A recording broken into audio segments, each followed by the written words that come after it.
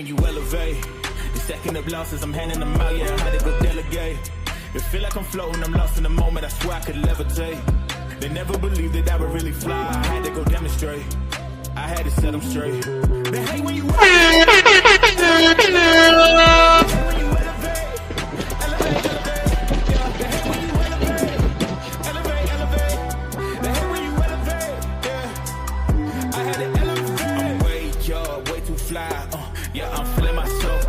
Chance I'm coming down, no. Got a soul view to myself, yeah. Why would I give it up? Why do they wanna come take my place? I work too hard for it, don't need a replacement. This my vocation. Now I got rollies all in rotation. Hop on a jet just to take a vacation. Remember the moments was trapped in the basement. Now the hard work is all taking me places. Water all blood like we trapped in the matrix. Bet on myself and go ball out in Vegas. Living a life like I'm rich and I'm famous. Don't see the grind that I know that it came with. I ain't make it this far for myself, yeah. I had to prove to everybody else, I had to set them straight, yeah. I had to ball, so I had to renovate. I know they hate when you elevate. The second of losses, I'm handing them out, yeah. I had to go delegate. It feel like I'm floating, I'm lost in the moment, I swear I could straight. I had to set them straight. They hate when you elevate, elevate, elevate. They hate when you elevate, elevate, elevate. Yeah, they hate when you elevate, elevate, elevate. They hate when you elevate, yeah. I had to elevate. Ooh, yeah. Why they wanna put me down? So much drip, yeah, I almost drowned in it. Yeah. Salute. Yeah, it's Sunday morning. We are definitely, hold on, let me hit this up right here. We are definitely up and popping this morning. I've been waiting on this live. I was going to do this live like tomorrow evening, which I'm still going to do the live tomorrow evening. We're still going to get that popping, but we definitely needed to build on this weekend of boxing. Salute to the family that's in the building, man. Salute to AJ Moore, Mr. Big Play Bray, Big Herm in the building. Salute to all of y'all. We're talking about a lot of boxing today, man. A whole lot, man. I don't know how long we're going to be on. We got so much to build on, man. The state of boxing, but it's exciting. We get to talk about it. It's a revolution going on out here, ladies and gentlemen. Our boxers are being put to the test. The American boxers, the slick black fighter, is being put to the test, and it's good. It's good for boxing. It looks bad in the beginning, sort of like dreads, like the nappy phase, but our boxers are starting to get exposed to other boxers, and what's happening is the sweet science exists in a better place outside of the country, it looks like. And we're going to talk all about it, right? And how our boxers are going to get better because of this, how we benefit on this side with the type of matchmaking that's happening with these promotional companies, with the Eddie Hearns of the world, with the Bob Arums, Bob Arum, Top Rank, has always been known for developing their fighters in a great way, right? In a great way. And Eddie Hearn is bringing that as well. So we're hitting some stumps in the road. It's a shaky road, but we're going to talk all about it, right? We're going to talk all about Boots Ennis and his development. We're going to talk about Abdullah Mason. We're going to talk about Keshawn Davis. We're going to talk about Bam Rodriguez. We're going to talk about Khalil Co. We're going to talk about boxing in general and the state of boxing today, and the good, the bad, the ugly. We're going to talk about it all, but still definitely showing love to these fighters, man, right? So we're going to try to do it the right way. We're going to show love. We're going to respect these fighters, but we're going to be real transparent and honest about what we're looking at. Shout out to my co-host Ray Davis in the building as well. Ray is moving around a little bit, so he's got the emblem up, but you guys will be hearing him clearly. He'll be talking, and we'll be building on this boxing. Shout out to everybody in the building who's not in the chat right now. Make sure we're hitting the likes. And feel free to share. Feel free to share the link with friends and family and the people you love that you know love boxing, right? But we got a lot to talk about, man. We got so much to talk about. I really don't even know where to start at. And really, this conversation is a conversation that's going to continue from last week's conversation with Floyd Schofield, right?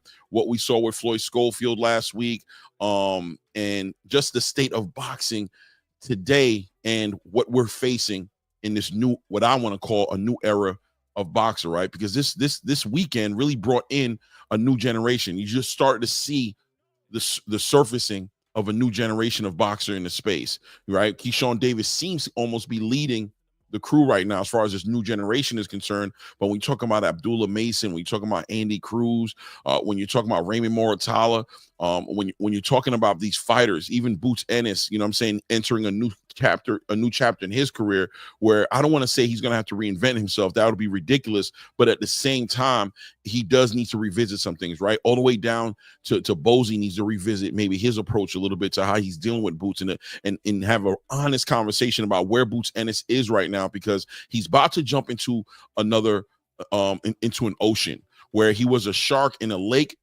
He's about to jump in the ocean where there's other sharks, and we're going to have to see how and analyze what we're expecting from him and what he's expecting of himself and how he plans on getting there. And is the same game plan that got him into this conversation in the first place, that athleticism, the exciting power puncher, you know what I mean? The guy who's taking chances, who's taking risk to go out there and entertain the fan base. Is that fighter going to excel and do well? Is that going to translate well in a 154-pound weight class division where you got a lot of punchers, you got a higher pedigree of fighters? As far as I'm concerned, the talent pool base is way higher at 154, and obviously the consequences are that much higher as well.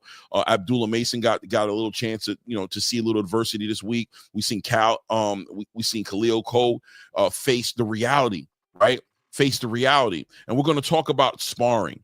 We're going to talk about what these fighters are being exposed to in these gyms and what's that translating to into the ring, because you can spar in the ring. It could be doghouse rules and everybody's going hard inside the gym when they sparring. But when you get into the ring, winning has to become the priority over being a dog. And at the same exact time, there should be some balance there.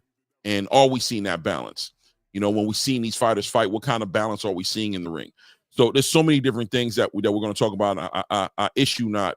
It's going to be a lot of stuff going on at the same damn time. I promise you that. Let me see here. Hello, sir. Salute sportswear goods. We are professional boxers. Oh, somebody trying to sell me something. We're live on Instagram as well. If you guys want to tap into the Instagram, I do have a Claymore Rain Instagram. We're live. We're going to start doing that at the same exact time, trying to expose the platform to as many different platforms as possible. Let me see what's going on in the chat here. Miss Big Herm said these guys need to polish their skills and stop beat up the same dudes over and over in the gym. Wow, Big Herm. Man, I didn't even read that, Big Herm, before I said about what's going on in the gym. That's real talk, family. Salute Mr. Big Play. Shout out to my wife in the building, Miss Rain in the building. Y'all shout out Miss Rain. Let's select the styles. Select those styles. What's good, family? How you doing? Big Herm said Floyd didn't look as bad as we say. Mason showed more issues getting caught and hurt very early. I think I see where you're coming from with that, Big Herman. We're going to talk about Schofield too. He's part of the conversation as well. He's part of that new generation coming up, but he also has he's also growing. He's also growing slowly and having some growing pains. You know what I'm saying? We're going to talk about it all, man, because you're right, man. Abdullah really, I think there's pros and cons of the way both of them came to the game, right? Like Abdullah, he did get exposed a little bit earlier, but he also got his guy out of there, right? And that holds some weight. And at the same exact time, Schofield, he got put on his pockets, but he didn't finish the fight. But different level of competition, all types of variables that go into that. Salute to Cornelius Burnett in the building. Salute and salute to Robert Chandler in the building. Davis, are you on deck? Are you available to speak, Ray Davis? Are you here? I am available, loud and clear, and listening. Shout out to everybody in the chat. Shout out to everybody in the building. Hit that like button, like Clay said, man. We ready to build. I love this conversation right now. No doubt, no doubt. We're going to talk about it. This is the new era, Ray, right? Like fighters are going to have to get better. And that's always been part of the process of boxing, right? Getting better has always been part of the process. But I know some people are going to hate me for saying this. They're going to be upset with me.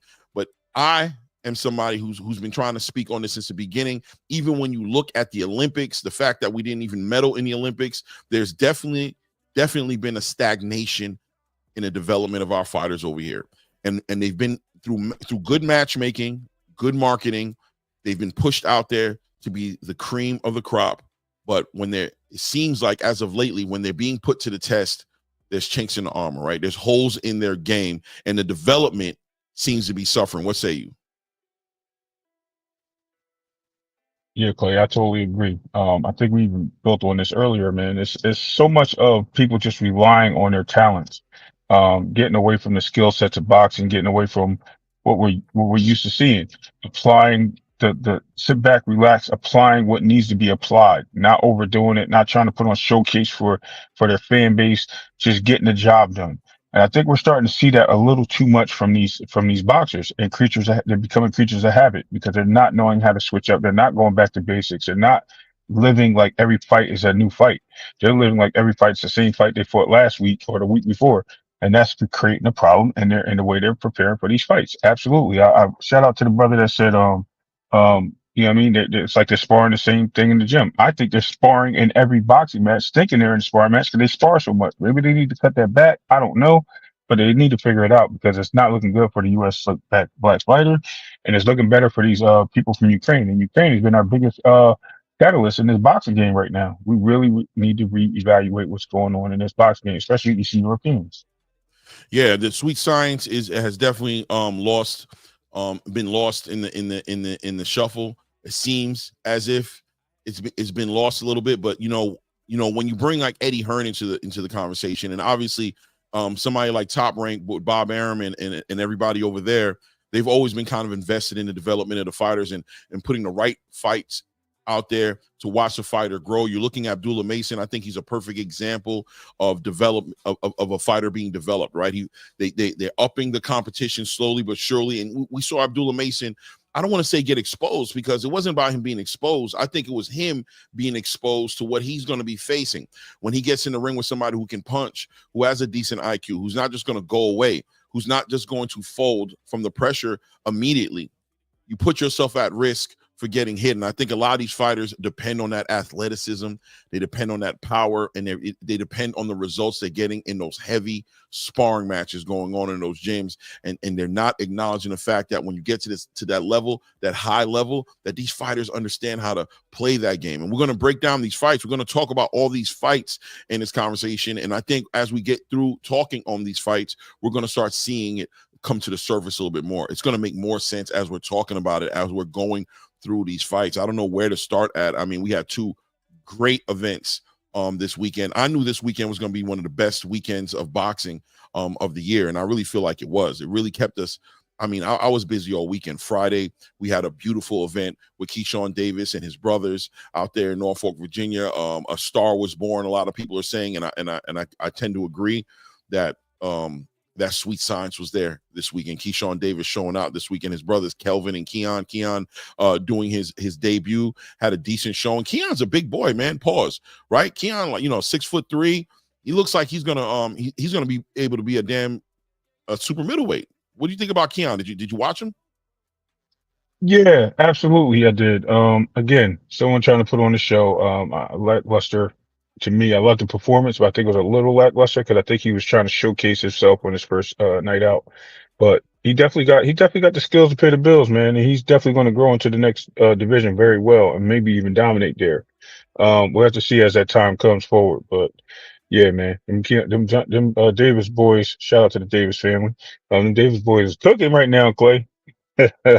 Nah, they're moving, man. I thought Keon, for that being his first event, coming in 147 pounds, I could definitely easily see him. I definitely feel like he's damn near too big for 147. I think he shines at 154, but listen, man, he's being developed properly, man. He's with the right team right now over there at Top Rank, and I like what I saw from Keon. Kelvin, I'm not gonna lie, he looks fundamentally sound and he's doing what he has to do, but in my opinion, he does need to learn how to become a little bit more offensive. He plays that counterpunch role. He wants to, use his physical attributes, those long arms. He's tall, and he wants to catch people coming in as they're trying to clear that void, try to, taking chances to get to him. And some fighters, like the fighter he fought against, aren't going to necessarily take the chance that up front. What that fighter did was he wanted to play the counterpuncher role. He was laying up on the ropes trying to get Keon to come and engage with him so that he didn't have to cut the distance as much, and he'd be able to maybe catch Kelvin, on a counterpunch type of level. But it kind of froze the matchup. Like they both just kind of sat there and looked at each other at certain points in the match. Right. Kelvin did try to kick it up a little bit, and finally was able to redeem the fight pretty much by knocking down his fighter in the last round. But still, you know, something he probably needs to work on. But the star of the show, let's be honest, and shout out to Troy Isley as well. Mega Troy Isley had a pretty decent showing as well. His opponent wasn't engaging as much as I think anybody wanted him to. He stood there, but just wasn't letting his hands go, and put a lot of the onus of the action of the fight to be on Troy Isley. He did the best he could. I think in the last round, he ran through a little bit of adversity as he was overextending himself to pick up the action. And I think his opponent, I can't remember his name right now on top of my head, Howard, was able to capitalize in that last round. It actually looked good. A lot of people were saying pretty much, damn, why didn't Howard fight like that for the whole fight? Why didn't he step it up like that? That would have made the fight even better. But Troy Isley doing his thing. His presence is felt at 160. He's gonna be a straight up contender in that division. But we can get right to the star of the show. Let's keep it 100 and what this conversation is going to be about right now. We can go right into Keshawn Davis right now. Can I touch in on the last two fighters real quick? Oh no, my bad. Yeah, definitely. Yeah, for sure. Yeah. So even with Kelvin, I mean, a lot of things you were saying, they were both sitting there, like you said, trying to counterpunch each other, and I think that was to the fact that Kelvin's last fight, he was having some adversity moments, and that showed in that last fight. Basically, all the things you just picked up on and the problems that he could have had was from that last fight that he had. I think he was in there trying to play the counter, as well as the other gentleman. I forgot his name too. He was sitting back waiting for him to make a mistake. And what happens is you got these guys that have reach and range, man. They need to sit there and sit back on their punches. As far as Troy, what Troy was doing is Troy knew the risk of that fight. So Troy was playing it safe by utilizing his jab and moving accordingly, which he's supposed to do. And he's trying to bait this guy into coming in, where it was actually the opposite and the reason why I picked up in that last round, because that Howard was waiting for Troy to make the move. He was waiting for Troy to apply pressure so he can catch him on the counter. Again, we're seeing American boxers live on the counter too much, and I think that is causing a big problem in what we see in lackluster fights of everyone relying on this counter punching. They're not setting things up. They're not forcing their opponents to do things they want them to do. For instance, I think there was a fight. I'm going to say I think it was on that card.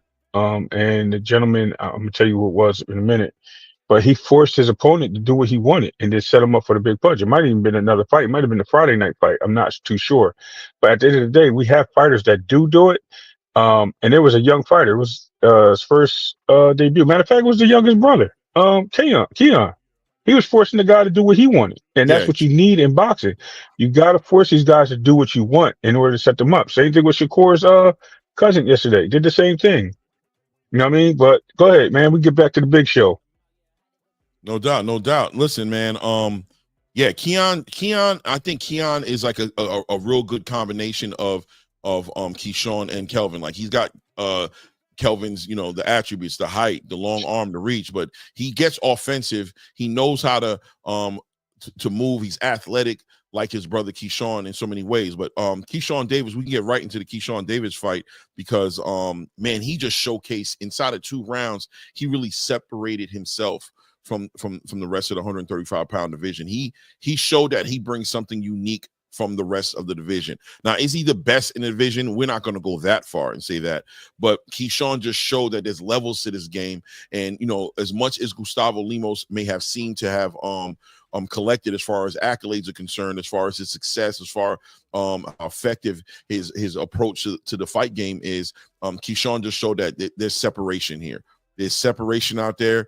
And he was able to be defensive, offensive, he was a stronger guy in there. He showed that size, you know, Paul's size doesn't matter, right?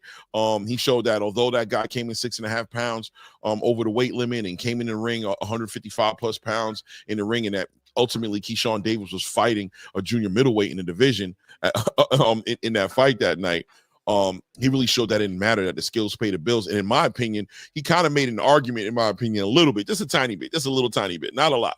Now, everybody don't jump on my neck, but a little bit, I kind of understand more so what Terrence Crawford is talking about, what he wants to show that he can possibly do against Canelo Alvarez. He really wants to show, like, listen, man, the size matters. He is a bigger guy. He's a puncher, but at the end of the day, these skills aren't for free. They cost something. And if he's not on his best behavior and on his best game the night, me and him getting in, he could suffer the same he could definitely suffer the same issue, because the looks can be deceiving. One of the going into this fight, Keshawn Davis had all the adversity, right?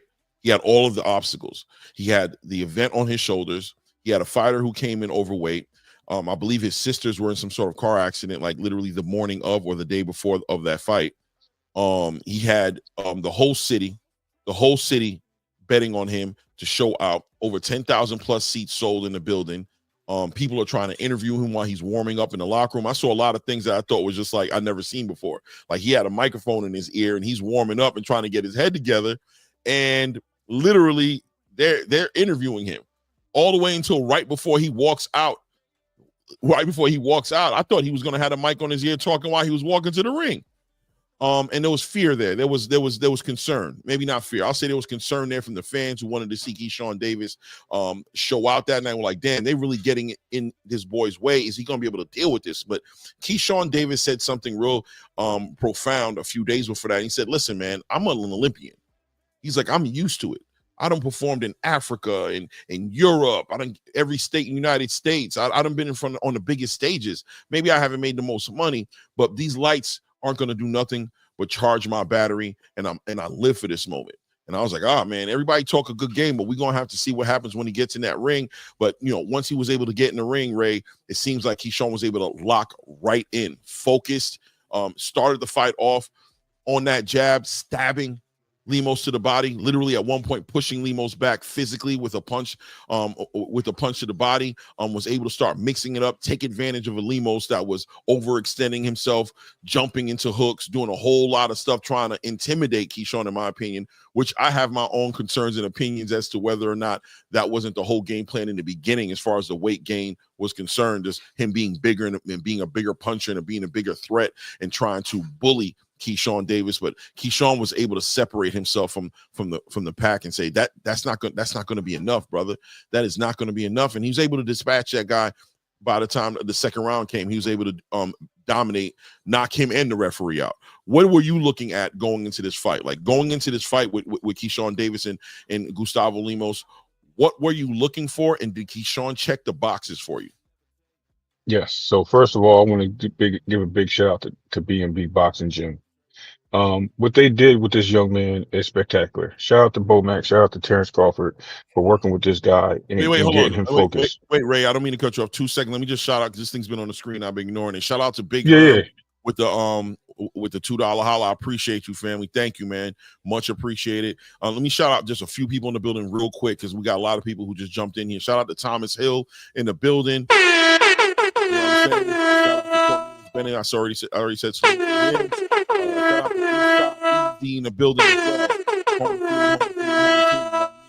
well. Yeah, go ahead and shout out to Dragonfly Jones. What's good? I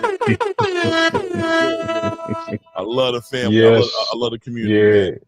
So you know what I mean. So like I said before I get to that question, I just want to give them a shout out, because they showed me something, bro. They showed us something. And shout out to all the people in the chat, Big Pray, Thomas Hill, and everyone else. Shout out. What I noticed is we're so caught up in the moment and seeing rinse, wash, repeat in the ring. My thing was I was worried about Keshawn. I thought, sometimes his confidence gets in his way, and it has shown in some of his preliminary fights when he was doing the little 8-rounders. But he showed some adversity starting with the Draza fight, in my opinion. Mm-hmm. Especially after his altercation with the marijuana thing. And as he moved forward, it just shows that he's grown. It shows that he adapted. It shows that he's ready. It's not just talk anymore. And he even calmed down on some of the talk. Yes, he still has that little mouth, but it's okay. If you're backing it up, I have no problem with it. Keshawn I definitely was worried, because I thought Lemos had brought a lot of pressure, to this fight. I thought he was a strong fighter, especially being overweight. He was going to try, as we said, bully Keshawn. I didn't know if Keshawn can, especially him with the Moderno fight, how he was backing up and fighting off the back foot, if he was going to be able to set up this guy the same way with the way he closes his shell up and walks in. I was very reluctant to say that he was going to get clean shots off early on in that fight. So that's how I seen it going in. If you want me to continue, I can, or I can wait for your next point and you want to talk about what happens after you fought. I mean, we can continue a little bit more as far as going in. I agree with you. Going in, I wanted to see. I knew this was going to be a big enough test for Keshawn. I thought this was like the perfect fight to end the year off. I don't want to go into the story. You guys watched the video already as far as Keshawn Davis's journey up to this point, what culminated into this fight in the night of that fight. And it seemed real. It seemed like the devil was hard at work. It seemed like the devil was hard at work, and he was trying to derail this kid from having this night, right? Like, I mean, he sold the tickets. Bob Arum and Top Rank finally bought into the Keshawn Davis business and said, I think this kid is the future and a potential new face of boxing. They give him this event. They allow him. The mayor embraces him. He finally gets an opportunity to headline his own showcase. Bob Arum gave him an opportunity to separate himself from the rest of the roster because Shakur Stevenson was gone, right? And they didn't have that guy anymore. Teofimo's acting a fool out here. He's pushing back at the system, and he's trying to do his thing. Keshawn really had an opportunity in front of him, but it seemed like anything that could go wrong was trying to go wrong for Keshawn Davis's event. I mean, Gustavo Lemos comes in 6.5 pounds on the scale, smiling. A lot of fighters would have walked away from that, and the devil probably gave him a real opportunity to walk away from this big opportunity for himself, and he bet on himself. He bet on himself, and you gotta love when somebody bets on themselves and they push themselves the way Keshawn did for it to turn out the way that it did. I guess Ray is having some issues, so we'll just keep pushing.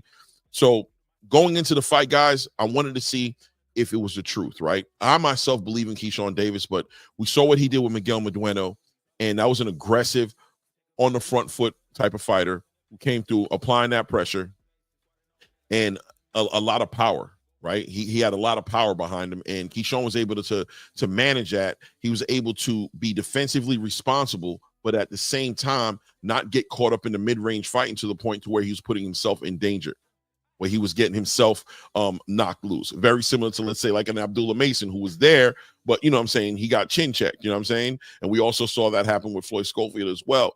He showed his ability to do that, but that could have been a fluke. So I knew this going into this fight with Gustavo Lemos, that Gustavo Lemos coming down from 140 was going to be the biggest test for Keshawn. And I knew that depending on how dominant he was going to look in this fight, that he was going to become a new face in the 135-pound division, somebody else to talk about, right? So, but here's my question, Ray.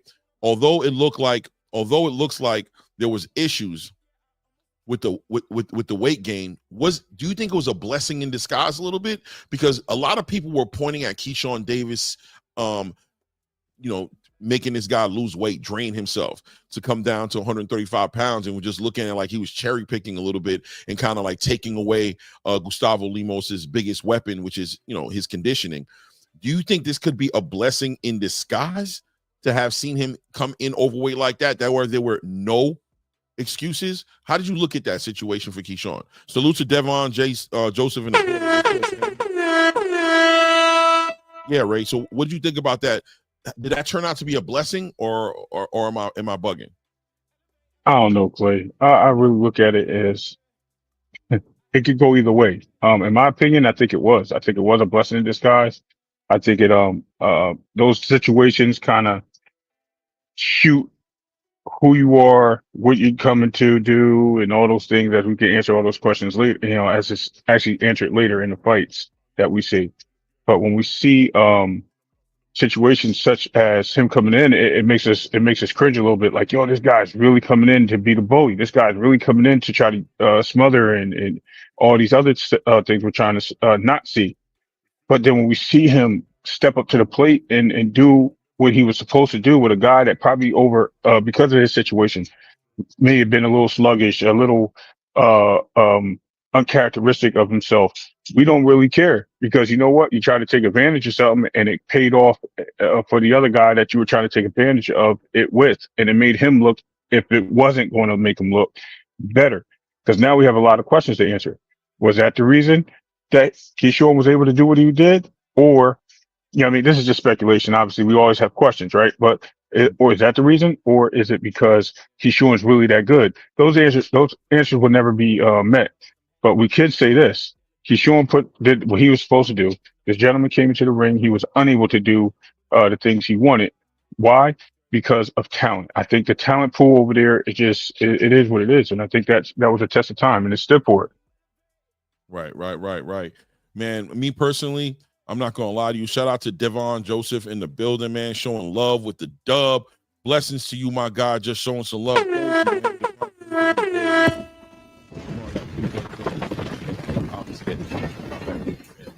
appreciate you, God. Thank you. And everybody feel free to show love and put color in the chat. You know what I'm saying? But yeah, I thought it turned out to be a blessing. I'm not gonna lie to you, man. Like I said, the devil was at play, and I don't want to get into the conversation of spiritual warfare, but the devil was trying to derail him, man. There was everything that it felt like anything that could go wrong was going wrong until KEYSHAWN actually got into the ring to fight Gustavo Lemos. I'll be honest with you, man. And it just put so much more excitement and added so much to this kid's story, man. Keshawn Davis with a rough year last year. Ended the year off on a bad note. Started off this year with Jose Pedraza, then went into his fight with Miguel Madueñas. Had a son this year.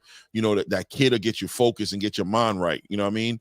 And then going into the biggest fight of the biggest night of his life, and it just seemed like everything that could go wrong was gonna go wrong. And KEYSHAWN left it up to God, man. Well, how did that song go? Let go and let God. He's just like, listen, man, I'm prepared. I've done the work. I'm ready for anything. I spar the biggest guys. I got the best sparring partners, the best mentors, and Terrence Crawford, Shakur Stevenson, Bo Mack, you know, Andre Ward at times. He had everything he needed. He didn't care who was going to get in the ring with him that night, and he bet on himself. And he walks out on the other side of this whole conversation, making waste of Gustavo Lemos, stopping Gustavo Lemos for the first time. Gustavo Lemos has not only never been stopped, but never even been sat on his pockets. And just put perspective on the division, and we can move forward to the next part of the conversation right now, which is 135 pounds now that Keshawn Davis has arrived, as far as I am concerned, has arrived. His back and forth with the face of boxing, Tank Davis. Tank Davis now kind of quiet, from what I understand, may have even closed his Twitter account out at this point, because who knows how much pressure and how many messages he's getting about this kid Keshawn Davis, who ended the fight and in the post-conference said, Tank, knock, knock, knock, knock. What did you think about that? Yeah, I think that was a big portion. Like I said, maybe just the question came up at the right time with a Cigar Talk asking that question at the pinnacle moment. That might have sparked some fire, obviously, in the boxing universe, and created a lot of fences that people either stayed across or wanted to jump. I think it was good for boxing. I think it was a great question. I think it brought us here to what we're talking about right now. It put a spotlight on this gentleman's back. Under pressure like that, sometimes we fold and we don't perform the way we want. But this guy kept everything together. Like you said, he said that he was in the Olympics, and being in the Olympics prepared him for moments like this. He was able to, be away from his family for such a long time. His situation with his father, another great part of the interviews. Like, this guy is mentally and was mentally ready for this fight. Like I said, being in a great camp with guys such as Terrence Crawford, maybe Bo Mack, whatever that system has over there, they're doing it right. They got these guys focused and locked in. This is what we need on another side of the street. I give Bo Mack more credit than I ever did. I used to not give that guy credit, but I'm like, yo, this guy deserves some credit. You know what I mean? I actually am reluctant to say that I was one of those guys that was hating on that team. But now I understand the purpose is there, and this guy is definitely stepping up to the plate. He's definitely showing us what he's capable of and what he's capable of doing, and that's promising in the future as it comes to a Gervonta Davis rather. I mean, it got to the point where he knew people were going to ask him questions in his chat or on his page, or they're going to start looming around the questions of him and KEYSHAWN fighting. He knows. I mean, I'm pretty sure he doesn't care about it because he's a boxer as part of the limelight, but he knows he doesn't want to deal with that right now, and I wouldn't either, because you know what, it's enough on his plate, and I mean that respectfully to Tank Davis. He has enough on his plate and what he's dealing with in his side of the street, in his own personal life. He doesn't need that outside interference to focus on something and challenge himself with questions and things of that nature from some other party. So respectfully, I think that this is big for both of them. I think this is a mega fight in the making, and I can't wait for it to take off. Yeah, man. And unfortunately, though, I'm not gonna lie to you. I just don't see the fight happening. I think the powers that be aren't gonna allow it to happen. They'll make excuses. They'll talk about he can't sell. They're talking about he's not a pay-per-view star. They're talking about who he beat. They'll say that he's only 12 fights into the game, and his fan base, unfortunately, is gonna push it too. Right? A lot of his fan base is. Although I got to give credit, some of his fans are calling out for this fight as well. They are finally on board. They want to see this fight. They think that if a lot of them believe KEYSHAWN has earned. They're not thinking KEYSHAWN's going to win. You know what I'm saying? But they think he's earned it, which is sending boxing in the right direction. This kid sold out his home arena, bro. 10,000 plus seats. Don't say he doesn't sell. Nobody's hearing that. He's an exciting fighter. He goes for the finish. He's like a Terrence Crawford 2.0. You know what I'm saying? And I'm not saying he's better than Terrence Crawford. I'm just saying that he's got the youth behind him. He's got the hunger behind him. He's got the want for legacy behind him. And those kind of fighters with that kind of skill set, and he has a perfect team around him to push him forward where he needs to be. The right timing for Keshawn Davis, and it does seem like his time might be now. And moving the conference, continuing to move the needle forward to say that, Gervonta Tank Davis is the face of boxing in a lot of people's eyes. He moves the needle. He's done a lot of things in his career as far as the performances he's put on the side of the ring. But everybody's always talking about the same thing. He hasn't fought the fights that they want to see him fight. He hasn't made those fights happen yet. He just turned 30 years old last week on the 7th. He's in this chapter in his career right now to where it's barbecue or mildew time. He's either going to start to make these fights, or Gervonta Davis's career and legacy is going to be judged based on what he's done up till now. So if he's not going to make these fights, the game seems as if it will go past him, because with these up and coming stars in the boxing space right now, it doesn't have to be Tank. KEYSHAWN said something significant on the Cigar Talk interview, not on the Cigar Talk interview, excuse me. I think he was on an Instagram Live, but he said, listen, I don't need Tank. He's like, I don't need you, bro. I'm going to be who I'm going to be anyway, because I'm the next up. And I thought that was significant, because a lot of fighters seem to be treating Tank that way, right? Like this year, people are calling these fighters out saying that they're ducking Tank, which I think is hilarious. But a lot of these fighters aren't centering their careers around Gervonta Tank Davis anymore. They understand that there's a whole lot of things out there to accomplish outside of fighting Gervonta Tank Davis. And like I've said before, with Turkey Al-Sheikh in the conversation right now, the one thing that Tank Davis had to all these fighters was that he was the payday, right? Gervonta Tank Davis was the biggest payday that these fighters are going to get, and I don't know if that's necessarily true today. What do you think?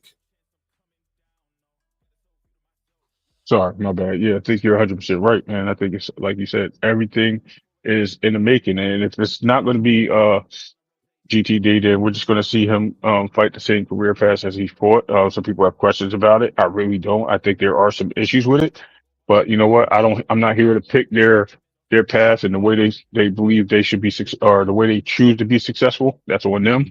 But I do believe that, you know what I mean, there should be some situations where we have to get more in tune with this, Clay. Like you just mentioned, like we have to understand that these fights, whether they take place or not, they need to take place because this is good for boxing. But if they don't, we have to understand that these people are going to be moved the way they're moved. Like you said, Bob Arum has moved this guy the right way. It seems to be, right? If Shakur's not there anymore, Shakur was that guy, and now without Shakur, where does he go? Is he going to, with the mistakes made with Terrence, does Bomac and them guys manage him better, or his mom rather, his manager? But is she listening to them on how to move him better in that system? This seems to be the right way to go. He gets this belt, he unifies. Obviously, we know the Shakur thing is not going to be something that's going to be hard bent on, whether they fight or not, or unification lasts, or one moves up, another one vacates the belt. However that goes, we'll see some great action from there. Whether Tank's in the picture, that's has yet to be said. We don't know. I think it's going to be trouble for Tank, in my opinion, not based on his last fight, but based on his last couple of fights, based on how I've seen this kid grow, based on the performances he put out there. So it's going to be interesting going on from here, Clay. It's going to be very interesting. Yeah, without a doubt, man. I think we're going to see this develop in a funny way, and it's going to be revealing, because you know, I just see it as the months go by, right? As the months go by, just looking at the situation with Javante in the whole Lamont Roach fight situation in this December 14th conversation, and not to hang on it too long, but just to say that it's not just about the payday anymore. The payday is being squared away. There's a route to getting the money now, and it aligns with legacy now. The money is starting to align with the legacy. So legacy fighters don't have to compromise the integrity of what they stand on as far as why they're in boxing. They get the money, and they get to still accomplish legacy. If Tank Davis isn't going to get on board with that, it does look like it's going to get cold outside for him soon if he doesn't figure this out, between the PBC, between TGB, between what he wants to do and how willing he is to take the helm of his own career and move his career in the direction it needs to go in. It doesn't seem like all these fighters are so extra pressed to fight him like they were before. And now, I know some detractors will try to sit there and say, yeah, it's because he's dangerous. Obviously, Tank Davis is dangerous, probably the most dangerous fighter, 135 pounds. That comes with it. We don't need to argue that point. But at the end of the day, do fighters need to sit on the shelf? Do they need to sit still? Do they need to hark and kiss Tank's ass? Right? Let's keep it 100 in making these fights.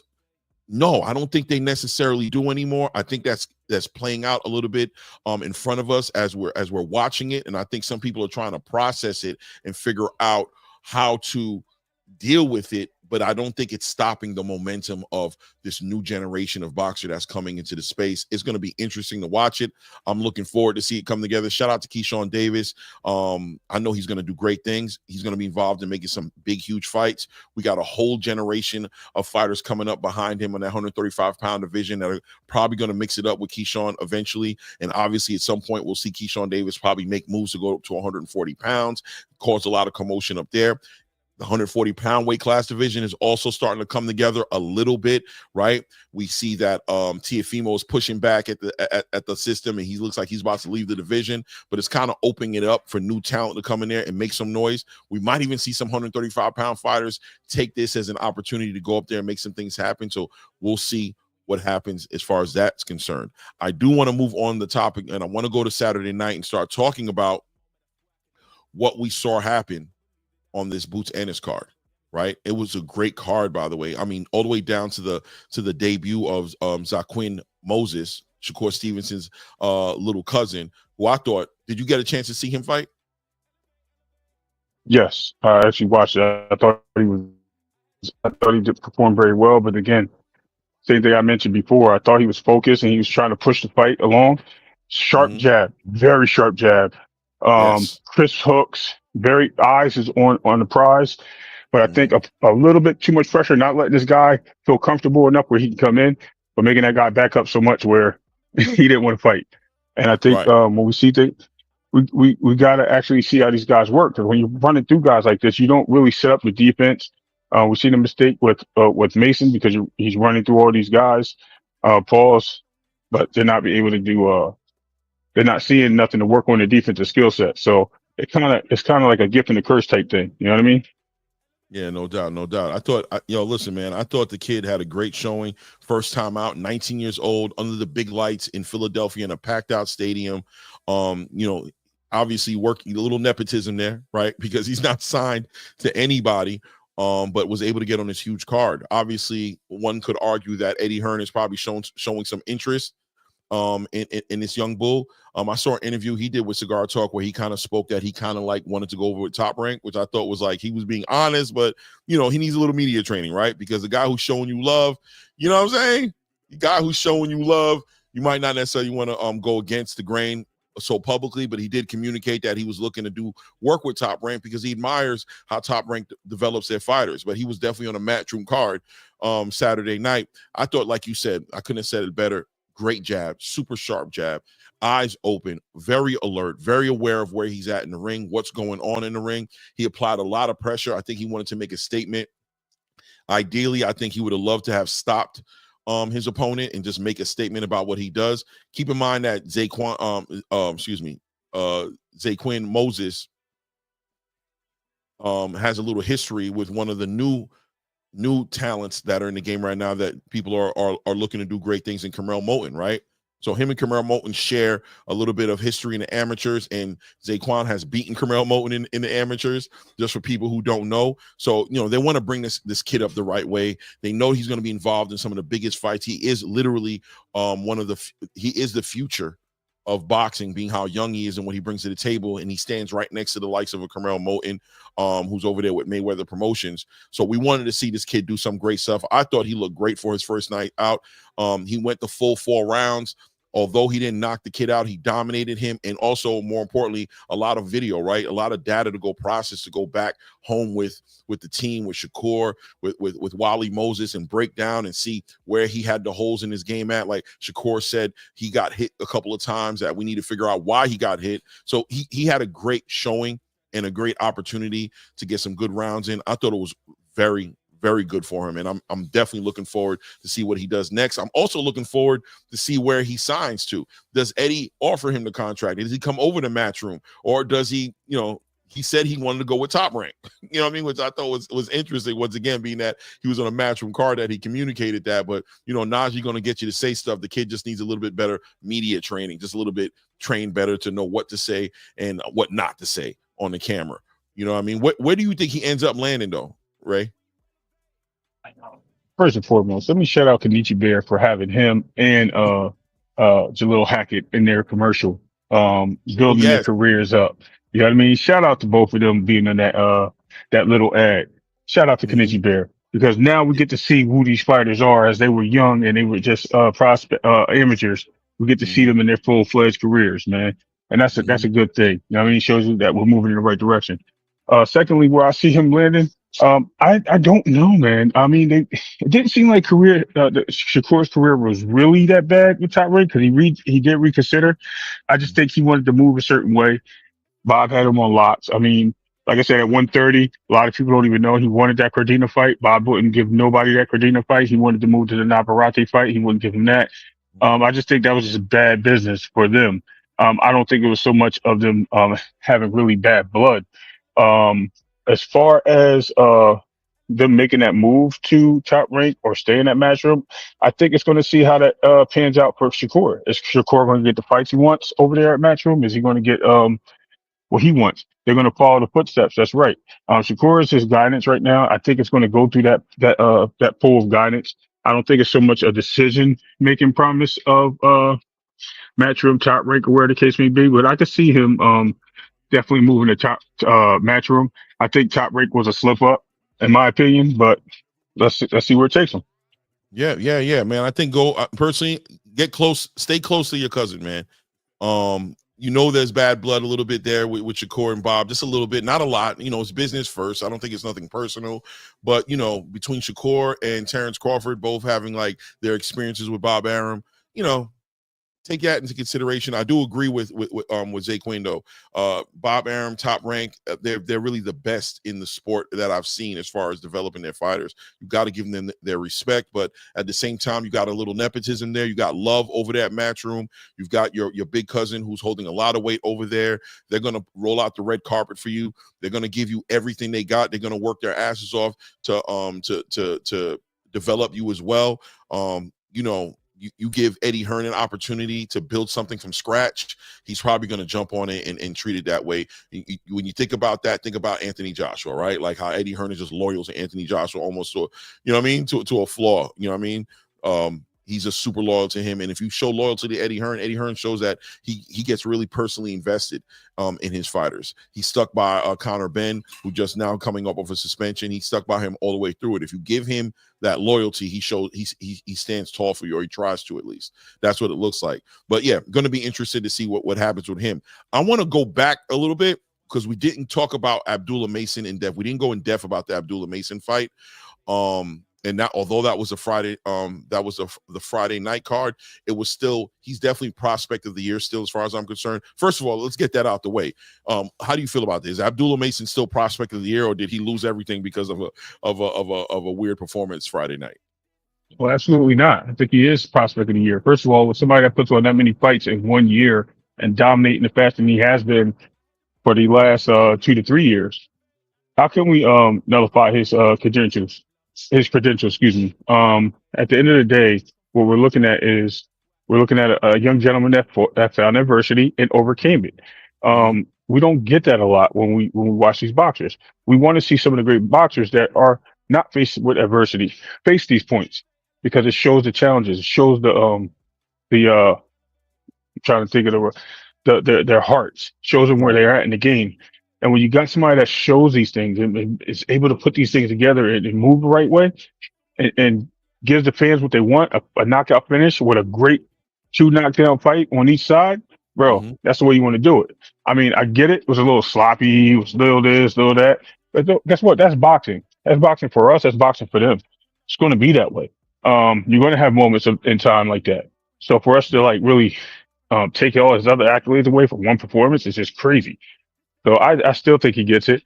I'm actually more than welcome to vote for him if I was on the committee, because he deserves it. Yeah. No, definitely, man. Definitely salute to Too Rich, Mr. I Respect the Belt.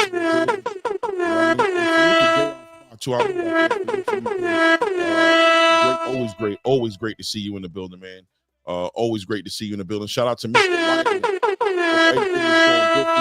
And God bless everybody in the chat. If I missed you, say what's up again right quick, and I say what's up back to you, man. You know what I mean? But we're trying to have this conversation. At times it might look like I'm ignoring you guys, but I'm not. We just building on this boxing. You know how we carry it. You know how we carry it. But yeah, man, Abdullah Mason, definitely prospect of the year. But look, an opportunity for Abdullah Mason in this fight, and that's we're going to give credit to Top Rank, and that's what we're talking about when we're talking about developing fighters. They legitimately put a more gamed fighter in front of Abdullah Mason, and that was what the whole game plan was, right? Having this kid as active as he was for the last year, they were trying to push him, bring up the challenges, and see where the ceiling was with him and how he would deal with it once he hit that ceiling, right? Once he hit that wall, what was Abdullah Mason going to do when he finally got in front of somebody who wasn't just going to sit there and lay down, right? And I think he showed out. I think he met the test with that dog. He met the test with that will, right? And he showed that, yeah, the skills is one part of the conversation, but what's inside of my chest, this thing called heart, this is the other side of the conversation. And when we bring these things together, this is the issue that anybody who gets in the ring with Abdullah Mason is going to have to deal with. They're going to have to deal with the skills, and they're going to have to deal with the heart. And he showed that he can be a complete fighter. Now I see that Too Rich, Mr. I Respect the Belt says suspect chin, but talented fighter. I don't know, man. I don't think a suspect chin is the way I'd call it. I would say that he showed that he had a decent chin, being that he got caught off balance. You know what I mean? He got a little overzealous, a little overcommitted. Once again, the slick black fighter brings that athleticism to the ring, and they build up bad habits. When they start finding success, cutting corners and doing certain things that aren't necessarily fundamentally sound, they suffer for it. If you put them in front of the right opponents, though, when you're developing these fighters in the ring, they fix these issues, because these issues start to become highlighted, right? Things happen, and now the corner, and now the Abdullah Mason team, his father, they get to see that, and now they get to address it, and it doesn't look like everything works. You know what I mean? Abdullah Mason had a big opportunity, and if he walks away from this fight having an honest conversation, if his father and his team are having an honest conversation, which, look, I saw Mason do an interview in the ring. They tried to get him to address it. Mark Credelberg, whatever his name is, tried to get him to address the situation as far as learning and what happened, and him getting hit more than we've ever seen him get hit. And, you know, Abdullah Mason was in his energy and that, you know, still in that appetite for smoke energy that he had, wasn't answering the question, I think, the way that that Credelberg wanted him to answer the question. But ultimately, when everything was able to settle and he returned for an interview, I believe it was with Tim Bradley and Mark Credelberg again, in the booth, he addressed it. He said, listen, man, I learned a lot. That's what it showed me. It showed me that, you know, that anybody can get punched on, and things can happen, and we need to work on those things, and we're going to go back and we're going to work on all those things. And that's the opportunity that I don't want Abdullah Mason and his team to miss out on. I don't want them to miss out on the actual lesson that was there. God bless them, because they were able to walk away with a victory. He was still able to stop the opponent. He's still able to showcase that he's still that guy, but at the same time, he was able to get a lesson out of that, because when you're knocking guys out in the second round, first round, third round, you don't get those lessons. You know what I'm saying? And sometimes, as good as it looks, the fighter's not benefiting as much as he can benefit by getting some real adversity in there. I thought that was an opportunity in that adversity for him to grow, and I think we're going to watch him be even better in the next fight. because of this fight that he was in. So I'm looking forward even more now to seeing what Abdullah Mason is going to do, because now that he's exposed himself to a degree and showed this hole in his game, I want to see if he's able to patch the hole up, adjust, and become an even more solid fighter, you know, because of the experience. What do you think about that, though, as far as the development of these fighters and how important it is that the matchmaking is correct so they can develop properly? Am I overstating that a little too much? Not at all. Actually, I don't know if I lost an earbud. I don't mean lost it physically. I'm saying that, like, one of them died. So I don't know if I sound the same. If it's clear, you're gonna hear background noise. Okay. Good. So yeah, with that being, what you all said, it makes a lot of sense. What I'm going to say is the only thing I'm going to look at is I'm not going to take that away from him based on him having so many fights in a calendar year. That could take a toll on you. You could get comfortable with certain things because you're not seeing certain things. Top Rank did the right thing by putting him against fighters that prepared him for it. His adversity, again, is what was key to me. Seeing the adversity to pick up from where he left off, to get up and overcome. The first time he got knocked down, what did he do? As every other boxer, try to get that get back. He got his get back, then got clipped again because he got comfortable. The comfort levels of these things are what we are starting to see these boxers in the ring with. They're getting too comfortable with other fighters' previous fights. I think I touched on that earlier, and that's hurting them. That's taking a lot out of them, and it's not because, you know what I mean, they're being trained improperly or whatever. It's like they just keep doing the same things in the gym. They're doing what works and they're staying with what works. They're not adjusting. They're not hitting the whole game plan. Those things are what we have seen them tapped into. I know I sound a little tired. Just picked up 2 shells, like heavy shells, put them in the cart. But yeah, that's what we're looking at, bro. And at the end of the day, we have to understand, like, this is what boxing is. It's about overcoming these obstacles. It's like any other sport in the game. Once you overcome them, are you capable of standing on your own, getting back in there, shakes off the armor, shining it back up, and getting the job done, which he did. So we have to give him praise and salutes for that. If we're not going to do that, then we're just hating at the end of the day. And we're saying, oh, he's not the guy we thought he was, or things like that. And that's just crazy. Yeah, no doubt, man. I heard everything you said. Really. We're also on Instagram Live. I got the Instagram Live busting right now. We got some people in there. I'm shouting out to everybody over there on Instagram. Feel free to tap into that as well. Trying to expose the platform to different social media platforms. I'm trying to be like all smart and stuff and efficient with my time. So you guys bear with me as I try to be a social media guru. But yeah, man. Ain't nothing wrong with that, bro. Listen, man, everything you said is right on point, man, and this is what makes this sport exciting, bro. Watching these fighters develop, these young fighters develop like this, when we get to see them and support them and push them to keep doing stuff like this. Don't knock them for challenging themselves against better opponents and potentially some holes being exposed, letting them know that, nah, bro, that this is part of the game. This is part of the growing pains of boxing, right? This is part of the game. Let me read some of these. We got our chat is really engaging today, and I always want to invest in that. So let me talk and read some of these messages, because we definitely got to get going. We got so many more fights to talk about, and then we have other big conversations to have. I don't know how long we're going to be on today, but I'm telling you, it's a lot of boxing to cover. Big Herm said, Mason didn't show me much besides he a dog and strong from that fight. That opponent looks ready to go out with the first few punches he took. Yeah. I see where you're coming from with that. I mean, he showed me what I needed to see, Big Herm, in my opinion. I think he showed me, you know, every fight, especially with these prospects, I look for something specific.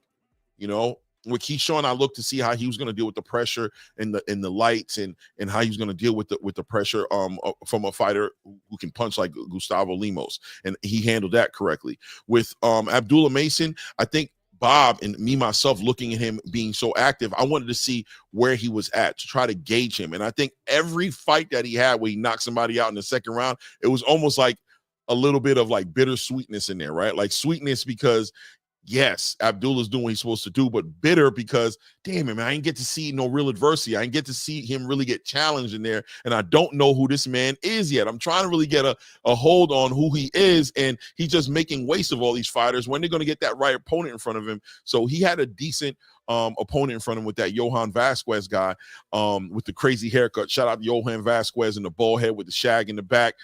Diabolical. That's what's up. You know what I'm saying? That was interesting within itself. But yeah, that's what he was supposed to be doing. And I think that's what he did.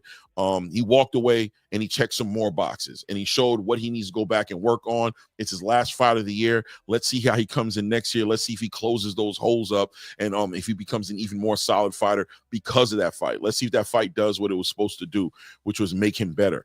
Jerome Bland says suspect chin. So every fighter that gets dropped has a suspect chin. The greatest have gotten dropped. It's part of the sport. 100%, Jerome Bland. I agree with you 100%, brother. Getting knocked down, getting clipped, getting dropped isn't what makes your chin suspect. When you're able to get up and do what he did, which was stop that fighter and get him out of there, yeah, man, suspect chin is an underrated statement or overrated statement. Excuse me. It's an overrated statement. Not everybody who gets clipped and falls down has a suspect chin. There's a lot of things that are factored into that situation. His balance, how much he was committing to those punches. And he really never got sat on his pockets. He really just got up. He just almost got knocked to a knee and then got back up. Like, so, you know, that man has a good chin, and he got hit with a lot more shots where he didn't go down. Let's keep it real. Abdullah was getting hit with a lot of shots, which is something he has to work on. He don't need to be getting hit like that, but he got hit with a lot of shots and didn't go down outside of the shots that actually did put him down. So we got take everything into consideration. You know what I mean? Hunter Young says Mason will be okay. He got dropped. Oh, well, things happen. I agree with you, brother. I agree with you. Flyer Frequency says it was that uppercut, Clay. That's the most dangerous punch to throw, and he threw it a little too much. Youngin got a good chin, though. I agree with you 100%, Flyer.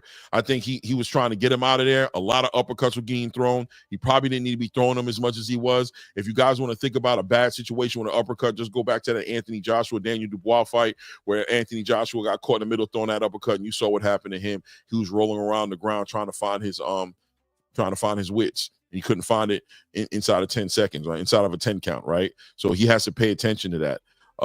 Keep scrolling down here.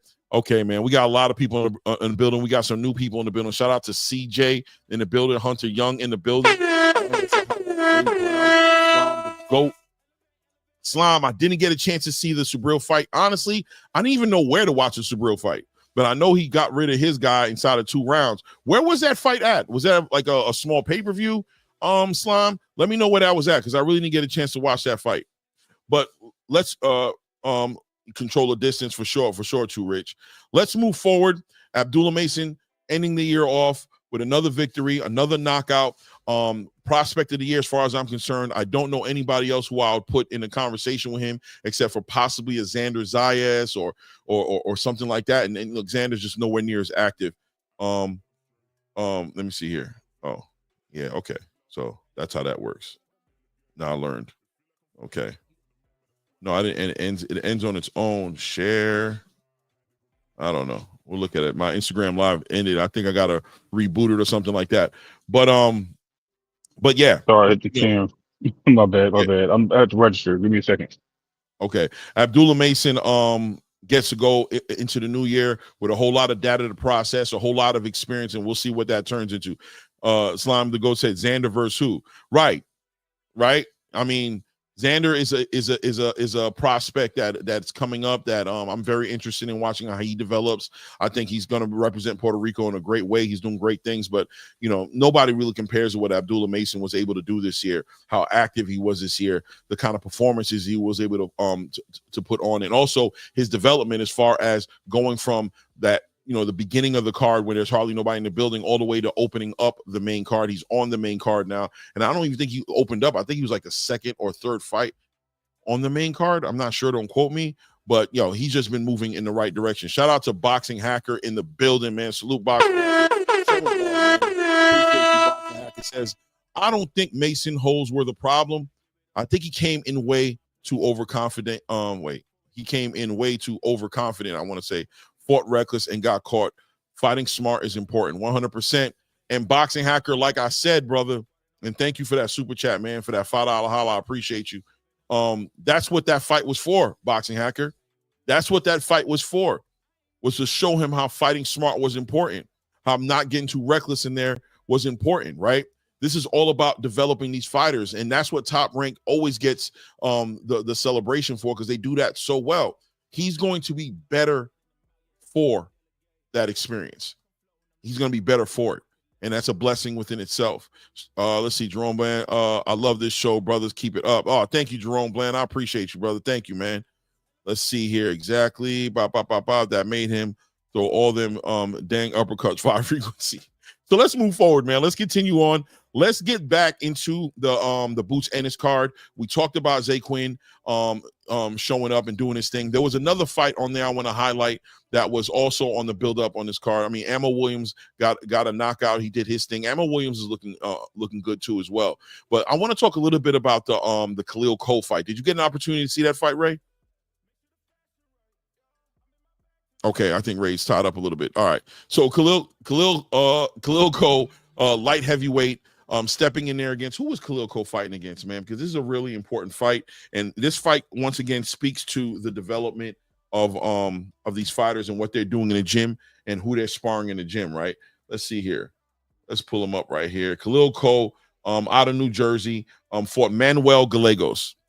Manuel Gallegos, and was defending his WBC USA light heavyweight belt. Khalil Co was a champion, a promising guy going into this match. A 20-1 odd, I think it was, that Gallegos was supposed to win this fight. I personally feel like these are no way this fight should have been 20-1. Anybody who's seen Gallegos fight, he fought Diego Pacheco before, should have known that this was going to be Khalil Co's biggest challenge, in my opinion. This was going to be his biggest challenge up to date. This guy standing at like well over like around 6'3", something of that nature, coming from the super middleweight division, 168 pounds. So a lot of people probably slept on him a little bit, not realizing that this dude's probably damn near a cruiserweight when he jumped inside the ring.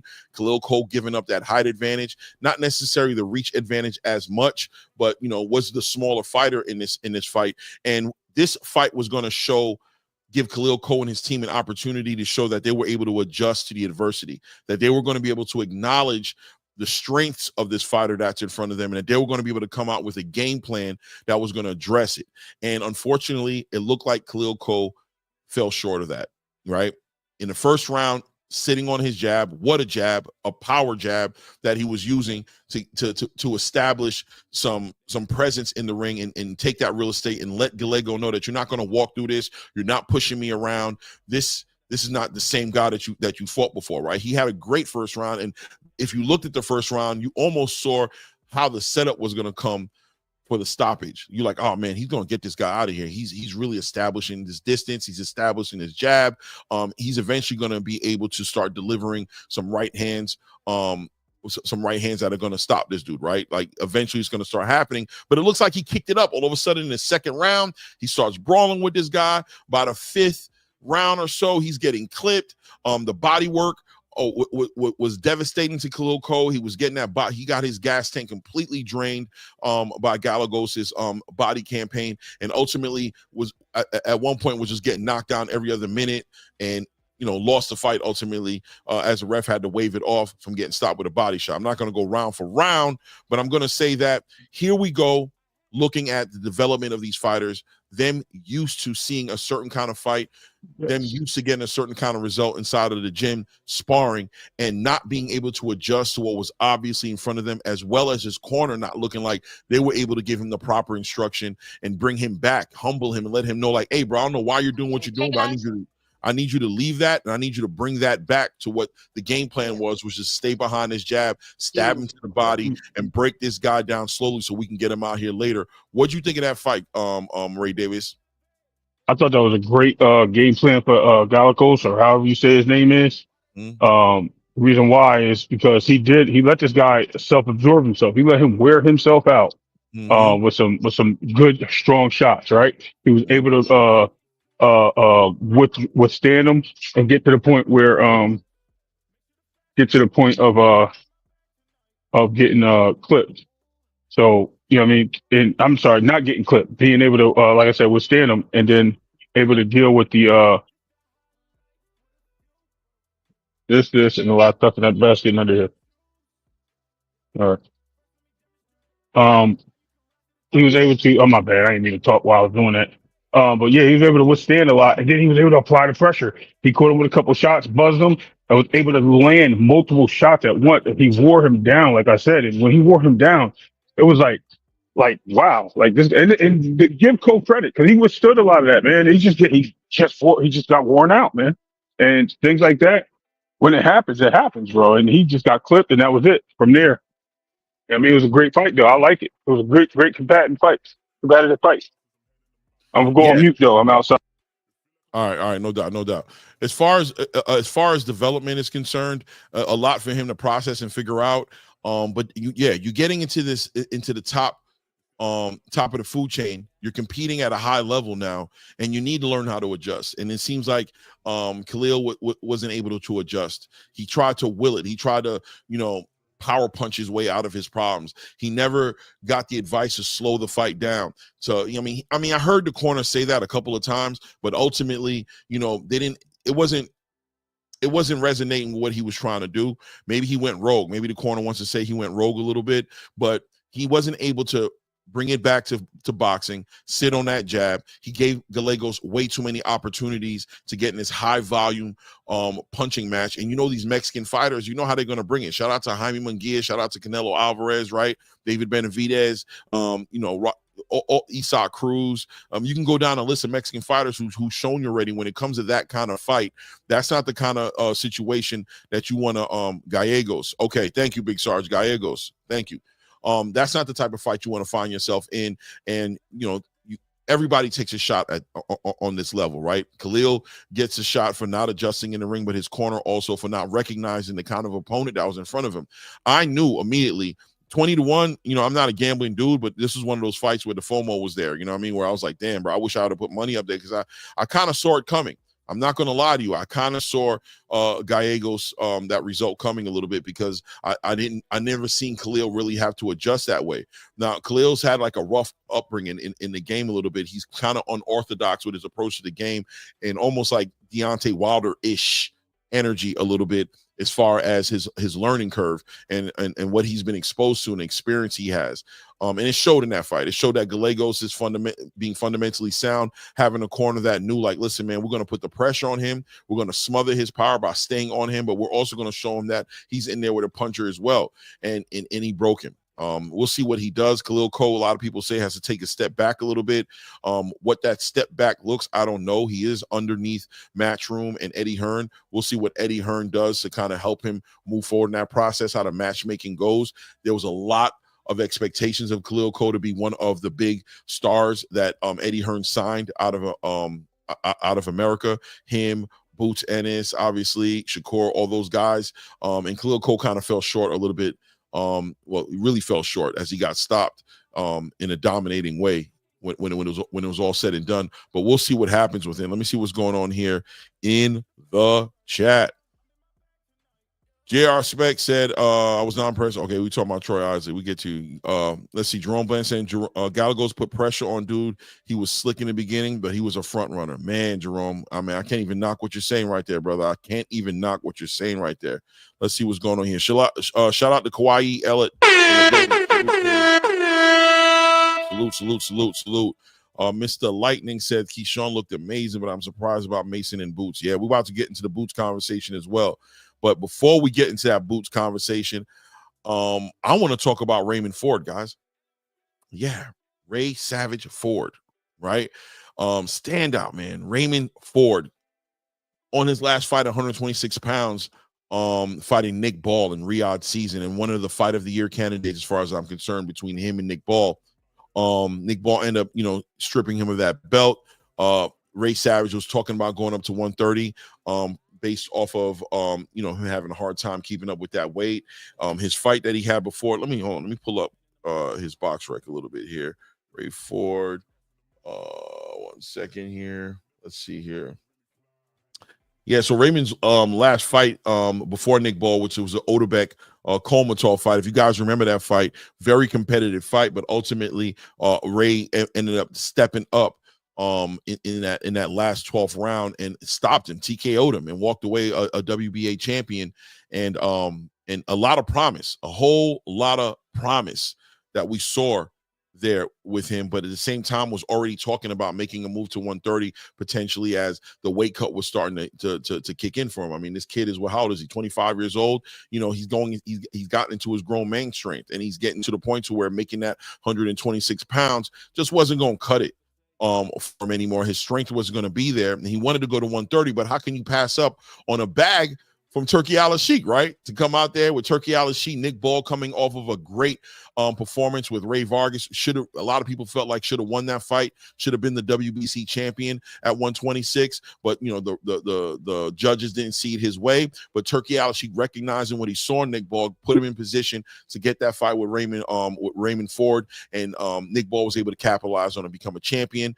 Raymond Ford still put on a great performance, showed who he really was, and in loss, there was victory there, being that he got to be on an international stage. Everybody got to see who he was, but at the same time, had a redemption that he had coming his way, right? A redemption was there for him, and Eddie Hearn was going to make sure that he facilitated that for him, and he did.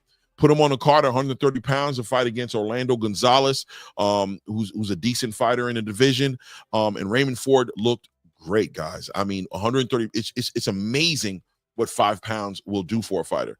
Amazing, guys, right? 5 pounds had that kid looking replenished. He was strong. He was fast.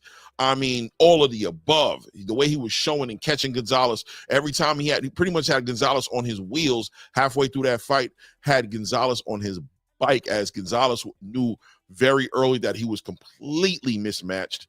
A way bigger puncher, way faster, way sharper a jab than he had, and just really was out of his element.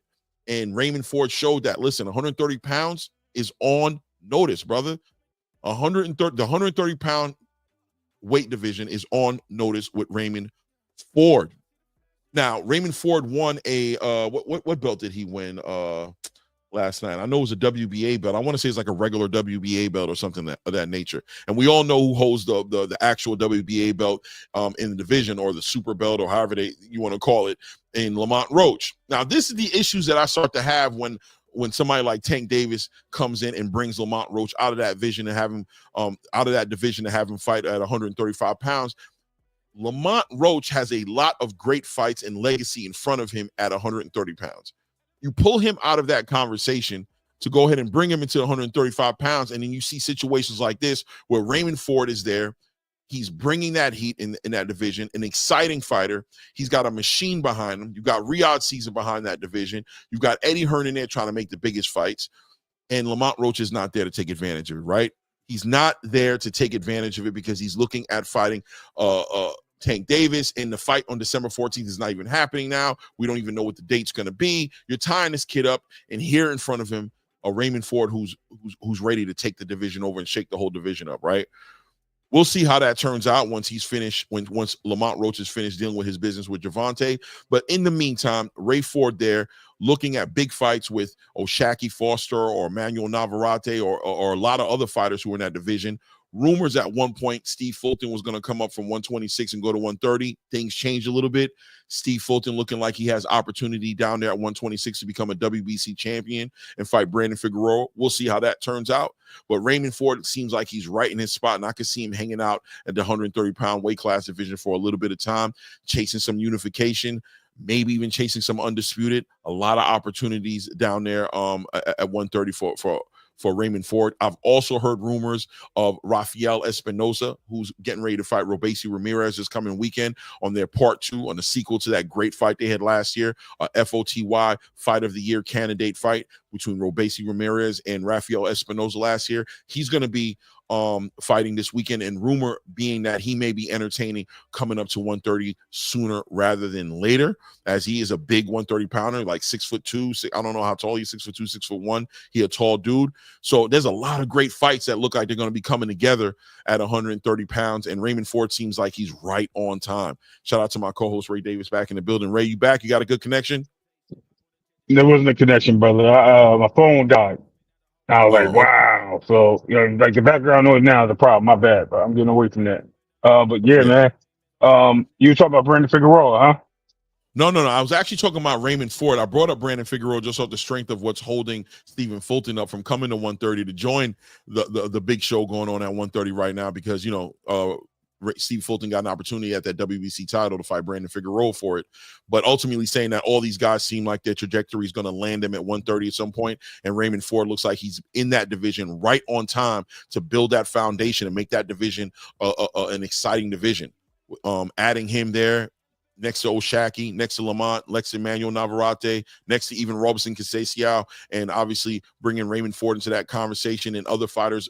Rumors, like I just said before, of Rafael Espinosa coming up there after he fights Robeisy. I did hear that. I heard that. Right. That's a big yeah. fight. So look, I like what you're saying. I like everything you're talking about. Here's the thing. I don't want to see nothing else but with the fight that these guys are building up for. These guys are acting like throwback fighters. That's Oshaki Foster and Raymond Ford. They're really calling each other out. They're putting each other's name out in the media. They're telling them why they're better than each other. They're saying they're going to fight, and they're saying it's going to be the most exciting fight that they're going to put together out of everybody in that division. So I'm looking forward to that. As far as it goes with the other fighters, I do see a lot of great fights that can be made. I like what you said, the Brandon Figueroa, the Robeisy Romero. I mean, that guy right there in himself is the last guy actually Topo, if I'm not mistaken. He beat Shakur in Olympics. So that's another great fighter moving up in weight. And as these guys get older, you know, they put on the pounds, they slow down, they start moving up because they want to acclimate to the next division, and they feel that they can bring that with them. This is going to be a great division. It's smoking hot. It may be better than 35. It may be the next 35. I know there's going to be some things going on. I might get questioned on what I'm talking about, but it is what it is. I'm just calling it for what I see it. And I'm telling you, Clay, we're going to see fireworks in a lot of these divisions. And as long as Top Rank, PBC, Bob Arum, Riyadh season, and even Warren and De La Hoya can get on the same page and make these fights, cross these streets, highways, whatever you want to call them, get on these trains and make these fights happen. Let's do it, bro. Let's see these fights happen, because this is where we're going to see the development of boxing. This is going to push the larger divisions to make better fights. It's going to push the next division, lightweight and super lightweight and welterweight and all that. It's going to push all them guys to make better fights, and it starts really at 130. It really does. And I know Inoue is about to move up. You got Bam calling out Inoue, talking about he's ready for that fight. There's so much going on in that little junior lightweight Bam, like super bantamweight, like you know what I mean? All the way up. Yeah.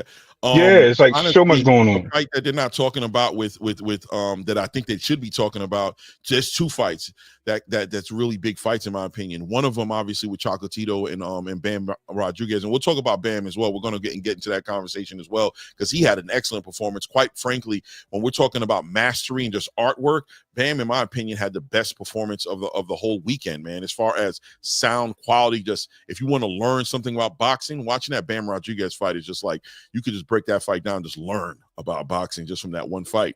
But I don't want to get past it to say Chocolatito is definitely one fight, but another one, Juno Nakatani at 118. Is a big fight for Bam Rodriguez to get involved with, right? He's at 118 right there, right before. Now, I know Nakatani has plans on probably moving forward to eventually challenging Monster Inoue before Monster Inoue leaves that 122-pound weight class division to go to 126, hopefully, and compete there. But yeah, Bam Rodriguez right in the conversation of being part of some huge fights, and obviously right there to facilitate it. You got a mixture of Turkey Al-Sheikh, who just did a big deal with Monster Inoue, and then you also got Eddie Hearn in there managing Bam Rodriguez. So he's like 1 or 2 degrees separated away from his biggest payday and giving us some of the biggest fights that there is to be made out there in those smaller weight class divisions. Let me shout out to the super chats we have in the building. Shout out to Hunter Young in the building with the $5 holla. I appreciate it. He said, I'm not big on Mason or KEYSHAWN. I learned when I was big on Fernando Vargas, and that damn Tito Trinidad made me see the light. That damn Tito. Show you, man. There's always that fighter who comes and brings that heat. Shout out to Hunter Young for that $5 holla. Much appreciated, brother. Let's go ahead into the next super chat. I think we got one more in here, if I'm correct. Yes, we do. Big Herm back in the super chat with $2. I appreciate you. King says, is there an issue with Bozy coaching? Common repeats. We're going to talk about that. That's definitely part of the conversation coming up.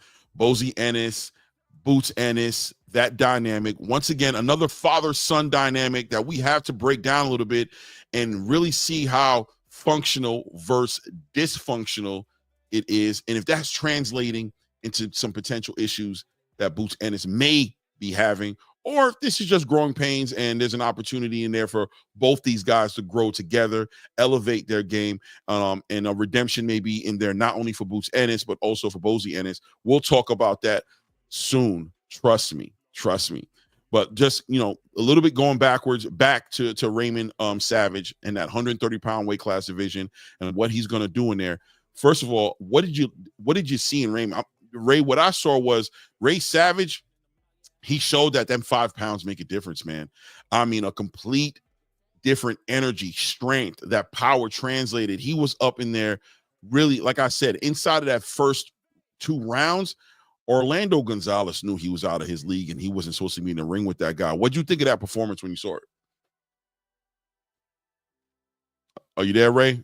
Ray's tied up. All right. So Raymond Ford definitely showing improving to me. I'm excited, and I mean it. I'm super excited as to what to expect from this kid moving forward, man. He looks like he's just going to be the biggest threat for anybody in that division. He's going to be the biggest threat for everybody and anybody in that. Are you back, Ray? Yeah. My bad, man. My phone, I unplugged my phone, forgot it was almost dead, and I couldn't hit the mute button. My bad. Right. No, man. So let me touch in real quick. So yeah, I think what we see at the Raymond Ford, man, was really what we expected to see out of him, even with the Nick Ball fight. I think we've seen him a little bit 3 fights ago. We've seen this out of Raymond Ford. We thought he was the truth. We thought he was the guy to be making all the all these guys shaking their boots at 126, right? When he won that championship. This is what we've seen. So going forward, as we move down the line, 2 fights later, we seen him take a L to Nick Ball, but now he's back at another level. You know what I mean? He's back where he feels comfortable. He's back where the weight fits in. He's throwing not only quick, efficient jabs and punches, but he's also throwing strong, efficient jabs and punches, keeping his opponent off balance. I mean, I think it was a sellable opponent for somebody moving up in weight, a great test. We'll see him at the next fight. I mean, the guy looked like he went blind, bro. Did you not see him covering his face? He got Listen, he got clipped. There was one shot he got clipped that immediately looked like it damn near broke his nose. Ray was That's what I'm saying, bro. He was sharp, brother. He was sharp. Yeah, he definitely looked great, man. There was some fallback though. He got into that comfort zone later in the fight, and you can actually see it, where he just kept doing the same thing all fight because he just knew he had him where he wanted him. He got comfortable. He did catch some later throwbacks when that guy just felt like he was a pit bull trapped in the corner and he had to fight out of it.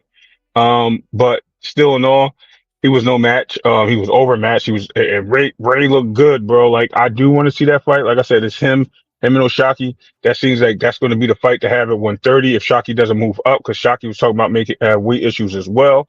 But I think that's something that we want to see. That may force Shockey to leave Top Rank to go over to Matchroom, maybe for a fight or two or contract.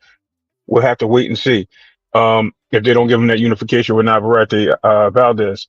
Right. But this is looking fire. This is looking like the way it's going to be. I mean, this guy's already in the WBA conversation, moving up. It's strap season over there at 130, man. And I see a couple of headliners. Like I said, even if Fulton moves into the mix, he might look stronger as well. Do we get the old Fulton back if he moves up? You know what I mean? Right. So many great talents at 130, 126 that can move into 130 and make it a powerhouse, like I said earlier. 100%, Ray. It's definitely a division that this platform is going to keep our eye on. Great boxing getting ready to come out of 130-pound weight class division, man. It's so real. It's so real. Hold on, let me see. There was a statement here. Jerome Blunt saying, Clay, you was spot on too. You said, I think this Karen comes to fight, and he did. These Eastern European fighters don't get as much credit as they should get. They're tough fighters for sure. 100%, Jerome Bland. We're going to be talking about all that. We're going to be talking about all that, man. These Eastern European fighters, if you're paying attention to boxing, man, they're undeniable at this point, Ray. I mean, let's be honest, bro. They're just showing improving. In my opinion, if you want to give like a country of the year, you got to give it, or, you know, I don't know, like hemisphere, Eastern Europe, because there's a lot of, you know, it's not just Ukraine. You got Russia. You got all these different Eastern European countries involved in the conversation. Yes. I'm gonna salute that. But here we go. I'm not gonna say Russia. I'm gonna say Kazakhstan because it's more that side of. I don't know if that's really still part of Russia. It may be, may not be. Right. Seems like the fighters from Kazakhstan, It the looks like fighters Putin. from It looks like Putin is trying to figure it out with all of them out there right. on what's what. So let's wait for Ukraine. the smoke to clear and There was a find out. Polish boxer. There's a Right. couple guys from the Czech. I mean, bro, they're doing their thing over there. Whatever they're doing in that hemisphere is working. Ivan Drago must have been all their heroes growing up because they really coming out. They coming out over here and they making people work, man. And we're Well, I taking think it's credit the away. amateur system. That's what it is. I It's the know, amateur circuit. right? It's how But they Clay, celebrate that amateur circuit, bro. They it they is. stay over there for a long time. They celebrate those fighters. That amateur circuit over there is damn near a pro circuit as far as It is. the way they get paid, the way that they live. They're celebrated over there. They're superstar athletes. So the guys on the amateur circuit out there in Eastern Europe are boxing stars out there. They stay out there 300 plus fights before they even think of Right. coming to be a pro. And by the time they get That's the over here, their records are understating their skills, right? You look at Right. Ismail Madrimov, who came over here for Terrence Crawford with 10 fights under his belt, and they thought that that dude's ready to go. He's 350 plus amateur fights. The boy got a lot of experience, man. You know what I'm saying? And he brings it to the table, and they're competing at the highest levels in this game. You talk about Alexander, you talk about Dmitry and Artur, you talk about Dmitry Bivol and Artur Beterbiev, you talk about Bakram Murazaliev and these hard names. We got to start learning how to say these names correct as well. You talk about Serhii Bahachuk, you talk about Amaniana Stanionis, you talk about obviously Vasily Lomachenko. You talk about I mean, we could just go down the list, and obviously last night with Karen Chokachuk or Bahachuk, it's Kakazhan, but I call him Kakazhugan because it's Kakazhagan because it's easier to pronounce. Okay. But it is Kakazhun. The whole thing is, Clay, this guy, these guys, and I'm going to shout out the countries, like you said, Lithuania, Ukraine, Uzbekistan, Kazakhstan, Lithuania. I think I said that already, but if I did, oh well. You know what I mean? The Romania, the subpars of Poland, like all these areas, these regions are really competing. Even some Russians. I do see some Russians out there. I think the Russians take more of a beating than the other guys. For some reason, their track records on these other countries, they just seem to be a little bit better. They seem to be a little bit more groomed and ready. They get into these fights and they make trouble for our guys because they are training and seeing styles across the world. Remember, our USA travel teams go over there and face these guys in these preliminaries for the Olympics. See, a lot of people don't know the whole world global training circuits, so they go and train against our fighters, and they see slick fighters all the time. Whether they win or lose, they see it. So they adjust to this, and they use some of that skill set themselves. They have great footwork. They have great balance. They have great angles. Man, anybody that takes anything away from any one of these fighters is got to be crazy. I don't take nothing away from Loma. I don't take nothing away from the Klitschko brothers. I don't take nothing away from Bivol, Beterbiev. I don't take nothing, or Turbiev, however you want to say it, Machimov, any of these guys. I don't take nothing away from them. The problem is we take something away from our fighters. So rightfully so, we should, because these guys are stuck in their own ways and they don't see the light, and some of them don't make the adjustment and go back to basics, where these guys solidify themselves on basics and watching patterns and capitalizing on patterns. And that's why they're so successful with our fighters in the US. That's why. I'm telling you 100%. No doubt, no doubt. Shout out to Jackie Hernandez with the $50 holla in the man. I appreciate you being in the building tonight, man. Salute, Jackie. Salute, Jack. I haven't seen Jackie in a bit. Hey, Jackie, salute. Thanks, Queen. Salute. Like what is showbiz says, Jackie? You know what I'm saying? Salute to Jackie, man. Thank you for showing up, man, showing out for us, man. Yeah, man. The Eastern Europeans is a movement within itself. I don't want to get off the rail too much because we're going to get right into this Eastern European conversation, because that's part of the main topic of the evening, which is Boots Ennis, or of the day, which is Boots Ennis, and really bringing it full circle to what it's all about, which is the state of boxing. It's the state of boxing, Ray, right? It's where we're at today, and the elevation, the development, the new era of boxing in here that is putting pressure and a demand on the boxers here in America on upping their game.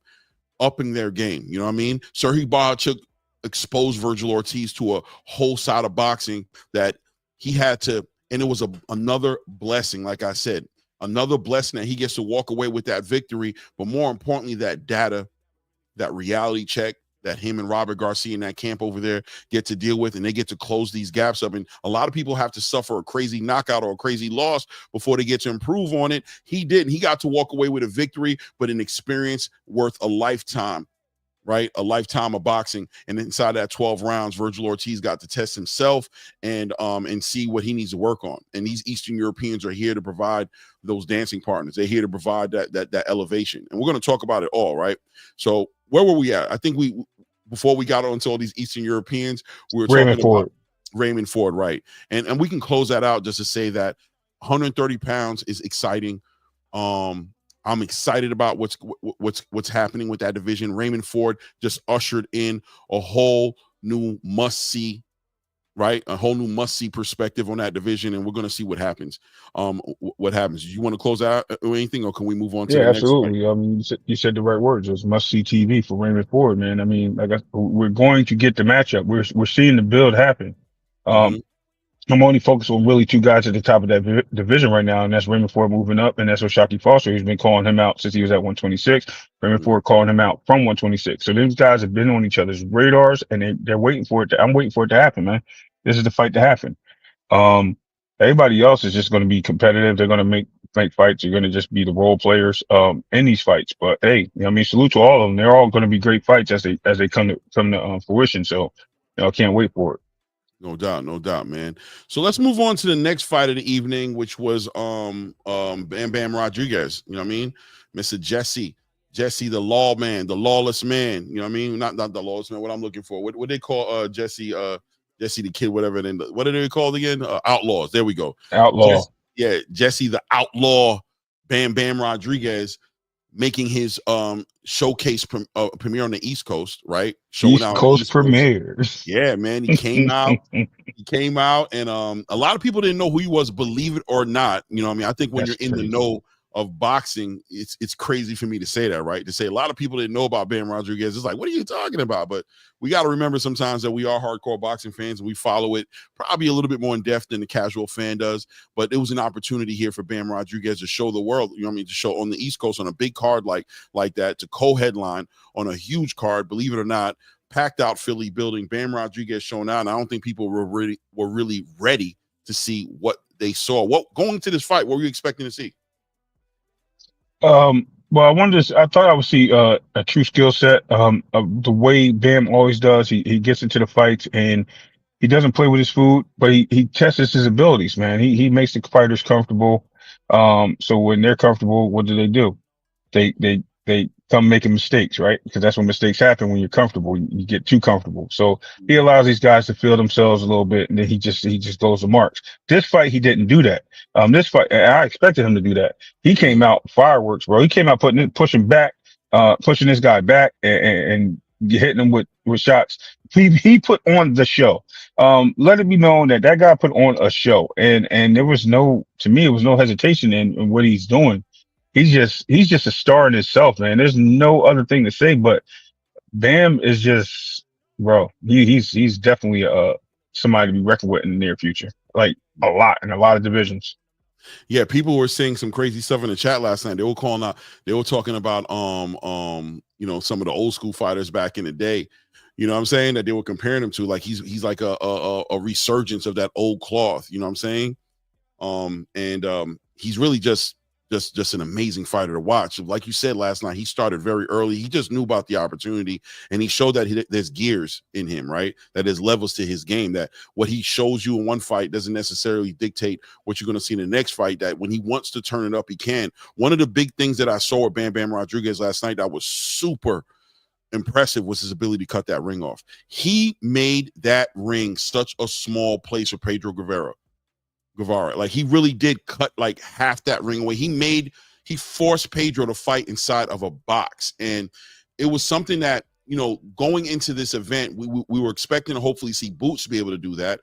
And we'll talk about Boots on that conversation because Karen almost didn't need the ring cut off because he was actually the one stepping Boots, right? But we'll talk about that when that fight happens. I mean, when we're talking about that fight. This fight right here, Bam Rodriguez showed another facet to his game. He showed that there's levels to this game, that he can switch gears and he can start off early or he can start off late. Early in this fight, he cut this ring off, and I thought that was one of the most standout things that I saw in this fight was his ability to corner this guy, cut the ring off, force Pedro Guevara to be very active, bouncing all around, trying to stay off the ropes, trying to stay from in front of Bam Rodriguez. But Bam Rodriguez just kept that pressure on him so early. And in my opinion, I think he tested this guy's conditioning.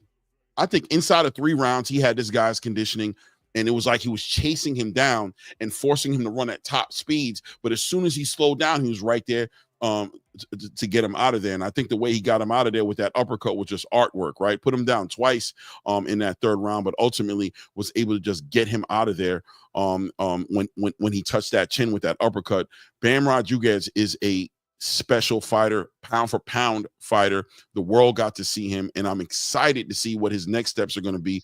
Turkey Al-Sheikh looks like he's taking a little interest in him a little bit. Chocolatito seems to be next on the list, part of that conversation and getting on potentially on getting on that card that they're talking about with the 5v5. Maybe, I don't know. He's going to go on that card. Probably not that card because Chocolatito, he's not with Golden Boy. Where's Chocolatito at, by the way? Oh, Ray's gone. I don't know where Chocolatito, Top Rank, I think is with Matchroom. Is he with Matchroom? I'm sorry. Top Rank, I think. Is he with Top Rank? I think he's with Top Rank. Chocolatito. Okay, so we'll see. Yo, salute. Using Shimon, how you get that background like that? Salute Mazuma TV in the building. Salute Mazuma. Shout out. Me and Clay was talking about the question I asked you last night, man. It's cool. We're gonna get there though. But thank you for answering that with all truth, man. I respect that answer because that's what I was thinking. Is what you said. But I just wanted to put it out there that I just thought that question was something to be asked because there's a lot of people that are gonna not want to ask the question but may feel that way. So I just put it out there, man. But thank you. Salute to you, bro. Mark, straight up. No doubt. Yeah, I'm still using StreamYard, man. We could talk on the phone or something. I'll tell you how I did it. Mazuma, there's different ways. It's a little bit crossing between platforms to get it done, but not that difficult at the end of the day. But yeah, so Bam's going to be involved in some big conversations.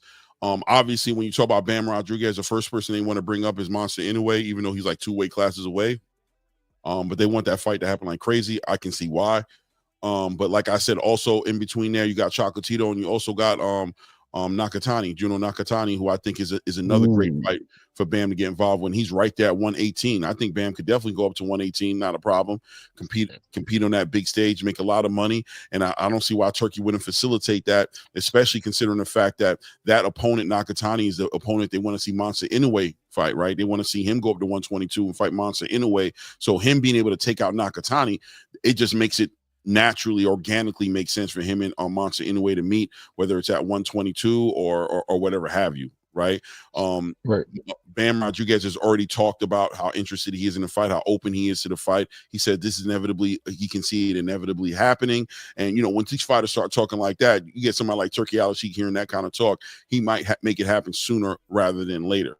You know what I mean?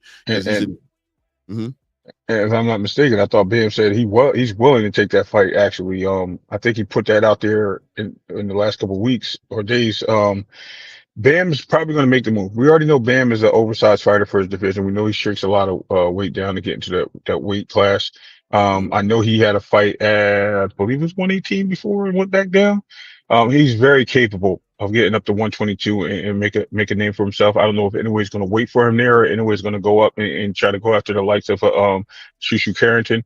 But something's going to happen. Something's got to give. Something's got to be on track here, and they got to make it happen because we want to see these fights. These are all great names played in these lower divisions and lower weight classes, I should say, and they're all meant to clash. These guys are all going to come together at one point or another, and when they do, it's going to be fireworks. It's going to be exciting, and it's just going to bring boxing back, bro. We be honest with you, boxing hasn't seen such excitement for a long time. It's got so good that they came out with a video game. I'm just throwing this out there. So a sidebar. Undisputed went from from what it is, right?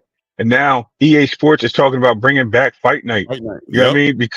Because boxing is growing. And I want to get a shout out. Everybody hates when I do it, but I'm going to give this guy a shout out. Thank you, Jake Paul and K, what's his name? K Okay, something over in your K, yeah, that KSI. When they did that fight, they brought a lot of casual fan base back to the sport. Mayweather doing his celebrity boxing brought a lot of celebrities back to the sport. People wanted this. We as boxing fans, huge boxing fans, want people to come in from the outside. The more people that come in, the bigger boxing gets. The more platforms start circulating. ESPN might renew their contract with Top Rank.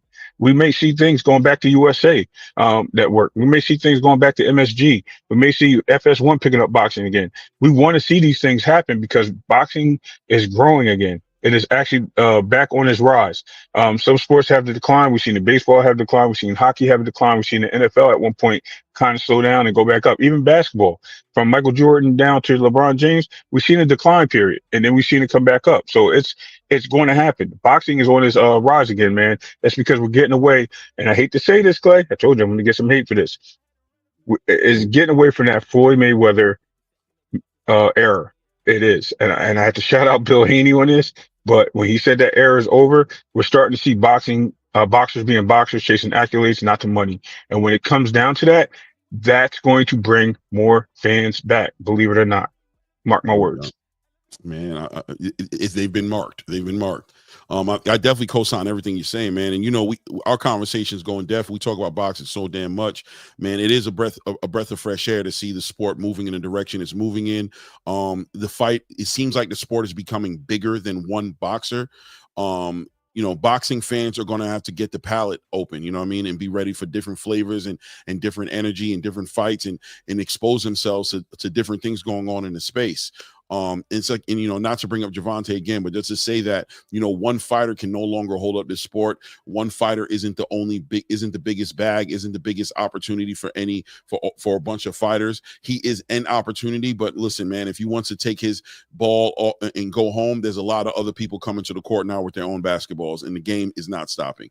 The 5-on-5s are running, you know what I'm saying? We running it. He don't fuck his ball, you know what I'm saying? Let him go home with his ball. I brought a ball. We all got access to a ball. Let's get these games going, right? Let's get these games going. Let's let the sport reap the benefit. And more importantly, you know, who am I supposed to speak for, and who am I always going to speak for, which is the fan. Let us win and get the fights that we want to see. Let's see great high level competition in the ring, and may the best man win. Let's move forward though. Bam Rodriguez, like I said, excellent artwork last night. In my opinion, showcased the most talent. He just showed you there was levels to this game. He might have stole the show, quite literally. He might have stole the show with his performance. But we're going to go into the main event now. We're going to go into the main event right now, because the main event was an event that was it was telling in such a great way, because Boots Ennis, people talk about how he deserves to be the pound for pound best fighter, or one of the best pound for pound fighters in the world, but he never got the opportunity, right? People are always ducking Boots Ennis. Never had an opportunity to win that IBF belt and take it off a fighter. Never got to fight Terrence Crawford. Never got to fight Errol Spence. Never got to fight Virgil Ortiz. Never got to fight what people would consider his peers in the space at 147 pounds. People say he was emailed his IBF championship. They didn't respect him as a champion. A lot of people didn't, and me not being one of them. I always thought Boots Ennis was one of those guys, a talented fighter, and I always kind of felt bad for him. I was like, damn, he just really never had an opportunity to show the space who he was. And as he's trying to unify now, and he tried to get the fight with Brian Norman, and people say that Brian Norman outpriced himself out of the opportunity, which is, I can understand both sides of that argument, as far as Brian Norman all of a sudden wanting X amount of dollars higher than he ever made in his life for his son. But at the same time, also understanding on the side of Brian Norman, understanding the threat that Boots Ennis did provide, and that if he was going to have a fight that big, with money behind him, that he wanted to make sure his son came out with the best amount of money that he could, like any father would. You can't knock him all the way, but still another pothole in Boots Ennis's career, trying to make the biggest fights, not being able to get involved in those big fights. And we always just felt like he never had an opportunity to show the world what us as Boots fans already knew he was. Well, he ended up having to deal with this mandatory. Bringing back a fighter who gave Boots probably his most, when looking back at it with hindsight, probably his most challenging fight, but also one of his most lackluster fights, and nobody wanted to see that. But in order to protect his IBF title that he held and still keep him in the conversation of unifying in that division and hopefully heading towards undisputed, but at least becoming a unified champion, it did seem like his back was against the wall and he was going to have to take this fight. Eddie Hearn didn't want the fight. A lot of fans didn't want the fight. Eddie Hearn literally gave away the bid on that fight and allowed Karen's team to win that bid. Try to get Boots to push him up to 154, as we felt like 154 was where the opportunities were for Boots to really cement his legacy amongst his peers, because his peers all left, right? Like Virgil left, Terrence left, Errol left, all the fighters left that we wanted to see him fight. I'm sorry. Yeah, Virgil, Earl, who else? It's like 3 people. Danny. Yeah. Right. They all went up to 154, and we didn't get a chance to see him, and we wanted to see him compete to compete against those fighters. But this fight last night was supposed to be, all right, let's go ahead and take care of the business. This is the one fight that people think you got exposed on, right? How did he get exposed? Well, they said he couldn't cut the ring off. He was emotionally unstable. He was getting upset. He was getting frustrated in that fight. And it just seemed like that was the only thing that people were holding against Boots Ennis. Now, you combine that with the result of the David Avanesian fight. Although he won that fight, what was the biggest complaint coming out of that fight? They said, listen, he's getting hit way too much. I mean, he's a great fighter. He's doing great things, but he's just getting hit way too much. And I was there to make excuses for Boots, right? I said, well, he's putting a show in his building. He's trying to show everybody what's up. He's not scared of what's coming back. He doesn't think David Avanesian got the power to hurt him. He's just playing around. When he gets in the ring with that right opponent, he's going to close up all these holes. He knows who to do that with and who not to do that with, right? But still, it was something going into this fight that we all were like, okay, well, let's see if he can patch this up. Let's see if he can close these holes up. If him and Bozy can go back to the drawing board, make him more defensively responsible, show him how to cut that ring off so he can show the world, stay on his jab, become a more defensively responsible fighter, as well as a fighter who's able to deal with any kind of adversity. In this case, deal with a fighter who doesn't want to fight him, right? But going into the fight, I said, Ray, I told everybody, I said, he's an Eastern European, guys. What you saw from him, that fight with Boots, doesn't necessarily mean that's what you're going to see with him on this night of fighting. Don't get it twisted. He just used one facet of his game, which was, I'm going to stay away. I'm not going to melee. I'm not going to sit there and deal with the power of Boots Ennis. He got 12 rounds of experience in with Boots Ennis, and he went back with his team, and they came up with a tailor-made game plan on how to revisit the situation, and they went in it with the mindset of winning and becoming an IBF champion. They bet on their fighter, and I told everybody, don't sleep on this guy. He might make this a very competitive fight. I see this being a real competitive fight, but still never saw Boots Ennis losing the fight. I didn't see that happening. I thought Boots Ennis ultimately would end up stopping him. So we're going to talk about Karen as well in that light and give him his respect that he deserves to have as well. Not to mention talking about the holes that were in Boots Ennis's game, but we also got to celebrate Karen, right? But we saw the fight last night. We'll start at the beginning of the fight. Ray, going into this fight, what were you looking to see from Boots Ennis in this fight? I'll be honest with you. I wanted Boots to come out, fight like he fought Custio Clayton, fight like he fought the guy, trying to think who it was that he stopped, the guy that came up from 140, that fought at 147, went back down. Forgot his name, but he was also Eastern European, and he stopped him. I wanted to see him put on that type of performance.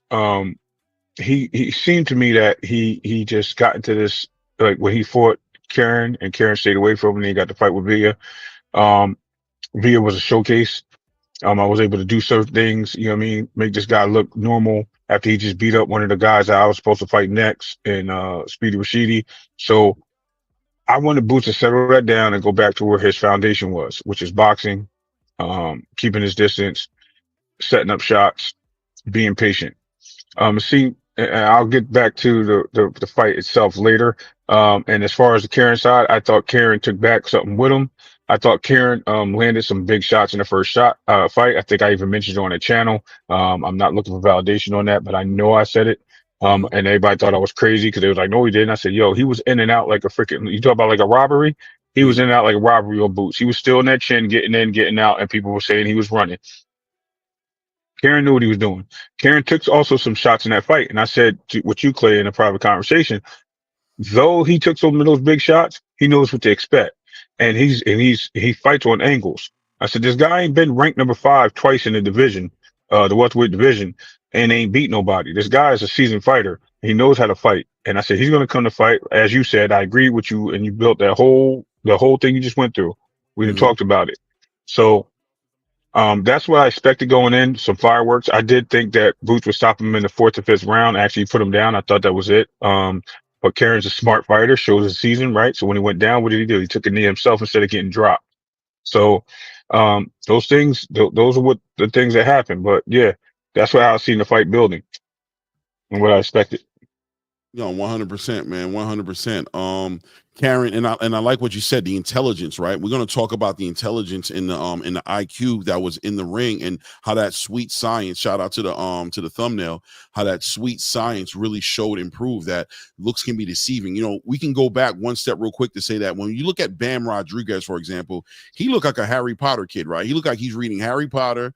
He's playing in the yard. He looks innocent. He looks like somebody, if you need some lunch money, you might want to check his pockets. He might have something there for you. If you short, you know what I'm saying? Like, he looks like the kid to pick on. But that sweet science has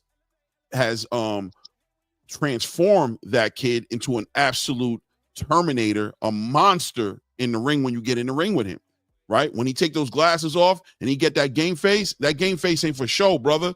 It's the real deal because he understands what's going on in that ring. He understands the sweet science of boxing.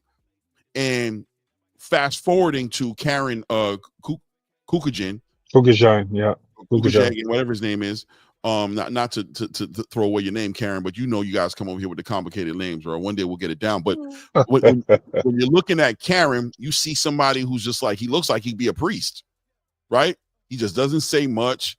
You know what I mean? He's just got that face that looks like, he doesn't have that that warrior, savage looking face. Where you look at Boots Ennis, you see somebody who's super confident, super athletic. You just expect him to be the best at anything athletic that he gets involved in. And Karen just kind of looks like he boxes on the weekends, but for real, he probably sells insurance and he's a real estate agent, or you know what I'm saying? But he looked like he's somebody's secret agent assassin, bro. I ain't gonna lie to you. Well, with hindsight, I feel you. I ain't gonna lie. We're gonna talk about that. With hindsight, trust me, I will never look at Karen the same way as I did before, right? But you do look like he played golf, though, at the same time, right? Exactly. He looks like he makes pizzas. He looks like your local pizza guy. You know what I'm saying? Like he owns a restaurant or something.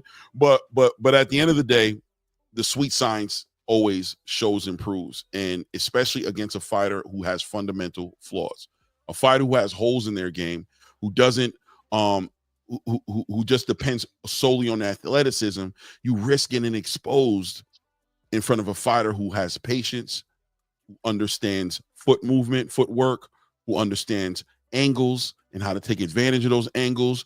You put yourself in a position where you can be exposed, because while you're showboating and while you're taking chances and while you're sleeping on his ability, he's in there focused on the game plan. He's executing the game plan. And before you know it, you're getting your chin checked.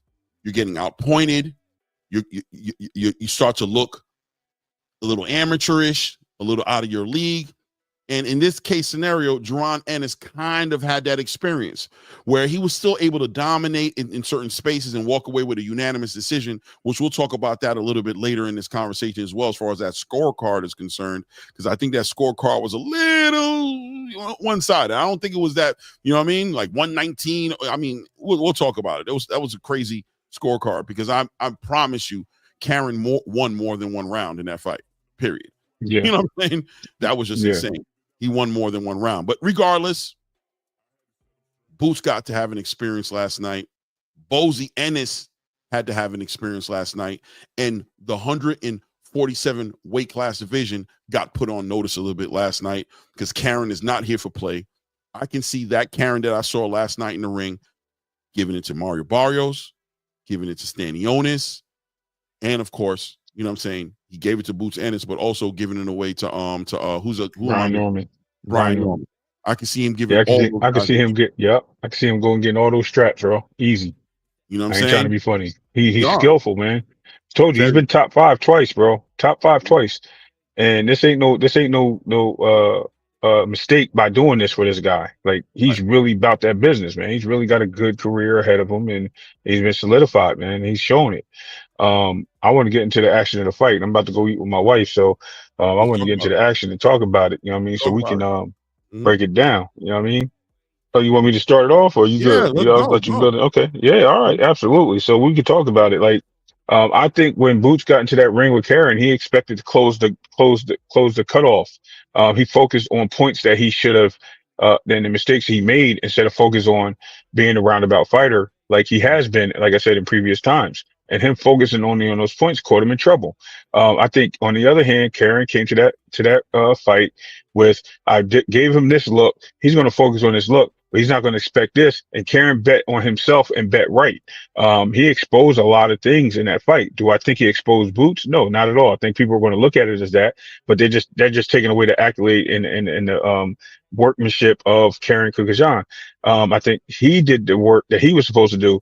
Boots just absolutely was Boots. He just always was that excited to fight. Boots went in there to have fun. He stated he was going to have fun. It looked like he wanted to have fun. It just looked like that fun was just not up to par. It was like a guy that plays basketball on the playground and goes into a college gym trying to take on one of these athletes there that work and then thinks that he's better than this athlete because he's 21-0 on the streets against the best guys in the streets. But then he gets into that facility and he can't play basketball one-on-one with a guy that's 6'10", you know what I mean, been bowling all his life and been through all the camps and all that necessary and knows all the footwork, all the moves you're going to do, anything you're going to try, and he's going to stay home. He's going to do everything he's supposed to do. Instead of that guy, and I'm talking about Boots, being that guy that knows the basics of basketball, but yeah, he wants to showboat for the crowd.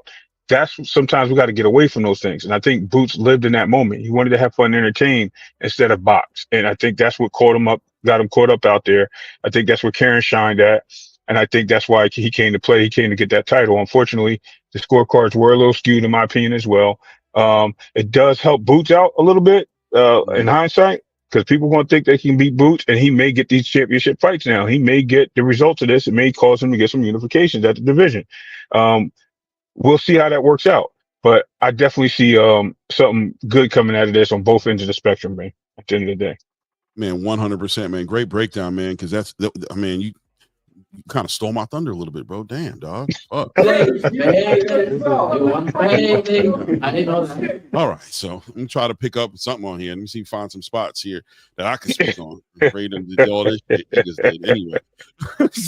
But look, at the end of the day, man, I think one thing I walked away. Okay, going into the fight, number one, I wanted to see the poise. I wanted to see the patience from Boots. I wanted him to have a game plan, stick to the game plan. And I wanted to see him. In my mind, I knew Karen was going to come and step to Boots. And it's so funny because he stepped to Boots. And when he was stepping to Boots, I was still surprised, right? I'm sitting here all week saying, Karen probably going to sit in there and fight this dude. Y'all thinking he coming to, and it was like the Dmitry Bivol or Beterbiev scenario. And give me a second, I'll explain where I'm coming from with this. Where I said, if you remember, I said, this fight's going to be judged based on how much Dmitry Bivol's willing to fight and how much Artur Beterbiev is willing to box, right? Because we both know what they both come to do. Beterbiev is a fighter, Bivol's a boxer. We're going to have to see them come out of their comfort zone and see who can be more efficient out of their comfort zone. And that's who's going to win the fight, right? So in this case scenario, I said to myself, well, if Karen wants to win this fight, Karen is going to have to fight. He didn't fight his last fight. He quote unquote boxed, right? But he didn't fight. And Boots was going to have to box, right? Boots was going to have to box and show that he was able to be patient, focus on cutting the ring off, ultimately give us the performance that we saw Bam Rodriguez give us last night is what I think I went into this fight expecting from Boots Ennis. And what ended up happening? Well, Karen fought and Boots Ennis fought as well. He didn't box, right? He wasn't defensively responsible. He didn't keep his hands up. He kept showboating for the crowd. He kept trying to show out for the crowd, and you know he was so unfocused at points in time, looking out into the crowd, saying something to somebody in the crowd, talking to Bozy, and he was getting frustrated as Karen started to become more effective and more successful with what he was trying to do, and initiating a lot of clinches, which I did not fault Karen. Look, dude, if I'm getting punched in my head and I'm feeling like I'm losing it, like you said, intelligence, right? Take that knee. Don't get knocked down. Take the knee so you can keep whatever you have left of your equilibrium, and you don't have that far to go in recovering from whatever you're suffering from whatever the shot did to you, right? Don't go out on your shield. Go out on the win. And of course, clinching became a big part of the game because he was trying to smother Boots with what Boots was doing. Not to mention finding success in those exchanges. The counter punch was there. He wasn't giving up position, kept keeping Boots on an angle, staying away from Boots' power. Although he got clipped and he had to take that knee. When you really look at the fight and if you rewatch it again, you'll see that Karen wasn't getting hit as clean as people thought he was going to get hit. He was very good at bracing for the shots, keeping his head off the line when he was fighting against Boots. And Boots was just basically having to deal with him trying to bully and will his way into a victory and pretty much hurt him, very similar to the way he did David Avanesian, except Karen was just that much better. And that's what it comes down to, guys. So when people are talking about Boots looked weak, I don't think they talk about how strong Karen looked in the same sentence. They don't bring up Karen's skill set, his pedigree, what he brought into the ring. And that's something that's going to get slept on because we all focused on Boots Ennis, but the reality is Karen was really just that good. And it turns out that him being the mandatory for that belt wasn't something that was done by accident, that there was actually good reason behind it, that he really is the best, one of the best in the division, right? 100%. Oh, Clay, I'm gonna drop off. I'm in the restaurant right now, Okay. so I'm gonna drop off. I'm definitely tapped in. Thank you all for having me. It's always been fun and appreciate it. Clay, keep building. I agree with everything you just said. No Salute, doubt. my No brother. doubt. Enjoy that meal, man. So say what's up to the wife, All man. right. I will. All right. I will. All right. Later. Peace, brother. So yeah, so that's going into the fight. What we saw that Karen was really as good as his ranking said he was. But now we get to talk about Boots Ennis and the Boots Ennis situation, right? And what do we see? We saw that when it came down to it, we're creatures of habits, and Boots was going to do what Boots does. He said it in the press conference that he said, "I'm going to do me. I'm going to have a good time," and that's what he did. He went in there to do him, which was showboat, which was keep his hands too low, which was trying to outpower, punch this guy, walk this guy down. He did not have any answers for the adjustments in the game plan and the strategy that Karen brought to the table. He just didn't have a game plan for that, and it got exposed. And Karen was able to show the world a lot about Boots Ennis. And now we've probably got a lot of fighters in the 154 weight class division and maybe some in the 147 pound weight class division who are licking their chops a little bit, right? They're seeing food. There's blood in the water. There's blood in the water. And Boots Ennis right now, who is having a hard time making the biggest fights, I foresee, maybe I could be wrong, he's not going to have such a hard time making fights anymore because he looked very human. He looked very human last night. And I think a lot of fighters could take advantage of that. Now, when you look at Boots Ennis and you see that fight last night, he walked away from the victory. That fight is in the past. But what's in front of Boots Ennis, guys? What's in front of Boots Ennis is a 154 pound weight class division that's got a lot of hungry guys in there. We're talking about Virgil Ortiz, right? We're talking about Bakram Mortelazayev, right? We're talking about all the fighters over there. We're talking about even Tim Tszyu, Terrence Crawford, Errol Spence, Sebastian Fundora, right? Right? Jesus Ramos, go ahead down to Xander Zayas, whoever. We're talking about a lot of hungry fighters that are in that division right now, and Boots right now looking very vulnerable and very beatable, where it was not necessarily the same before this fight. Now, here comes the dangers of getting in a fight with these Eastern Europeans and what they bring to the table. That pedigree that they bring to the table can expose you. And it seems like Boots may have been exposed a little bit. Boots Ennis as well may have been exposed a little bit, because it's not only what Boots's done with Boots, but it's also, let's be honest, if you want to go back and look at the roster with Andy Cruz and Andy Cruz's last fight against Antonio Moran, Andy got clipped. Andy's standing in there going for these shots, taking shots that he might not necessarily have had to take, Thank God he was able to bring that full circle and stop Antonio Moran. But still, if you want to be honest, Andy kind of got hit where he probably didn't need to get hit if he fought his fight. You look at Stephen Fulton in his last showing on that Canelo Alvarez pay-per-view. Stephen Fulton got sat on his pockets. He got clipped a couple times in that fight because he was standing in there too long, exchanging with somebody he didn't need to necessarily be exchanging with, and he was getting hurt from time to time in that fight. So Bozy has to revisit a little bit of the strategy. It seems like his fighters are getting hit more than they need to get hit, and I understand nobody goes unscathed in boxing. Nobody goes unscathed, guys. Everybody gets hit. It's part of the sport, but you don't need to be hit as much as Boots was hit last night. And you got to moving forward, looking where he's heading at 154 pounds, getting hit has a whole different potential consequence to it, right? A whole potential different consequence to it. We got to see if they're able to make these adjustments. We got to see if they're able to bring this full circle and make this happen. And we'll be here to watch it. What he said, Karen is from Germany. Oh, Jew. So I guess is Germany not Eastern Europe? Well, I ain't gonna lie. That last name kind of made me feel like he was from Eastern Europe. Is he from Germany or is he just fighting out of Germany? Let's see where he's actually from and what circuit he's No, he's from Ukraine, brother. I knew he wasn't from no Germany. He's from Ukraine. Like I said, Eastern European. Juice. Karen ain't from Germany. He's just fighting out of Germany. He's from Ukraine. He's Eastern European. Right? Ammo Williams did do good last night as well. He definitely did good as well. What I'm gonna do is we're 2 hours into this. I'm gonna throw the link out here in the panel. I'm dying to hear what you guys thought about the event last night. Hold on a second here. Yeah, Denzel, you don't fight like no damn German. You looking like a damn Vasily Lomachenko 2.0 in that ring last night. You know what I mean? There's the link. There's a link. We can talk about it all. There's a lot that we talked about today on the show. I know we're going to be talking about Tank at some point because I know how the space is and KEYSHAWN.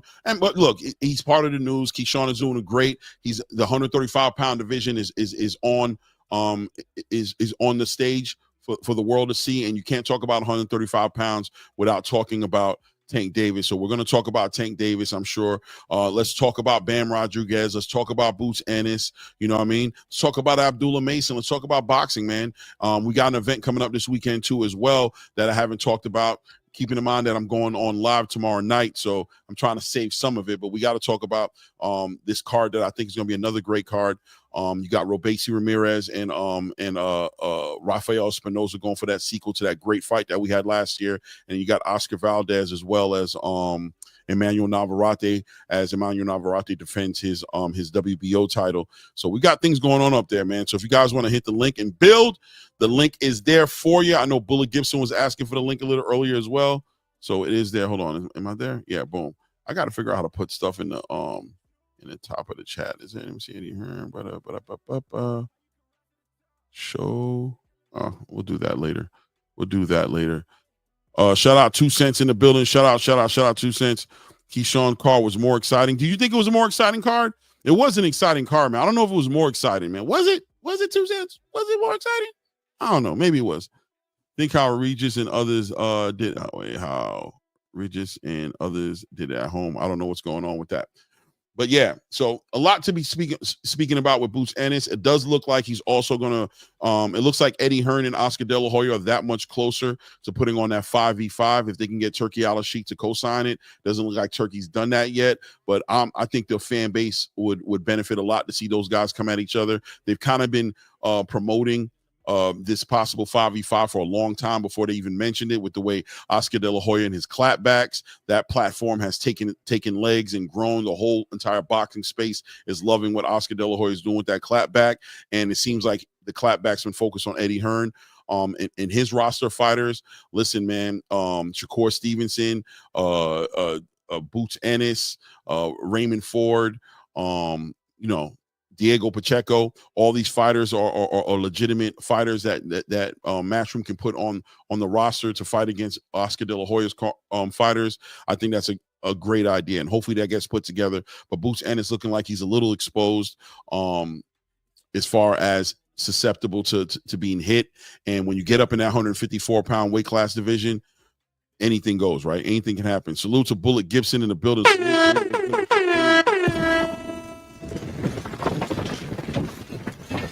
In the building, your mic is off, family. I don't know if you're trying to speak or not, but your mic is definitely muted, so I don't hear anything you're saying if you are talking.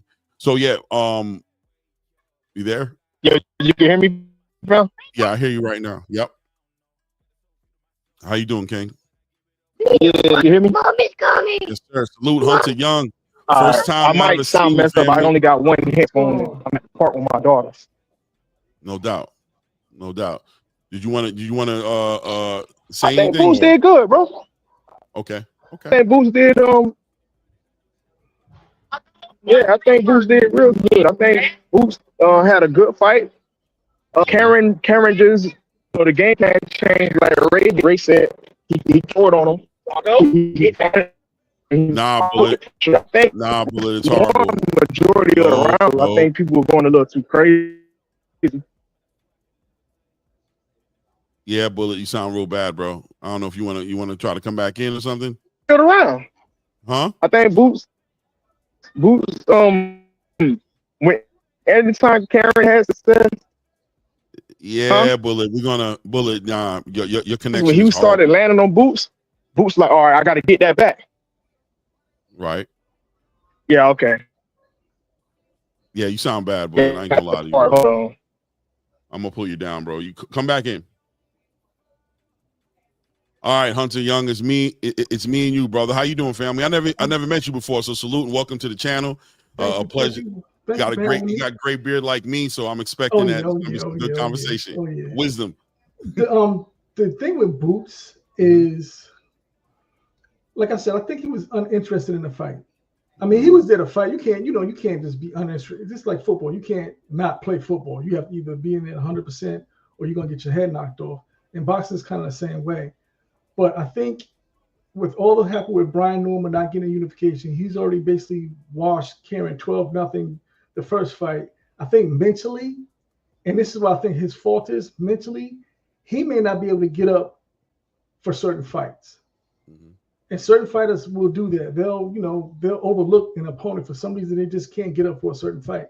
Because I think if this is the Norman fight, I think it'd have been a different type of fighter. But with Karen, I think he just wasn't interested. And Karen did make some adjustments. He did make some changes. But I think, and Boots has an ego. He doesn't really talk much, but he definitely has an ego. And that plays a very heavy role in your mentality overall. Because like you said earlier, people are creatures of habits. And if you have an ego and you're fighting a fight you probably necessarily don't really want to fight, and you go through the motions, and I think that's what happened. Like if he was fighting, like people will always say, well, he can't fight Bud like that. If he was fighting Bud, he wouldn't have fought Bud like that. He wouldn't have fought Errol like that. He's not gonna fight Virgil Ortiz like that. He's not gonna fight any of these guys the way he fought them, because I think he'll be up for the fight. Mm-hmm. And I think he'll be more focused. So that, and KEYSHAWN. Like I said, I can't, after that Fernando Vargas and Tito Trinidad, because I was a Fernando Vargas fan. I was like, yeah, Fernando Vargas, and when Tito dismantled him, I was like, hold on. And then I really had to go back and, okay, let me see who Fernando Vargas was. Mm-hmm. And I was like, you know what? Yeah, he was kind of a hype job. I'm not saying, Mason or KEYSHAWN's a hype job, but I can't get up like I used to get up, because like I said, Vargas that's why I was never really up on Floyd, because I was just like, yeah, Floyd, but Floyd is Floyd. Right. But again, right. I just, Vargas ruined me. I don't know why I like Fernando Vargas so much, but it ruined me. And it's just a situation where I don't want to, and I like Mason, I like KEYSHAWN. I don't want to have them put me through that Vargas episode again. Right. So, not that it was like, I wasn't really hurt, but it was like, oh damn, I didn't know he was gonna get his ass beat like that. So, it's just one of those situations where I don't want to get really big on a fighter, and then all of a sudden, their wings are clipped. I'm like, oh man, that's why I'm not really big on Boots like that. Right. So, I relate to what you're saying right now, because my example that I always use, and it humbled me in this sport forever and changed my whole view, was Roy Jones. When he lost against Antonio Tarver, it devastated me, bro. Like I literally didn't leave my crib for 3 days. I didn't want to have to deal with my friends. And everybody like, don't even come out. It was horrible for me. It was a horrible like 2 to 3 days. When I finally came out there, like, bro, you act like you wasn't gonna come out, bro. What do you think we're gonna do? Kill you? I'm like, I just want to hear it, bro, because I don't want to hear it, bro. It was like watching the Twin Towers go down. It was like watching planes flying to the Twin Towers when I saw Roy Jones lose. It was devastating like that for me. And you're right. The feeling you're talking about with Fernando Vargas, it humbled me. It made me not put all my eggs in one basket into these fighters. It made me realize that boxing is a sweet science, bro. And on any given Sunday, if you're not who you're supposed to be that night, if you're not the best version of you, the version of you that made me a fan, you can't be that every night. You can only be that. There's some nights where you're just off, or like you said with Boots Ennis, some nights where the fighter's just not invested into the fight. They're not excited about who they're getting in the ring with, and that's when they're their weakest. And some fighters fight to their competition. And that's something that Boots Ennis is going to have to show us, right? Because that's the last hope. What we're going to hope for Boots is that that was the case, that it was he didn't have the right opponent in front of him, and that he plays to the opponent that he fights to, and that if you put him up in there like a Teofimo Lopez kind of does as well, right? You put him in there against the highest level of competition, that's when he steps up. He responds to adversity, and that's when you're going to see the best version of him is that night. And that's what we're going to see with Boots, because at this point, he said that he's going to go 154.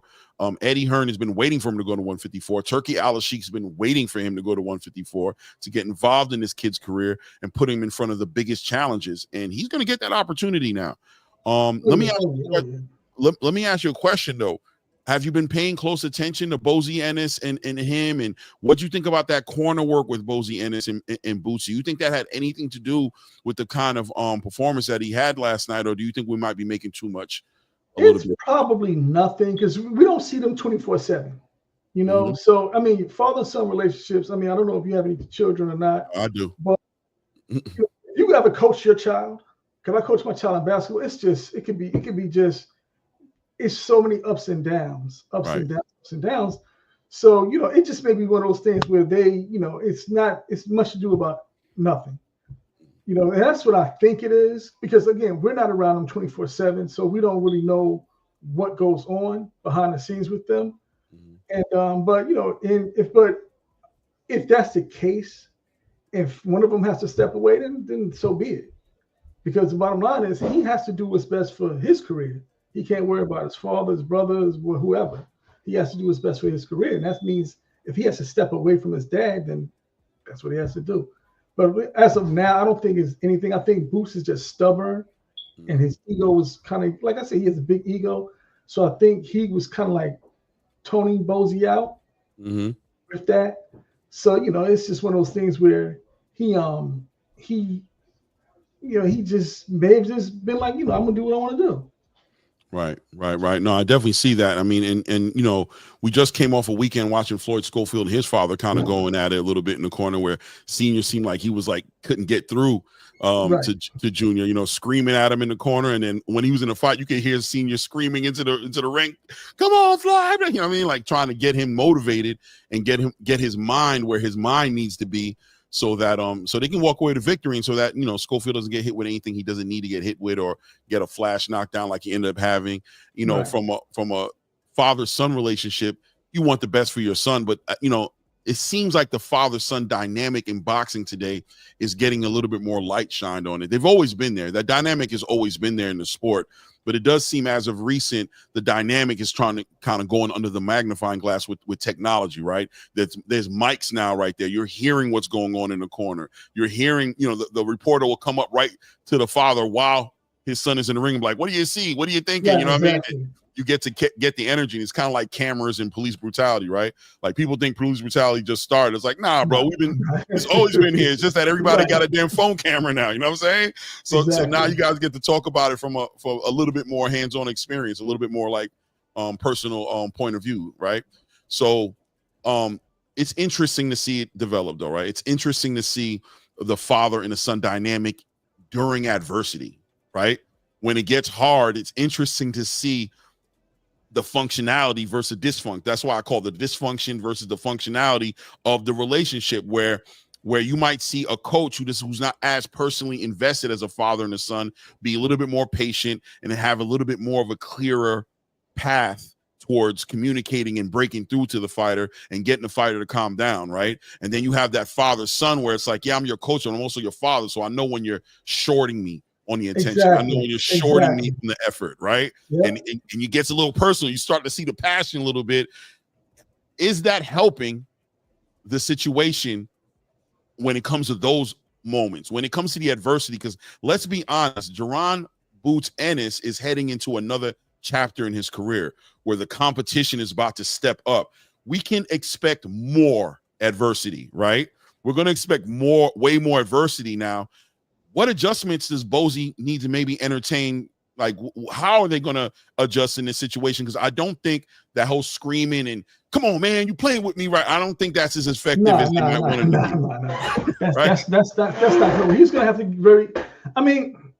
he's going to have to get very technical with him. He can't, like you said, all that yelling and screaming. No, he's going to have to tell him, look, this is what you're doing wrong. This is what this is what you're not saying. This is what he's going to, in that minute in the corner, he's going to have to give him a bunch of information, especially at 154, because there are killers up there.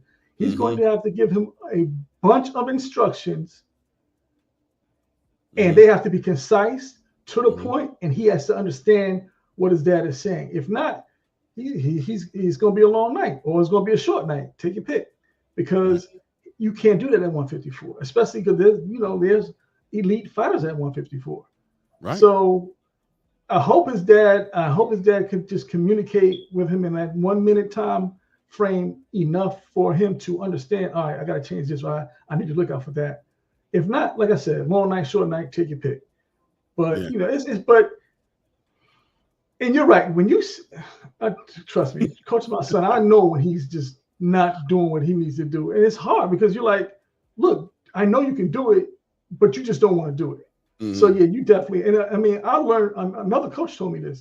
He was like, "Yo," he told me straight up. He's like, "He's not gonna listen to you, flat out." He's like, "He's not gonna listen to you." He said, "Take a step back and watch how he does." He said, because he's always hearing you, so he's basically white noise to him right now. So it could be the same case with them, where you may have to have someone to hear you. Bozy may have to have one of his sons talk to Boots, and maybe not himself. But again, I'm not with them 24/7, so I don't know. But it could just be that could be the issue. Because like you said, with the technology, one of the biggest knocks on Floyd was when his dad was like, "You fight like you're scared." Right. And that statement right there was like, that's why he lost the fight to Pac-Man. Well, he won the fight, but he lost the fight to Pac-Man because of that one statement that got caught in the corner. Right. So that whole thing. That whole dynamic of the technology, that being your father in your corner, and like I said, it could be a good thing, it could be a bad thing. I think luckily for Floyd, he didn't like his father. I mean, he probably loved him, but he probably just didn't like him.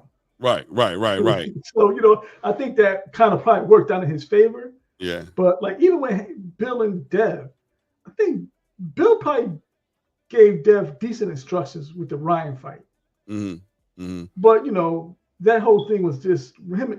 Ryan was just whether the Peds or whatever the case may be. The weight, no, I can't say weight. It was if the Peds or anything, Ryan was just had Dev's number that night for because Dev wanted to prove something. Because there's no way in my mind that Dev go from round 2 to round 6 washing Ryan, and all of a sudden, you get out of your character and you get clipped, and that was the beginning and the end for the most part. So but I think Bill gave good instructions. But Dev also has 100 million other trainers around him, so Bill's voice may not be white noise to Dev, right? Because Dev is, Dev has a lot of trainers, like Tank and Calvin. Calvin could be white noise, but Calvin, you got Coach Kenny, right? So I think that may be a situation where maybe you do need two voices, so one voice is not white noise to you. Yeah, I think I don't know if Bozy's the two voice kind of guy. Bozy kind of gives me no nonsense kind of energy. He doesn't seem like he a two voice kind of guy. You know what I mean? But that would be an interesting dynamic to see who he would even implement in there. Because Bozy got to respect him. He's 70 years old. When you talk about stuck in your ways, I think that's an understated statement in that situation with Bozy Ennis. He just, he's one of those guys who just seen too much to be listening to anybody 50 years old, 40 something years old trying to tell him something. Like, it's like, boy, if you don't go sit down, I done forgot more than you ever could. Shut up. Right. Right. But I do think the father-son dynamic is an interesting situation in boxing today. When you look at, like I said, T.O., when you look at T.O. and his father, when you look at Floyd Schofield and his father, but then you got those fathers like Henry Garcia, who stepped out the way gracefully, right? He gracefully stepped out the way and allowed somebody else to take the reins for his son. And then you even see Bill right now adjusting. He just added Mickey Bates to the back into the equation and kind of letting everybody, wherever they strong at, let them do what they do. You look at Bomac, multiple people involved in Terrence Crawford's camp that get him ready for fights. He's not a father, but you know what I'm saying? No, he's been with him forever. So exactly, right. Who was it? It was Terrence Crawford's. I forgot his name. His original trainer. He passed away. I cannot remember his name. But it was the one before Bomac. But I think he and Bomac had Terrence at the same time. But I think before Bomac, Terrence had another trainer. And I think they kind of worked together. I think he passed away from that. I can't remember his name right now. So, but again, Bomac, like you said, Bomac's been with Buds for whatever. Since I think like 9-10 years old, like something like that. Like, yeah. Right. So Terrence, again, you're dealing with different people with their different state of mind. Terrence Crawford may not be stubborn in the corner. Right. He may want to listen. Some people just don't want to listen. But he's also used to the dynamic. Dynamic. Yeah. That's how he was brought up. So that's what he does. He's confident. They tried true. Clearly, he's a two weight class undisputed 4 weight class champion. He has enough success. He gets to a point where you buy into the process, right? And it looks like Terrence has bought into the process, and this just works. So I have no problem listening to these guys, following instructions, and executing whatever the game plan is that we worked on. But then you got these other younger fighters. Like Floyd Schofield, who aren't battle tested yet with their parents, right? Like he's been there, but he hasn't faced the top level of competition with his father, and it seems like Senior has to kind of adjust and kind of like make sure he's doing the right thing. But I also think one of the biggest thing with the father-son relationship is that at some point the father does need to be selfless. He needs to make sure that he's putting his son first. And what that may look like you stepping to the side. And sometimes these fathers kind of like the light and they kind of like the attention a little bit too much. They want to get in front of these interviews. They want to do certain things. And it seems like they're kind of getting their wires crossed as far as what the assignment is. Right. So we'll see what all these guys do and how that develops. I don't want to stay on this topic too long because I actually do want to get back a little bit to the Keshawn Davis conversation. Speaking on his presence at 135 pounds right now at the moment, what statement he just made on Friday night, how the division looks like now, and what we should be looking forward to see. And obviously, people are going to get upset, but we just can't speak about this division and not talk about the elephant in the room, which is Gervonta Tank Davis's presence in the division. And how is he going to participate in the growth of this division? Or is he actually in the way a little bit? Is he possibly in the way a little bit if he's not going to participate if he's not going to participate in the ecosystem? What are we looking forward? Because we see what Canelo Alvarez is doing to 168 right now. He's holding it up big time. Is Tank going to be part of the problem or part of the solution? What are we expecting to see moving forward? I think with Tank, he'll probably make the fights that we want him to make. Now, whether it's not Keyshawn, it won't be Keyshawn unless Bob is like, all right, well, look, if y'all want to pay this man a whole bunch of money because I'm gonna get my cut, then he can fight him. But Bob has a plan for Keyshawn. Bob is very good with developing his fighters. So, Bob probably knew what he wanted to do with Keyshawn 2 or 3 years ago. Right. I think Bob or whoever, I don't know if it's Bob right now, or his son, I can't remember, or Todd DeBuff or whoever it is. They're good at that. So they already had a plan for Keyshawn. I'm pretty sure, they can adjust. But, Tank, I think he's going to fight Shakur. And if he beats Shakur Loma, because people are saying Loma's retired, but you got to take the things you hear on the internet with a grain of salt. Right. So I think if it's not Loma, I think it'll be Shakur. Mm-hmm. It'll be. I don't know how the fight's going to really go. I think Tank probably edges him out because I don't, like you said, people are creatures of habit, and I think with Shakur, he's going to be extra vigilant on defense, where I think it's going to hurt him. With that, Keyshawn, I think if I had my choice, I'd rather see Tank fight Keyshawn because I think Keyshawn is crazy enough to be like, I'm going bang with this man, and it's going to make for a more exciting fight. Yeah, Keyshawn got the Crawford energy. He's got the spirit of Terrence Crawford. You see, you can tell he's working with him by the way he fights. You can see Terrence in little parts of the game, and they're like, oh, that's Terrence right there. That's some Terrence nonsense right there for sure. Right. And I think Keyshawn just got that dog in him to make it a good fight. I think if he makes it too good of a fight, Tank can get him up out of there. But it'll be a good fight until it's not a good fight. Right. I think with Shakur, I think it'll be a lackluster fight. I'm not saying it's going to be a bad fight. I think it'll be more. It won't be the same as Keyshawn and Tank. But with Shakur, I think I just don't know if he has dog in him. I just haven't seen it. But the conversations about Shakur's sparring, how competitive he is, the conversations that you hear in the background would have you believing that the dog is real. But unfortunately, it just hasn't manifested in the ring for us to see as fans of boxing. We haven't had an opportunity to see it for ourselves. So what can we actually say, right? Like we can't talk about what we haven't seen. We hearing everybody. And look, the sources who are speaking on it are relatively credible, right? Terrence Crawford, Andre Ward. These are people who I think in the boxing community hold a little weight. When they talk, we listen. They've never been the kind of people that are lying and hype jobs for us. But at the end of the day, what we ain't see, we haven't seen. And we got to call it. We got to call it for what we're seeing, right? So, but let me tell you, just a little pushback on that. I think what we saw with Karen and Boots, like the Transformers, robots in disguise more than meet the eyes, Keyshawn's dog may be waiting on the right opponent to get in front of him for it to come out. You mean Shakur? I mean, I said Keyshawn, sorry. Yeah. Shakur Stevenson, I'm sorry. I apologize. Yeah, but Shakur Stevenson's dog, it just might be because of the opponent. It might be the challenge that hasn't been put in front of him yet for him to show the dog. Because first of all, he's undefeated. So has he had to show us the dog? Maybe his fight against Edwin De Los Santos was a bit of the dog a little bit, being that he went into the fight with all these adversities before he got in the ring and he competed on that level and let his team know, like, we're going to show you how to do this even when we only got one hand. I don't know, you know what I mean? But I think that his skill set, I think it's going to be an interesting fight. And I have a feeling, that's all I got is a feeling, that fight is going to be way more exciting, way more competitive. And we're going to see a part of Shakur that we've never seen before in that fight. And we're definitely going to see a part of Tank Davis, I believe, we've never seen in that fight. And that's going to make that fight interesting within itself. And I know that sounds crazy because Tank has shown us so much, but I think we're going to see Tank be way more cerebral than we ever seen him be because of Shakur's presence. And we're going to see Shakur be way more of a dog than we've ever seen because of Tank's presence. These styles sometimes styles make the fights, and sometimes it's kind of like that it's like the perfect villain and the hero meeting and giving us that experience. And that's why these fights got to happen, guys. That's why I push for these fights to happen, because I believe as a fan we're missing out on these experiences because we think we might know, but you just never know until somebody's truly tested and that fight or flight mode kicks in, and all of a sudden you find out you're dealing with a whole animal in that ring.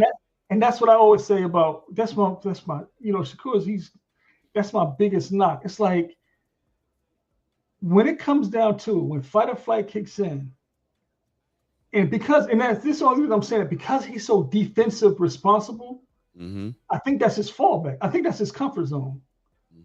So I don't know if they for example, if Tank catches him with a good shot. Now, I'm not saying he was like a really good shot. Well, Keyshawn be like, all right, I got to become more defensive responsible. Or Shakur going to say, because I know Keyshawn's going to answer, but I don't know how Shakur is going to answer. So, that's just my biggest thing. Even when, I think Shakur goes for the win. I think whatever the win is involved with is what he's going to do. And if that involves moving around the ring and not engaging, he's going to do it. But that's why we want to see Keyshawn. That's why I said we don't even got to play about it. If he gets hurt, I'm confident that thinks is right for the win, and if that involves getting on his bike, we're gonna see him on his bike. Right, but if he gets, I don't know. I'm not saying I'm not saying if he gets hurt, it's over. Right. I don't, because when Tank hurts you, usually it's you hurt. Yeah. So, but I think if Tank just catches him good, that's when he'll start getting on his bike, start, using lateral movement, but Tank may just say, you know what? I'm gonna fight off the back foot. Now you gotta come see me. Because that'll be the adjustment. Because yeah, Tank can try to cut the ring off, but if he already caught him, I'm not gonna chase you now. Now you gotta come fight me. Right. Because Tank. But that's where two stubborn mentalities are gonna collide, right? Yeah. Because I believe I don't think Shakur feeds into it. I think the fight is mad boring. I think Shakur's okay with the fight being boring because Tank want to fight different. Shakur's going to fight the way he fights no matter what. And if the fight needs to be boring for the victory, then he's going to be comfortable with walking away with a victory like that and placing the blame on Tank and saying when Manny Pacquiao and Floyd Mayweather fought each other, that fight was pretty boring in my opinion. You know what I mean? It just wasn't an exciting fight between Manny and Floyd. But who got the blame in that fight for the fight looking that way? It was Manny.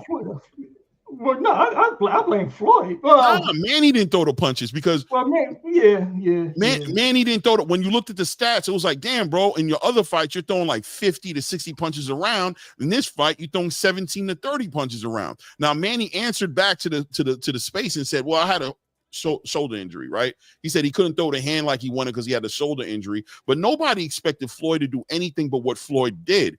The expectation for the pressure and the excitement in the fight was on Manny Pacquiao's side of the conversation. That's right. Where everybody expected it to come from, was from Manny Pacquiao, and he didn't deliver on that. And Floyd is still TBE to this day, right? He doesn't lose anything, and Manny Pacquiao gets the lost the fight first of all, and he gets the blame for the fight not being exciting. So if Tank were to decide to all of a sudden not be an exciting fighter, not press it, he decided to become part of a boring fight, I think when the conversation's all said and done, it'll always be that, yeah, we knew Shakur was going to do that. Why didn't Tank step up and do what we expected him to do? I mean, it's like Edwin De Los Santos. It'll be the same situation. But I don't think Shakur can win that decision not fighting Tank. Right. Because the judges are like, look, bro, Edwin De Los Santos, that's one thing. Tank, you got to fight him because it's a lot of money for people to want to watch an exciting fight. So, but I don't know if Shakur has dog in him or not, but you're right. I think he will definitely get on his horse. And hold on. So let me just go ahead and shout out a super chat that came in. I'm new to this. You know what I'm saying? Constantly keeping up. The conversations get so good, I forget to do this. Shout out to Kiki, who says, "Blessings, my beloved. I appreciate the love." Thank you, Kiki, for showing love to the channel, man. I really appreciate you, man. But I'm sorry. Go ahead if you could remember where you left off. Yeah. So it comes down to because they're both going to hit each other. You can't not get hit in fighting. In boxing, it's not going to happen. But I think, like I said, if Tank decides I'm not going to fight, you're going to have to step to me too. Then it's going to be, that's when it'll get very boring. But I think Tank running after Shakur, then again, Tank is pretty good with footwork. So I mean, I could just be talking crazy right now because I've seen Tank do so much and I've seen Shakur do so much. So because I've seen Shakur fight off the front foot, because he dog walked Jamel Herring like he stole something from him, didn't he? And basically the same thing to who's it? He put hands on Conceição, but he did the same thing to Oscar Valdez, and I think he did a little work to Yoshino too. He did Yoshino that way. He definitely fight off the front foot when he chooses to. But he also could, so it'll be a good fight. But if it's a boring fight, I'm like, I wanted to see KEYSHAWN any damn way. Right. But I think they'll get the fight off. Tank can't just not fight anybody, and I think he understands that. He just can't, I mean, people will always say, what about Loma? What about Tio? What about Dev? But I mean, come on, let's be real. And I always tell people this, what y'all don't realize, if people didn't probably pay attention, when Loma was at 130, he didn't unify with anybody. Mikey Garcia was there, but I don't know if Mikey was having problems with Bob at that time, and Bob shelved him. I can't remember the exact years and all that stuff. But Mikey was damn sure there. He didn't unify. So and then they said, well, what about at 135? Tank can afford him. Yeah, but I'm like, look, Bob Arum had 3 belts at that point. I think the last belt was with I know Dev ended up getting it. but I can't remember what boxer it was with. But he wasn't with Top Rank. Mm-hmm. And when Bob was supposed to do that so-called tournament they were supposed to do, and then I forgot who won, and Bob was like, "Nah, tournament's over. I got all the belts, so we're gonna do it this way now. No tournament. This is how it's gonna go." Right. So I don't think Tank could have. Bob wasn't gonna let Tank fight to mess up Loma, because I think he wanted Loma to get undisputed, not Tio beat him. So right. I just think at that time, I don't think Tank was gonna get a shot. Not at that time, because like I said, and people, PBC did the same thing to Bud. Mm-hmm. They like, look, we got all the belts over here. We'll see you when we see you. And that's how it was. And Matchroom would do the same thing if let's say Boots gets 3 belts, Matchroom may do the same thing and say, hey, you know what, Matchroom has 3 fighters with 3 belts. Matchroom like, well, whoever's on the other side of the street for that last belt, we'll get to you when we get to you. No doubt. I think that's the whole. That's what happened with Tank and Loma and Tank and T.O. and Tank and Dev or whoever the case may be. But I think right now, there's no excuses for him. And I don't mind if he goes with the 140 fights, T.O. fights Dev or whatever, but he needs to fight some damn body. Yeah, it's and it's an interesting time. We talk about a little deeper. I do want to bring in Too Rich in the conversation as well. Salute to Too Rich. I respect the belts. Salute. How you doing, family? Man, salute Clay, salute panel, salute chat. Salute. Yeah, man, it was a wonderful weekend of boxing, man. Just to stay on topic of what y'all talking about with KEYSHAWN, man. KEYSHAWN a dog, man. He cut from that Crawford Bomac tree. But I'm gonna tell you this: if Tank was smart, or let me say this, if Tank was an old school fighter, he would jump on KEYSHAWN now. While KEYSHAWN still got a tad bit of greenness and over aggressiveness. Now, in my opinion, I got Shakur beating Tank. I got Tank versus KEYSHAWN as a 50-50 fight because of how aggressive KEYSHAWN is. He's gonna give Tank an opportunity. Tank is gonna be able to slip a punch here and there and maybe land something. I don't know who wins. But I do see Tank having more opportunity with KEYSHAWN because of the aggressiveness. And it's probably going to be more of a good, exciting fight, but it might end early on either side. But with Shakur, I see Shakur, he gets up 4 or 5 rounds, man. Tank is not going to be able to catch Shakur like he do these other B-class fighters, man. I think Shakur got the pedigree. He'll keep him off of him. I don't think it would be as boring as people think. When I look at Shakur in his biggest moments, as far as Valdez, as far as Jamel Herring, Shakur looked good. He didn't shy away in those fights. I think Shakur just went down a path where they was trying to give him them crappy fights that maybe he wasn't getting quite up for. De Los Santos, we got to say his hand was hurt. If we're gonna say Tank hand was hurt against who was that, Pitbull, we got to include the fact that Shakur had an injury in that De Los Santos fight. So I kind of give both of those fights a push.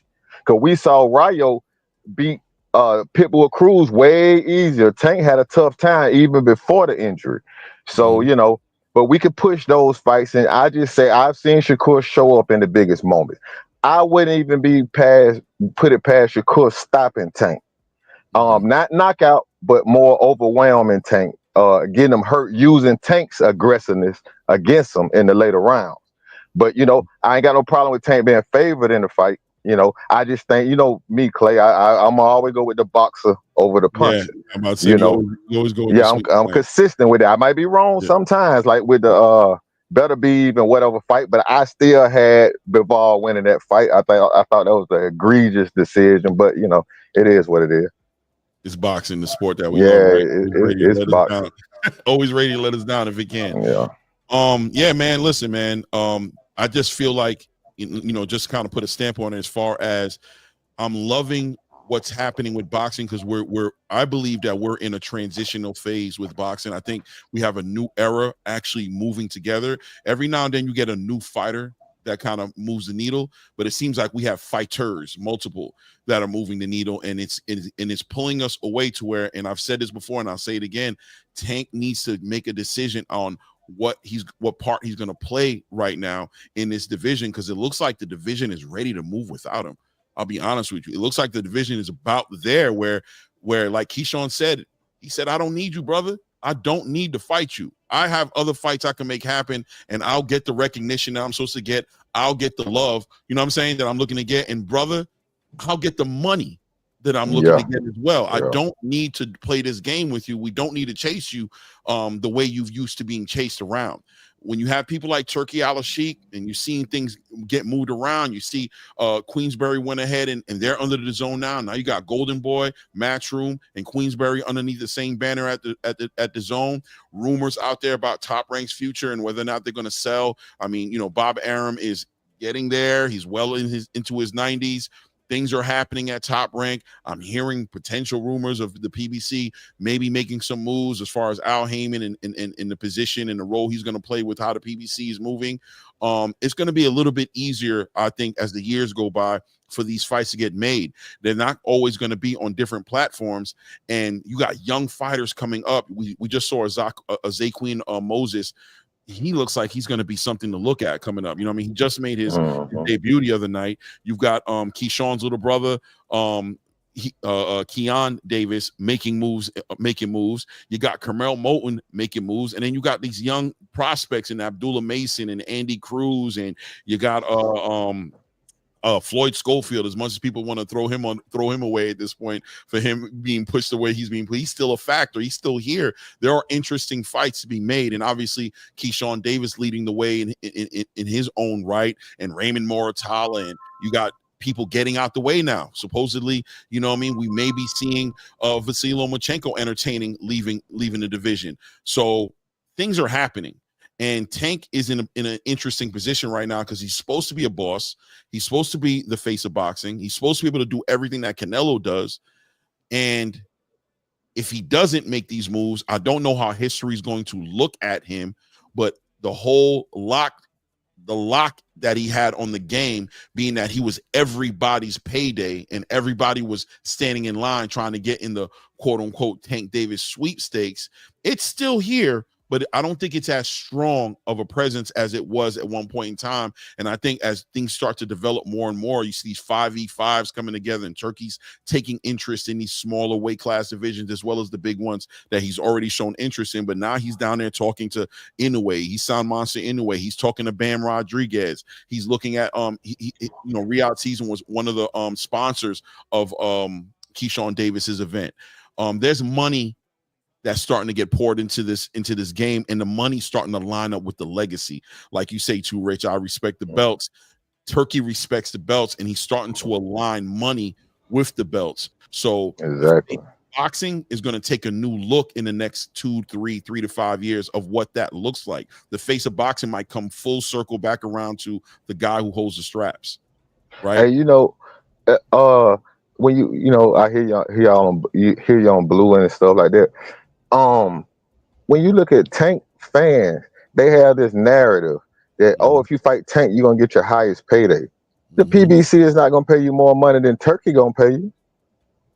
So if I'm a fighter, I'm looking to get a Turkey fight more so than a Tank. I mean, being that it's so hard to get a Tank Davis fight. I'm not saying you don't want to fight Tank, but I don't think that the illusion that you get your highest payday fighting Tank, that's a misconception. That's for B-class fighters. Fighters that maybe made 500,000, 600,000, yeah, he might come in and give them a little more. But if he fights Shakur, you got to pay like you weigh. But the problem is Tank will get his highest payday fighting Shakur. So this idea of the highest payday, or Shakur could just go fight on Riyadh cards and get that, money in escrow and don't have to worry about all the back end and streaming and all that stuff. No, Ryan or Dev would be Tank's probably biggest payday. Shakur's not gonna outsell Ryan. Well, no, right now, but see, you're looking at sale, but I'm saying it's guaranteed money. If Shakur was gonna get $5 million for Cordina, Ryan Garcia only got 2.5 guaranteed. We don't know how these pay-per-views gonna do. Tank he did $1 million. Now he's doing 300,000. If you telling me Devin didn't make money on 300,000, how Tank making money on 300,000? Unless he's taking a low guarantee, and he's not. No, he's probably not taking a low. I mean, he's probably taking a low. I don't know. He's probably around the same what Spence was taking. Well, it all depends on this deal right? This Amazon deal that Tank supposedly has as far as what those guarantees are looking like. But we ain't gonna get that deep into their pockets. But what I am gonna say is, at the end of the day, boxing is moving. Tank, one fighter can't hold up boxing anymore. It felt like that years ago. A few years ago, it felt like your only opportunity was based around 3 to 4 fighters, right? But now you got Turkey, who's like, nah, bro, I'm going to put you in competitive fights that you can lose and that you might lose. And I know some of you guys are uncomfortable with that. Some of you guys are uncomfortable with your fighter getting in the ring with somebody who can actually beat them. I get it.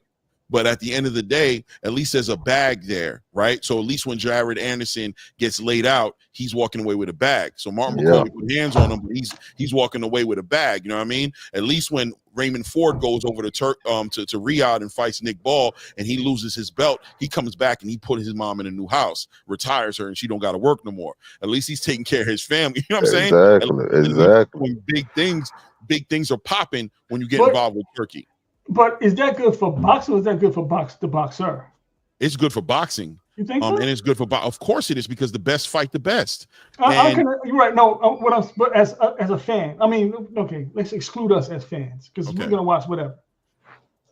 For boxing to be good, you need the average schmo from outside to be like, yeah, I know that guy's name. I mean, like when I know this is how I know a fight is usually gonna do good. I know this is kind of not a good sample population. I asked my son who's in college, and if I shouldn't say this online, but if they're gonna get that fight the way they can get that fight, then I know it's a big fight. But if he'll ask, he said, such and such is fighting this week, and I'm like, yeah.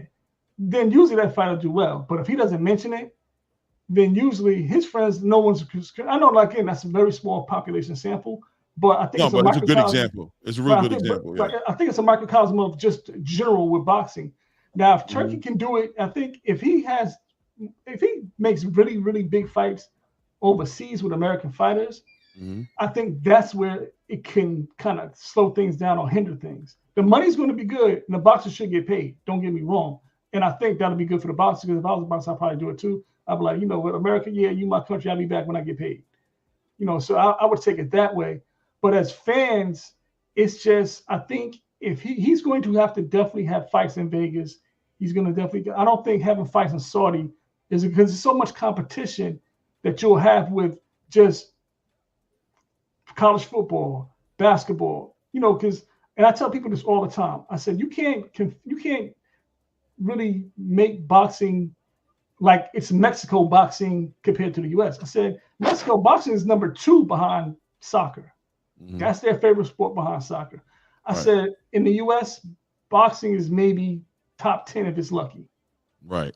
Well, I'll push back a little bit and say it like this, right? Turkey's not only putting the best fights together, he's also marketing the fights at the highest level you've ever seen fights be marketed, right? This man is making movie trailers, putting the fighters in movie trailers, makeup, set. He's spending the money, right? He put money behind Undisputed, the video game coming out. So he's very conscious not only of making the biggest fight, but he's also investing in the actual marketing of boxing and the rebranding of boxing, right? Yep. So what's gonna end up happening is the fans are gonna get exposed to not only the best fights happening, but Turkey's also opening the lane for the best marketing, the best advertising. The fans are getting experiences now beyond the ring. They're getting experiences on the video games. The Grand Arrival week is epic, right? He's giving away cars. He's throwing events that week. There's fights happening on the Wednesday. The fight's supposed to happen on Saturday. Well, at the Grand Arrival on Wednesday, he's having like 3 to 5 of the prelim card fights happen right there for the people, and he's giving it away for free. Then he's taking away the $70 to $90 for the pay-per-view, and he's bringing in this whole concept of $19.99 for the pay-per-view. He's affecting the whole entire algorithm on a whole, and he's very aware of what it's going to take to do that. So right now, aesthetically, it's kind of hard to imagine how he's going to change his whole entire direction of boxing. But what he's doing ultimately is he understands that he has to get the casual fans' attention. He's working his tail off and hiring the best in the business to do that. And at the same time, getting this new era of boxing fan to see the best fight the best, to the point to where I'll bet money that 5 to 10 years from now, a Lamont Roach and Tank Davis fight won't even be entertained. Yeah. They'll know it a rip not to be do it. entertained right now. Right, but that's because boxing is based off one fighter, right? It's based off the idea that Tank's fighting. I'm going to go watch Tank. But in 3 to 5 years, it's going to be, who's Tank fighting, though? That's going to be. I don't think Tank is going to be fighting 3 to 5 years from now, to be honest with you. Well, I mean, I'm just saying the concept of him, the example of what he brings to the table. Like Abdullah, let's say Abdullah Mason is in 3 to 5 years who Tank is. Abdullah's not going to be able to be like, yo, bro, I'm going to go grab this prospect and go make money because I know y'all just want to see me fight. The boxing fan is going to say, oh, Abdullah's fighting. That's what's up. Who he fighting? And they're going to be like, oh, he fighting X, Y, and Z. And the fan is going to have that eye that's been trained, and he's going to go, why he fighting him? These conversations are going to start becoming more regular because of the investment that Turkey's putting into the space, not only in the matchmaking, but also in the overall marketing of the sport. Too Rich, I'm sorry, I know I cut you off. No, it's all good. It's all good. Yeah, on my channel, I'm working on it. It's kind of a long video because it's playing out in real time as far as seeing how the landscape has changed. But from my point of view, it all started with Crawford Spence. This was started the ball rolling. This was the first fight where we got 2 A sides that compete, and we got the answer.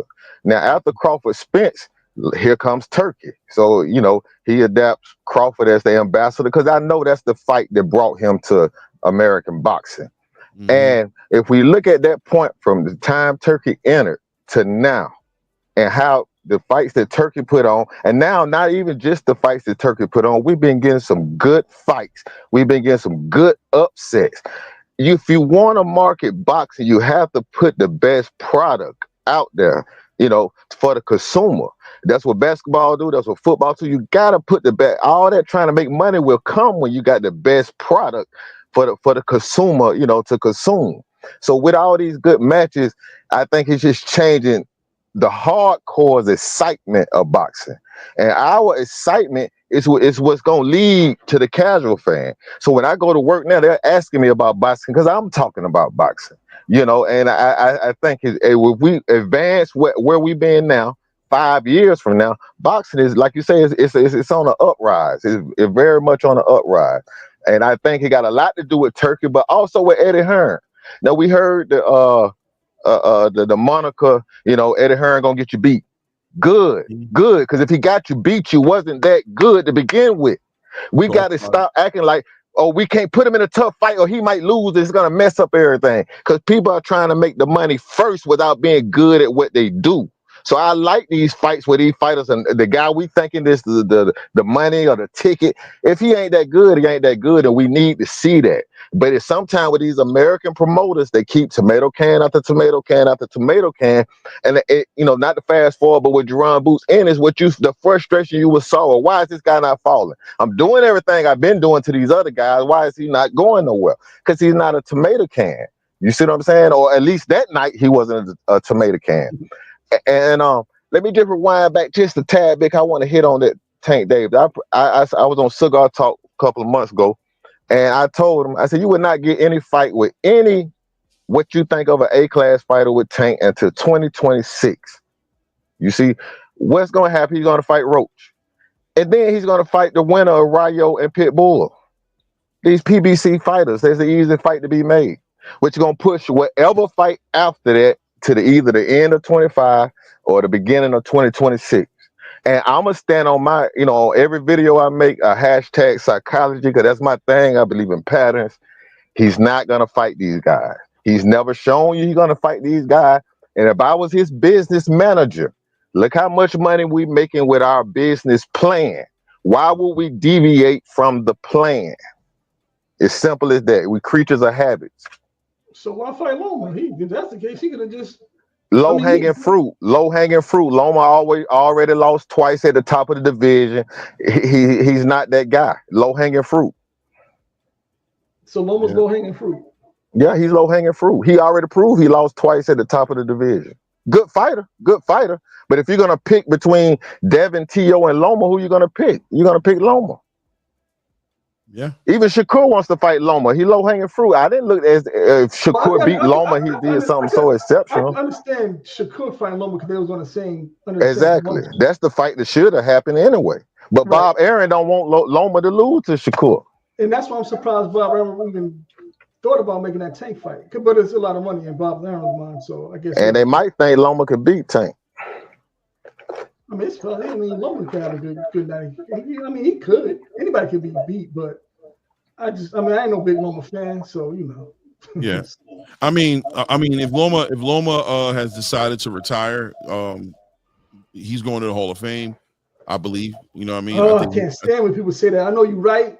Yeah, he's going though. I mean, he knows he's going, and he's probably going short of it. Yeah, he's going. He going. You know what I'm saying? So, I have no problem with Loma dipping. Listen, man, I got no problem with fighters who retire or who, like, for example, with Canelo Alvarez. If he didn't have those damn belts, I'd be celebrating him a lot more often. I'd be like, yo, he's done enough. He don't want to fight these fights. He want to fight certain fights. That's his business. That's how you hear me talking about him. I just don't like holding up boxing. Like, drop the belts. Yeah, just cut the belts, bro, and let boxing continue to box. Let the division grow. Do all these things, right? And that's why I said earlier when you first came on the panel, Hunter Young, I said, does Tank Davis choose to participate in the 135-pound division, elevating and unifications happening and chasing undisputed and fighting all those other champions? Or is he going to hold the division up and just consistently go out the division to find his best opportunities, go up, go down, not fight his contemporary, you know, his peers in the division? If he's going to do that, you know, I don't know how good for boxing, how good for boxing that is. And personally, I'm not really interested in it as much as some other people might be interested in it. But like I said, it does seem as if the time is coming.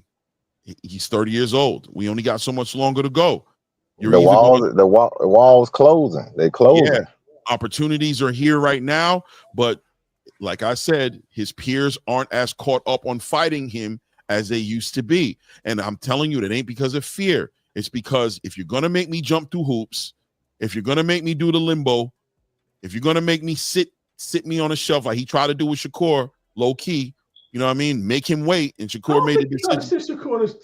He did, man. He didn't want to give Shakur the information Shakur needed to make the decision, and that's that A-side privilege nonsense. That's that Shakur sitting here calling you, going, "What's up? Are we fighting or not?" And you're like, "Wait for me to come back from Paris." F that. I got $5 million waiting for me in Riyadh right now. You need to tell me what's going on. I'm going to move forward, and trust me, his management, Eddie was like, "You can wait on that dude if you want."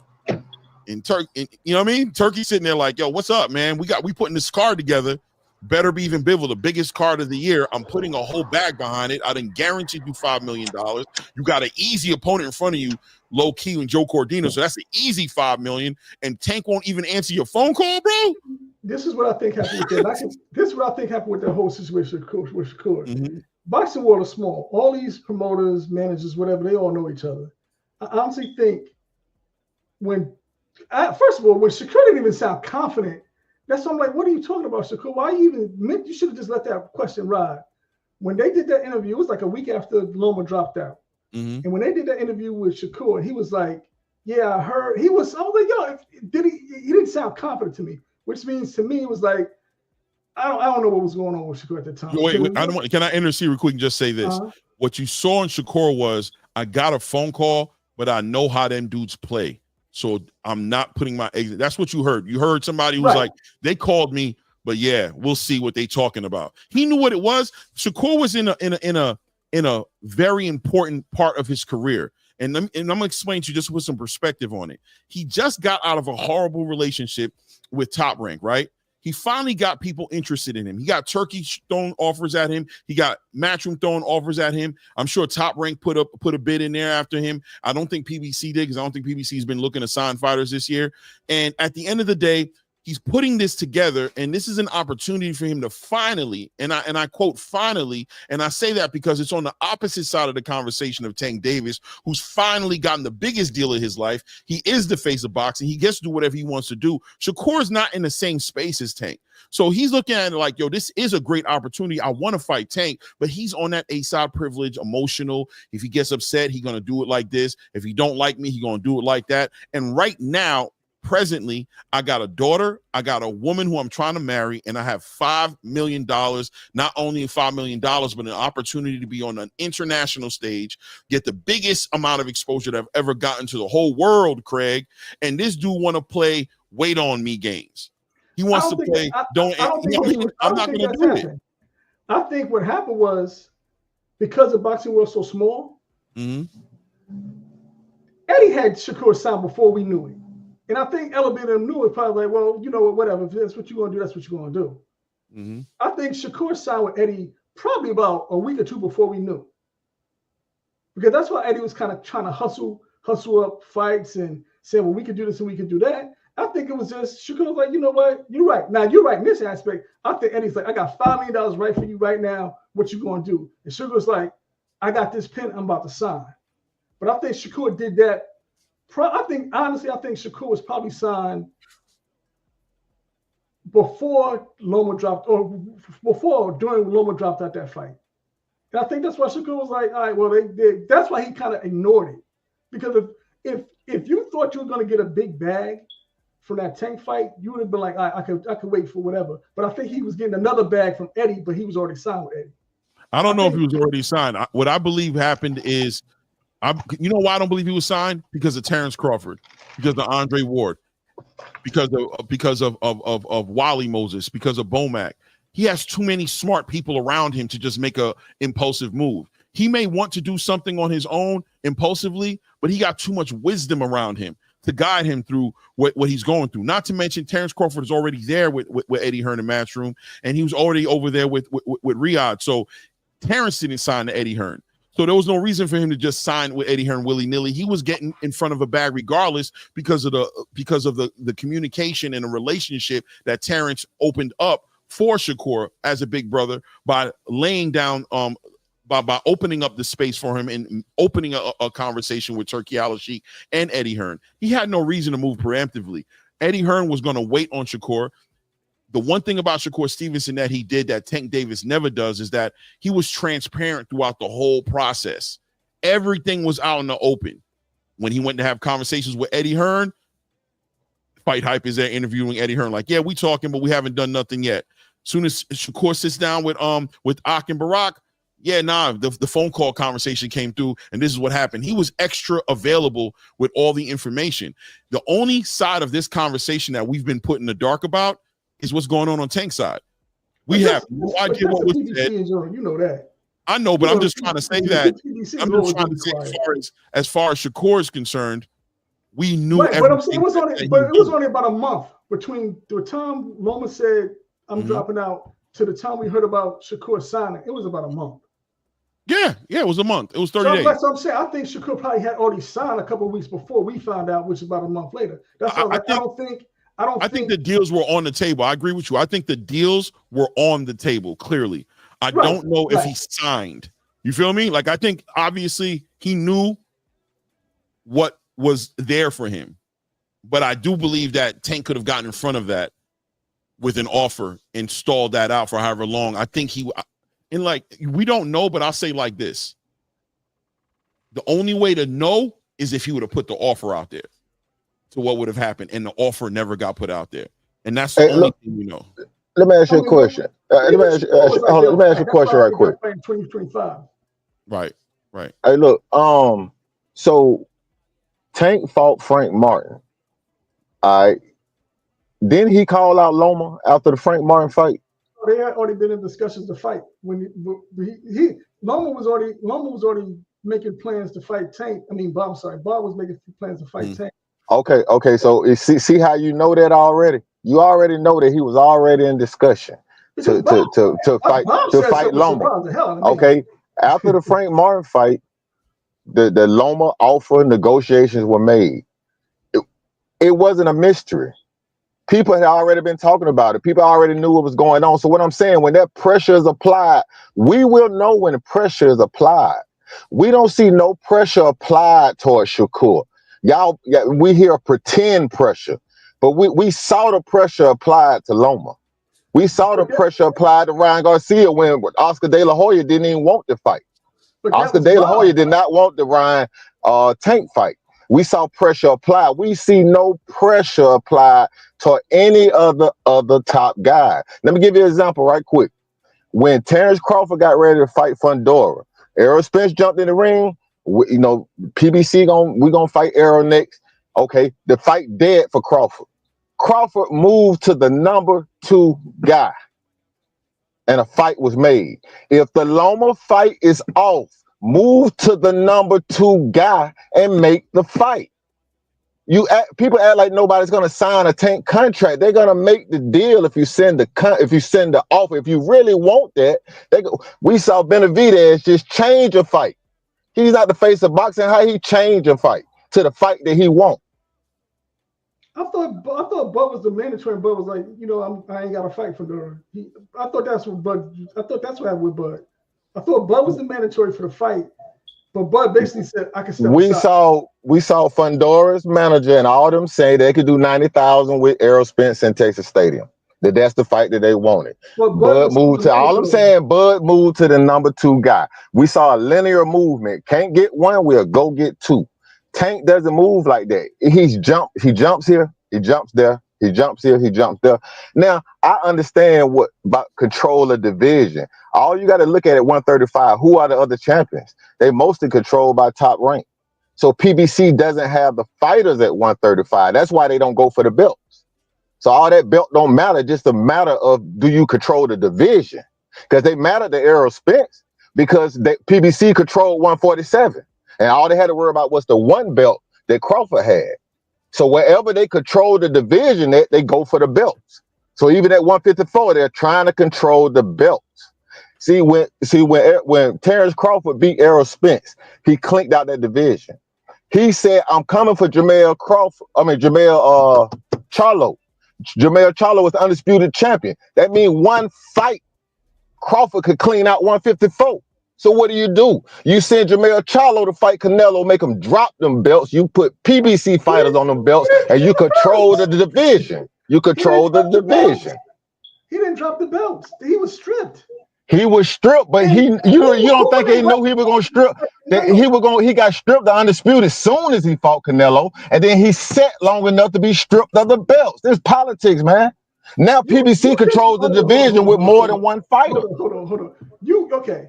You're basically saying that PBC literally was like, to keep the belts from Bud, we're gonna have Mel fight Canelo. When Canelo was supposed to fight Maul, and Canelo and Maul and Mel look just alike. So the fans the average fan don't know who the difference is. They switched up the fights to put Jamel in there, get stripped of undisputed, disperse the belts, read up on Al Heyman and control of the division. You will learn. I'm not telling you nothing I don't know. You got to go read up on Al Heyman. Nobody know right now because hold on a second, guys. This conversation is ill too. I love it, but I do want to bring in Blaze pound for pound. I don't want him just sitting there getting dusty and Yeah. My bad. Yo, Blaze, what's good, family? How you living, family? Peace, fellas. We had a great weekend of boxing, didn't we? Woo! I told you guys it's gonna be a great one, man. I loving every minute of it. What was? I know you're about to get into this Tank conversation, but I'm definitely interested before you get. I want to know what was the fight for you this weekend. Who was the standout? What was the standout moment for you this weekend? Just one, and then we can get right into Tank because I know already. and the one that's the best, that's most significant, and I think I said it on your show about KEYSHAWN and what he was gonna do when he took his moment, right? Okay. When he took his moment, I didn't get on. I don't think I got on any panels to debate the 6 pounds. I would have ran it. I would have went on a big rant where that don't matter.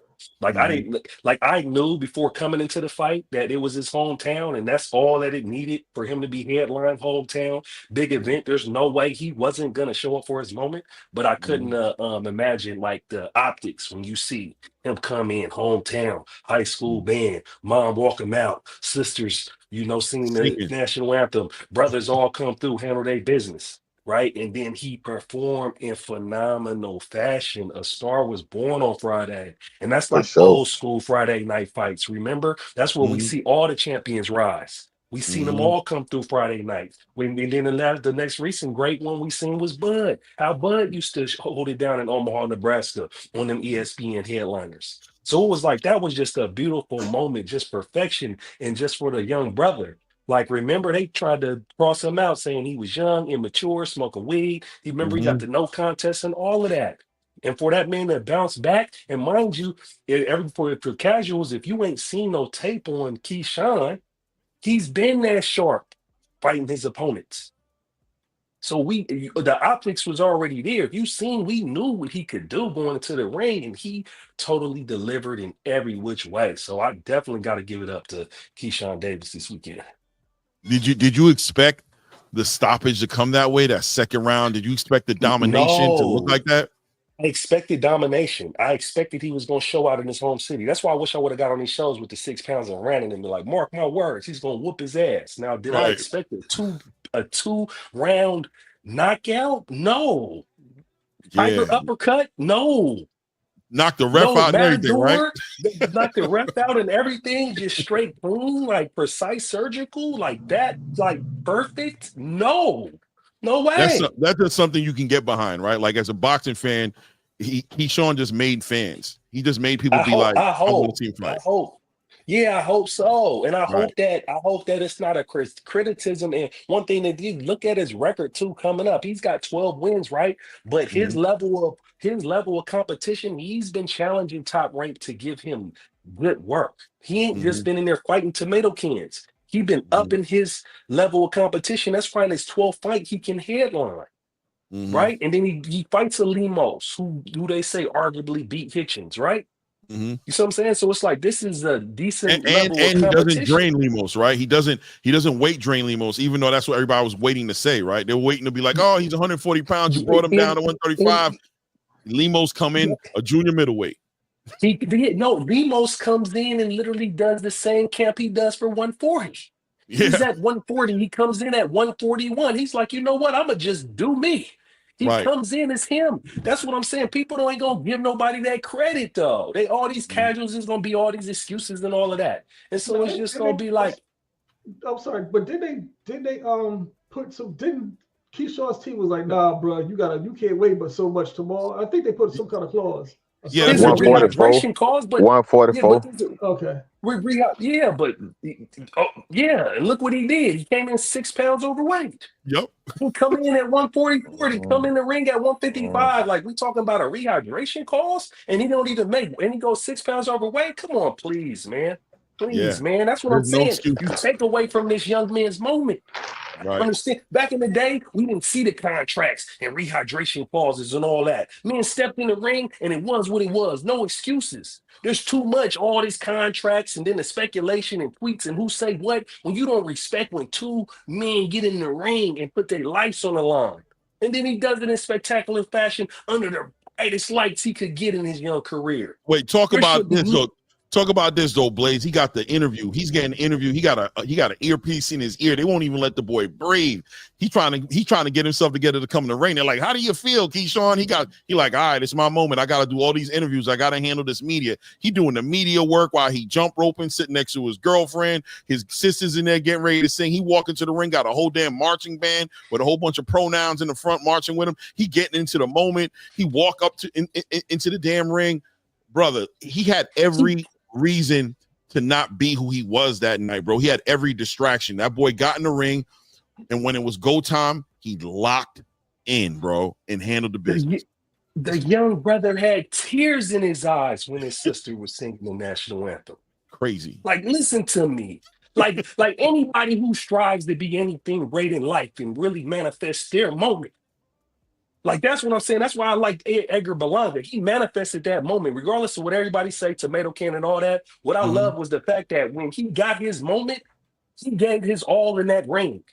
He did his best camp. He showed up, right? But back to KEYSHAWN, like, this is what it looks like when you manifest your moment and you show up under the brightest lights, under the most pressure. And not only do you show up like perfection, dang near. Like, it's just like, you know, so that's just was amazing. Get him out of here. I'm telling you, the way he came out there, it could have been an elephant. Like, Keshawn was ready to fight whatever walked into that ring that night, bro. He didn't care. He just was like, I don't care. I've trained too hard, bro. So bring in Canelo. I don't care. You know what I'm saying? I'm gonna fight the dog. out of him. You know what I mean? And I'm exaggerating with Canelo, but I'm just saying there was no 6 pounds that was going to get in the way of this kid's moment Friday night. No, 6 pounds was just not going to be enough to get in his way. Nothing was getting in his way that night. And so it was just, like I said, it was just amazing to watch. And then after that, he does exactly what he's supposed to do. Javante tweeting, they talking. Look, they was criticizing behind that. Always looking through Limos. Look what the look through look like. Give him that too. Give him that. He's this boy. Looking through him. Come on, man. Like, what do y'all want? This is what we wanted Shakur to do. He been in Jersey. He been up here in Jersey getting the bright lights to have one of these moments. Shakur had plenty of opportunities to have this moment, and he didn't do it. You're right. Keyshawn, that's his little brother. Keyshawn peeped that. Keyshawn's looking like, listen, when I get my time, when Top Rank gives me my headliner, watch what I do. And then he stunts. He says, listen, I'm so good I came to silver medal. I leveraged it. They had to sign me and my brothers. Come on, man. Family man. Come on, man. People don't pay attention to they miss the fine details, but they miss like the humanity in this. I'm telling you, man, this young brother's special. All right, hold on. Pound for pound. I know you want to cook, and I want to come back to you, but I do want to bring in. I'll wait. I am 444. Which, by the way, I am 44. I don't know if you feel like elaborating on that. What the hell is up with that damn name and the 444? The significance of it. It's going to be an elephant room. So if you want to give it 30 seconds to just shed some light on that, I'd appreciate you. Thank you. Well, nah, the 444 is just they're just a set of numbers that's been connected to me for a while, for a long time, ever since I was born. So I just kind of rock with it for the significance behind it. That's all. Nothing major other than that. All right, bro. You're not Illuminati or nothing like that, right? Nah. Make sure we got the right people in the room. I don't want. You good. You good. I got a question for the brother that was just talking. When you said Shakur had his moment, can you tell me the moment that Shakur had that you was? I just want just a reference so I can kind of follow you. You talk about Shakur having his moment? Yeah, you said Shakur had his moment, but he didn't really. In general, Shakur had his moment anytime he headlined in his home city. Okay, I got you. You remember he's 3-time champ, right? He's 3-time champ, so he's had plenty of opportunities in Jersey up there when he's been able to headline to handle his business. Understood. And you said you feel like he didn't handle his business when he was headlining. I was just asking. He didn't handle it. Yeah, that's okay. It. Understood. That's all. Understood. And understand, I'm a big Shakur fan. I'm wishing the best for him, wishing him getting healthy. He's generational talent. I really want to see, him, show up ultimately. Here's my take on that, though, and I agree with you. But here's the sad part about just how things are treated in the boxing industry. Unfortunately, it's like when you're like the older brother, it's almost like you kind of go through like the worst crap. And it allows the younger brother to kind of study and also figure out how people are moving, how the industry is moving, so you know what not to do and what to do. I think if boxing was just fair across the board and it didn't have all these politics in it, I think that it shouldn't take the person to have to create the moment. Once talent is recognized, the industry in itself should be kind of organized in a way to put people in the positions that they need to be in so that they can shine. But I think with all the politics, I think it just bogs things down so much. And now you have to be like what a KEYSHAWN is. You have to be like, and that's what I think KEYSHAWN is almost the evolution of what it takes now in order to get to the part of boxing where we're used to and we love the most. You know what I mean? That's that's my take on that. No doubt. All right, so look, we 5 deep up here, so we're gonna have to organize this confusion because I want everybody to build. This is kind of like the part where I kind of like try to steer it a little bit more evenly, maybe even put a timer on. I want all these topics to get hit on because the weekend was insane. Like literally, guys, the weekend was insane. It was, if you're a boxing fan, you was in, like my mom says and my wife says, I'm Haitian, so I'm not gonna say it in Creole, but we were in our bowl of grease. You know what I'm saying? It translates better when in the native language, but we was in our bowl of grease this weekend, and I really want everybody's take on a lot of things that happened in the event. I've spoken already about it early in this video. This is a 3.5 hour live, so I already talked about it, but I haven't been able to get everybody's perspective on the panel, and I want that perspective. This is a good panel, and I'm interested in everybody's thoughts on it. So listen, man, we already talked about KEYSHAWN. I know Hunter Young already expressed how he felt about Keshawn Davis. Too Rich, I feel like, spoke about it as well. So I'm just going to move past this Keshawn Davis situation, and I want to jump into the Khalil Co situation on I want to go right to the Boots Ennis card and go. No, matter of fact, no, let's stay on this card. Let's speak on Abdullah Mason, what we saw Abdullah Mason do Friday night. A lot of people feel like some holes were exposed in his in his armor. Some other people feel like, look, this is just part of boxing, nothing, no big deal. What did you guys walk away feeling like Abdullah Mason on his 6th fight of the calendar year, prospect of the year candidate? Some people say locked in prospect of the year. Speak on Abdullah Mason and what he did this week, and what do you also want to see on the top of the year of 2025 for Abdullah Mason after doing all the work he's done this year? We can actually start. Let's start with triple fold, and bring it back full circle the way around. All right. So my take on that. Wait, triple fold. I'm going to give you 2 minutes. I'm going to put it on. I'm letting you know. I'll make it real quick. I think that Abdullah Mason, I love the fight. I love the fact that he was able to show us what he looks like after getting hit with something powerful. So now we know that he can get hit with a hard punch, and we know that he can get back up and he can go in for the kill. So that particular aspect I loved. Obviously, I think he learned. He says, okay, I'm not going to be able to rush things a little bit. I'm going to take my time, a little bit more finesse, but he has all of the skill set that he showed it. I love the meanness in him. I love the grit. He got hit. The guy's a known power puncher, and now he's going to learn to kind of consider those things and game plan a little bit more. Even though he's going to go in and put on a show, is how you put on a show. So I think he was still able to accomplish the show, but I love the fact that he was able to get hit and just get up with that grit. I don't think he's going to ever make a mistake like that again. So moving forward, I think people are going to have a lot to look out for when it comes to him now, because he done been tested in that particular way. That's my take. Awesome. That was really good, bro. Thank you.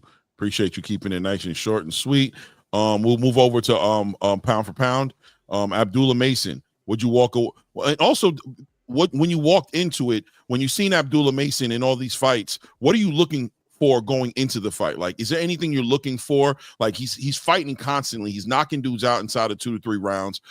Ultimately, as these matchups are getting more and more difficult, is there anything that you're looking for in Abdullah Mason that you haven't seen yet? And obviously, what those boxes checked in this fight.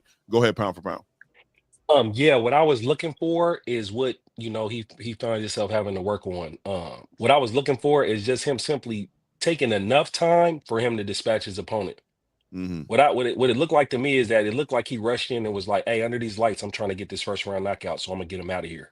So he bum rushed this guy, and this guy, obviously had more power than they thought he did, and so he caught a couple flash knockdowns. What we did find out is that boy Abdullah Mason is a dog.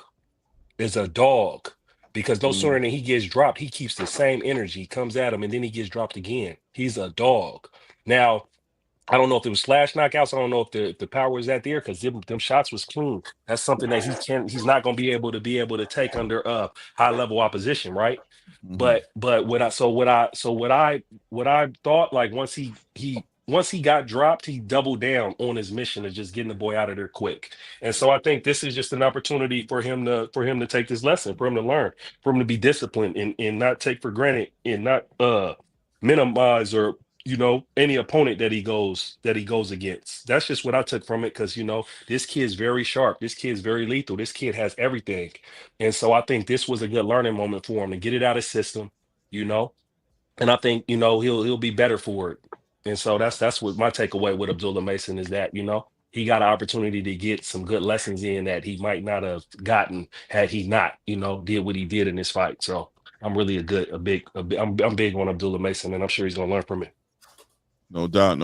Appreciate it, right? I'm telling you, this clock right here is diabolical, bro. He having y'all on clock, bro. Y'all don't even know, bro. All of a sudden, when that clock come out, the planes get landed, the points be precise, the words is stop, the word. Yeah, anyway, let me not take anybody's time away from. We're going to go up to Too Rich. I respect the belts. speak on Abdullah Mason going into the fight, what you might have been expecting, and also nobody in the panel really spoke on it. But what do we need to see from Abdullah Mason in 2025? Is he still the prospect? When does he transfer over into contender? And what is Bob like? What happens? He's been so busy. What's the next fight that he needs to do to get him where he needs to be if he's not there yet? Too Rich, however you feel like starting, it's on you. 2 minutes. All right. Now, I want to preface my statement by saying I'm a top ranked guy. So all these guys I consider, I think top rank got the best roster, I always have. So it's no hate on Abdullah, but it is criticism because I do breakdowns on my channel. So I'm looking at the fight, looking at it wasn't a long fight. Okay, Abdullah did get hurt. A lot of people want to say it's a flash knockdown. I'm gonna say he got hurt because the reason why I say that, on the very next punch, he got chicken leg before he scored the knockdown. This is not a bad thing because we saw Crawford get chicken leg before, and we haven't seen it really since, even though he's fighting bigger fighters. So he has to make an adjustment for understand. He has a small neck. He can't absorb as much. He's probably gonna have to grow up a little bit, maybe increase his neck size to absorb the punch. Okay, but if we know that, why is he getting hit with those punches? This is some of the technical breakdown I'm gonna do on my channel. Is he got a lot of boots in him, fighting showcase fights. You have to get in there with somebody. Top Rank carried him too long. He should have been in there with somebody at 13 fights so we could work out these kinks. He gets on the inside and he dances around just like Boots. They want to come stick their head on the inside in order to be very offensive, allowing him to be sitting right there for the left hook. So how do you remedy that? How do we cure that then? We got to use the Bam Rodriguez. Bounce in and feint. Bounce back. Now shoot in with that uppercut. Don't stand there and just be offensive. We watching Boots do the same thing. Stick his head in. And then now he just want to get off to the body. But your head sitting right there. So it just adjustments. He's very sharp. Very sharp. But he's going to have to make adjustments because he knows mentally he's vulnerable right now. So we got to put something in place, meaning we got to use more feints. Don't just go on the inside and sit there and dance around. You can't do that with top of competition. Man, that was official. Use that whole 2 minutes. Yeah, man. Right on point, bro. You must have timed that out, bro. You got your clock going too. I don't know. I don't make numbers short, so I'm used to keeping it to a minute. You did the thing. You did it, man. Hunter Young, Abdullah Mason. Same question, I guess. At the end of the day, how do you feel about him? What you walk into the fight expecting? What are you looking for out of Abdullah Mason at this point? 6 fights into his into the calendar year. He's probably the most busiest fighter of the damn year. That had to. I bit my tongue. That's God told me shut up. 6 fights into the year. What are we looking for from Abdullah Mason at this point? And also, what do you think about the fight? Okay, about the fight, it was a fight. I told you, Fernando Vargas. That's all you need to remember with me, and you'll know that me being big on anybody this right now that young, I'm not going to be because Tito ruined that for me when he beat the hell out of Vargas. But I mean, it was a good. I think he learned something. I don't know what exactly because it depends on how he takes it. If his ego says, "Oh, those are flash knockdowns," and he just caught me, then it could be a problem. But if his ego is saying, "Yo, I got hit. I need to work on something," he'll be okay. Going forward, 2026, he's gonna have to step. Well, more than likely, he's going to have to step up the competition. I can't say, I don't want to say Schofield because I think Schofield may be a little bit too high, but somebody like maybe a beat up Kambosos, something like that. Kambosos, somebody like a Kambosos, who basically in my mind is a gatekeeper right now.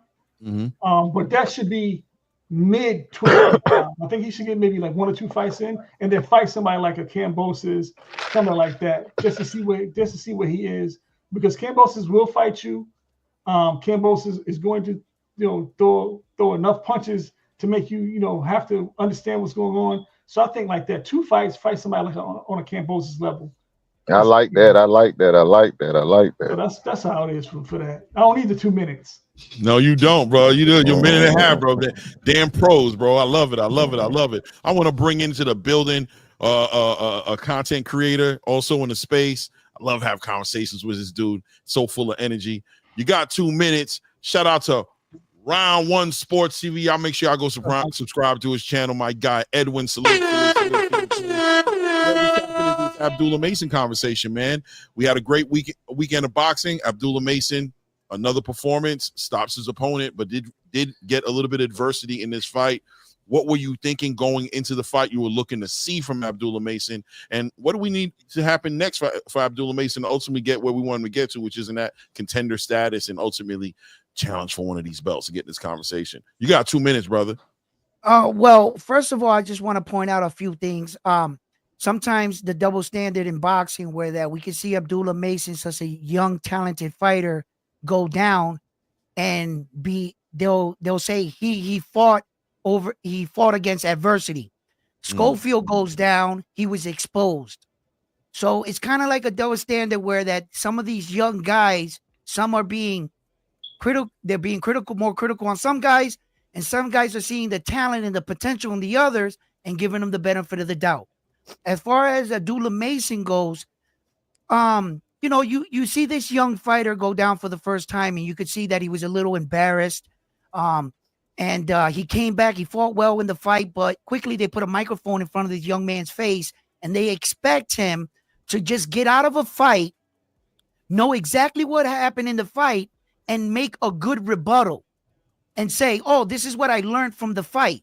It's obvious, like, when you watch his interview after that, he assesses, he says, there's things I have to learn. I'm a young ego. His father told him some things, and this is another case where sometimes the fighter does what he wants. I think that Abdullah is going to learn a valuable lesson. I'd rather him learn these kind of lessons early in his career rather than in a championship fight. You see, so as we can see, Abdullah Mason is further along than some of the prospects when it comes to his understanding and his fundamentals of boxing. And so I think sky's for the limits. But once again, he was tested in this fight. He for him to get up off the floor like that, some guys will concede in the notes they were hurt. They would shy up, go into the high guard. Not Abdullah. All right, we good. We did it 2 minutes. So yeah, man, Abdullah Mason, looking forward to see what he got going on. I want to move on. I got two little topics, but I'm going to save them for the end just in case we run out of time. I definitely want everybody to get at the big topics right now. So I'm going to move right into the Boots Ennis card, and I'm going to go right up the ladder. I'm going to go past Akeem Moses. I'm going to go past Khalil Co, and I want to go into the Raymond Ford conversation because I think the 130-pound division looks like it's getting a little bit of light right now. Me and Ray Davis spoke about it a little bit earlier. I think the division is jumping, you know what I'm saying, with Raymond Ford's addition to it. I don't know if everybody got to see the fight, but I'm interested in how you guys felt about that fight. And we can start off with actually Ray, I'll be honest, we already kind of spoke on it, bro. We already kind of spoke on it. So we already got a lot of people up in here. So I'm going to put it right back on Edwin with Round One Sports. You got 2 minutes, Edwin, if you want to speak on that Raymond Ford fight. I don't know if you saw it or not. Yes, I did. And wow. Now I kind of believe his at first I thought it was an excuse. He was saying he was weight drained against Nick Ball, but the way he looked at 130 pounds, he looked strong. He looked fast. He really showed that his cardio held up. That jab was mean. Orlando came there. It showed that he came to fight. He dropped him. He had him in all kinds of trouble, and Orlando still weathered the storm. I think that he's found a new weight division, a new home, and I'm eager to see, him back in the ring. I don't know where he goes from here, or if any of the champions will take him on, but I really feel that he didn't look weight drained. He answered a lot of questions for me, and then that doubt of whether, it's like a champion's curse. The young champion gets the championship, and all of a sudden he starts training a little less. You don't know what you got until it's gone. He loses the belt, and boy, does he want to be a champion again. And it shows. And it showed. And I like the way he came out there.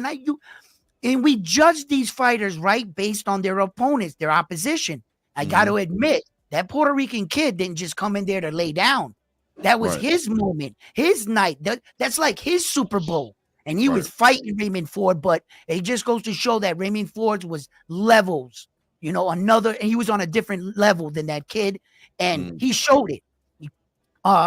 You know, hey, hats off to him, and that's what I got. I want to see more of him, definitely. No doubt, no doubt, no doubt. Yo, man, I want to get at we're gonna go with pound for pound.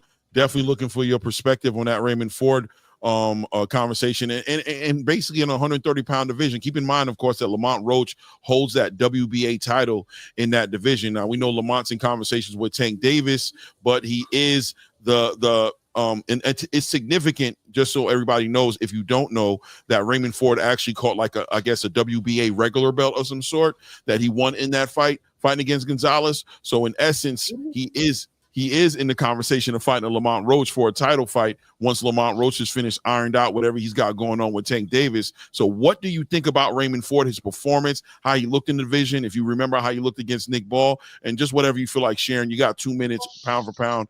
It's your time. Yeah, unfortunately, I didn't get to see the Raymond Ford fight. I actually had to watch the Bam fight and Boots fight later on because I had some things going on that night. So unfortunately, I gotta, step away from this conversation because I didn't see that belt. No doubt, no doubt. Make sure you watch it, man. I think you'll be really entertained. A great fight, man. I'll go ahead I'm queuing it up now. So Hunter Young, it's on you. Did you see the fight? Any? Nah, I ain't see it. Like I said, I forgot like one of the earlier fights in Raymond Ford. I forgot about it. I didn't forget about it, but I got busy doing something else. So I was like, oh damn, I missed the fight. So no doubt, no doubt. You'll salute the Echo in the building. Echo, salute. You know what I'm saying? Echo, I don't know if the link is out there. I'll put it back on there for you. Echo is definitely the historian, the scholar amongst gentlemen. You got to show love to Echo from across the pond, showing love to the panel. Ray Davis, we already talked about Raymond. Do you want to add anything to Raymond, or do you want me to just go ahead and move along? I mean, small things. Like I think we just talked about it earlier. I don't want to repeat myself, but I just want to say that I think he put on such a great performance. We do have to remember he got bored in that fight. You actually see when he got bored is when later rounds where the opponent felt that he had to put the pressure, and because of the way he was fighting, that it caused him to be more able to get hit. But I think he was doing. I don't know I can't tell you his thoughts, but it just seemed like he wanted the fight to come to him at the end of that fight so he can get exposed more. It's just that guy wasn't beat for it, bro. Like that guy was like, I don't want to get hit no more. So at the end of the day, that's all I really got. I think he did a great job. There's nothing else to say, but just A+. No doubt, man. Too Rich, did you catch the Raymond Ford fight? Yeah, I caught most of it. Yeah, man. From seeing him against Nick Ball, and man, that guy looks powerful, man. It looked like 130 is a little bit more comfortable for him, man. He looked like a beast, man. It is to me another sign of the walls closing in on Tank. Cause in a minute, he's not even gonna be able to pick a 130 pounder. These guys coming. That guy looked like he could probably go up to 135, man. He looked like his fundamentals are good. He fights a lot like Tank, to be honest with you. Maybe a little bit more active, maybe a little less power, but he looked real good, man. I got nothing bad to say about it. I think he's gonna do big things, And like I said, I think Tank stole that Roach fight from that being a potential fight, because a loss is a loss. I don't care what weight class it is, it's gonna stain everything. But yeah, Ray Ford look good, man. Yeah, I agree with you, by the way.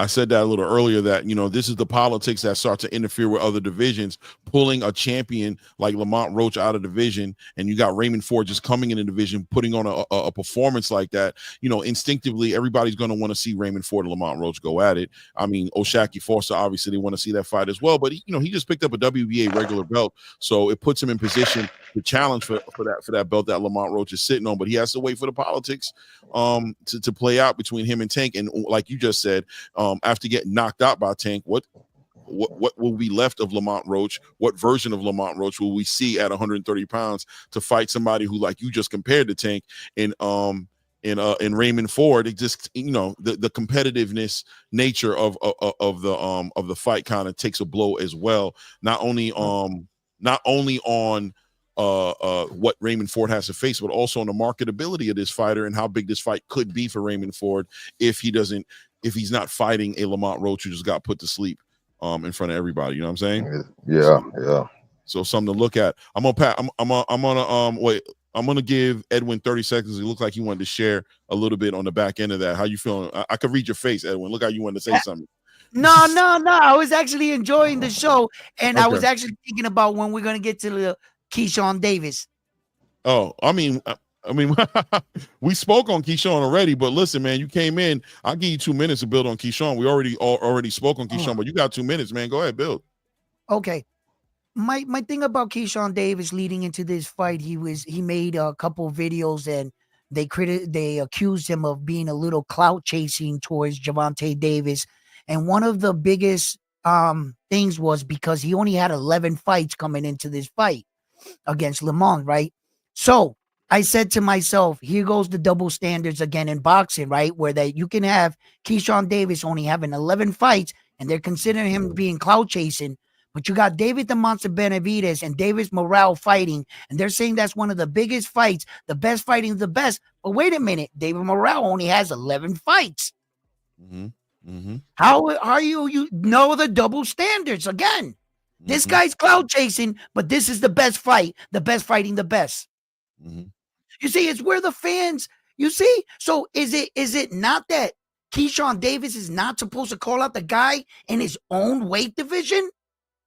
You're literally in my division, the champ, standing in my way. Am I not supposed to call you out? You know, and these are the things. So, and then when I saw his performance, right, 6 pounds overweight, I already saw the narrative going off that they were going to say all this stuff. But as far as his performance, I saw glimmers of Terrence Crawford. The patience in the young man, the way he wasn't looking for the set knockout. It's just like Terrence Crawford taught him some things and said, let it develop. For the first time, Keshawn Davis saw openings. He made things. He saw this guy, everything he was throwing at him. He sat back, boop, and it came to him. Terrence, Bomac, and them, they are really rubbing, you know, and it is just, you could see the transformation in his game, in his fight game, Keshawn Davis's fight game. And I really like how he's taking this. No doubt, man. I'm gonna move on to Echo too, but I want to add on to what you said just to say that, yeah, brother. I saw the picture of hold on, man. This thing is acting up. These damn apps, bro. Why are you doing this right now? Hold on a second. Okay, we're good now. I saw the Terrence Crawford there. Without a doubt, you see the influence. And I think one of the most powerful things going on with Keshawn Davis right now is who he's surrounded by. Like, his talent is one part of it, but not everybody has that team. He's got Terrence, he's got Shakur, he's got Andre Ward, he's got Bomac, he's got the who's and the elite of Hall of Famers around him, future Hall of Famers and and present Hall of Famers in Andre Ward, and future Hall of Famers in Terrence Crawford, and trainers of Hall of Famers in Bomac. He has a support team around him. And when you look at, and I'm going to move very quickly so I can get over to Echo. When you look at his journey from last year, having that no contest of popping on marijuana, right, and then missing his opportunity with Jose Pedraza, then starting this year off, getting that opportunity back through the blessings of God, he got that without that guidance around him, right, without that structure around him. Does Keshawn Davis make the comeback he made this year to have that performance with Jose Pedraza, have that performance against Miguel Medueno, and ultimately have that homecoming once in a lifetime? I mean, I think fighters live for that opportunity, tearjerker moment, to beat a fighter who came in 6.5 pounds overweight with all that pressure on his back, and not only win the fight, but dominate and put the dude down in 2 rounds. Yeah, man, everything came together. And then you got Terrence Crawford. You got Terrence Crawford, this amazing champion that set the blueprint from him, and he wants to be a student. He's showing him the blueprint. Son, if you do this now, stay out of the party. There'll be party later in your career when you retire. Do X, Y, and Z very well. You'll be, and look, Look what It's it's just beautiful. like. I wish Tank Davis would be. If I had to say Terrence Crawford is the closest thing to Team USA, I wish Tank Davis would be like their Wolverine. You're not Wolverine that Mhm. can fuck with the X-Men, Right, but right, he's right, always with them, right? right, But he's right, like, screw all of you guys, but I'm down with you. But I ain't gonna right. mess with you. But I'm a loner. I wish he would Yeah. be our Wolverine. You know what I Yeah, mean? yeah, no, 100%, brother, like 100%. And honestly, to put the Cup. cherry on top of the pie, he had a son this year, and sometimes, and that just kind of cemented his focus and his Yeah. mentality. That's going to get him where he needs to be. It's really movie worthy. KEYSHAWN's journey this year alone is movie worthy, beginning to end. I don't know what his future is going to be, but when you think about his story that he has about almost killing himself, thinking about killing himself, losing his grandmother, how that affected him, his mother, I mean, bringing his brothers with him. Anyway, I don't want to get too long-winded about it. I want to go ahead and bring Echo into the conversation as well. Echo, we've already gone over two things. I don't know if you want to talk on both of them or any specific one. I will put the clock on you, but we talked about Keshawn Davis already, which I think is the highlight of the weekend. And then we also were just talking about Raymond Ford's performance and what he brings at 130. You remember Raymond Ford when he fought Nick Ball, right? Oh, of course, yeah. All right, so which one? I'll give you 2 minutes for each one. Whichever one you want to speak on, I'll put the clock on you. I'm going to keep it quick anyway. I thought Keshawn Davis did a great job. Like, as Edwin said, he was very patient and he's doing the right thing. And one thing I like about Keshawn, he's got that dog in him as well if he needs to. And that's all I'm going to say for the time being anyway. Let somebody else go. Okay, what about Ray Ford?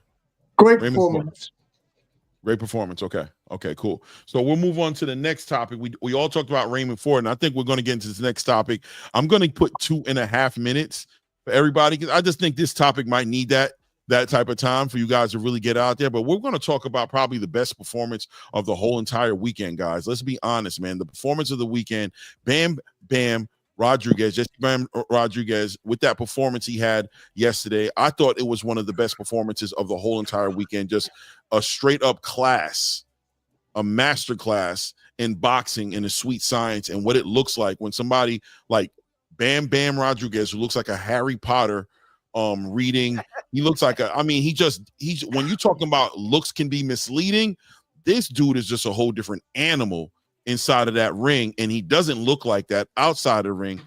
Please share with me. We can start off where we left off. I like to do it that way, just come back full circle. Let's go ahead with Echo.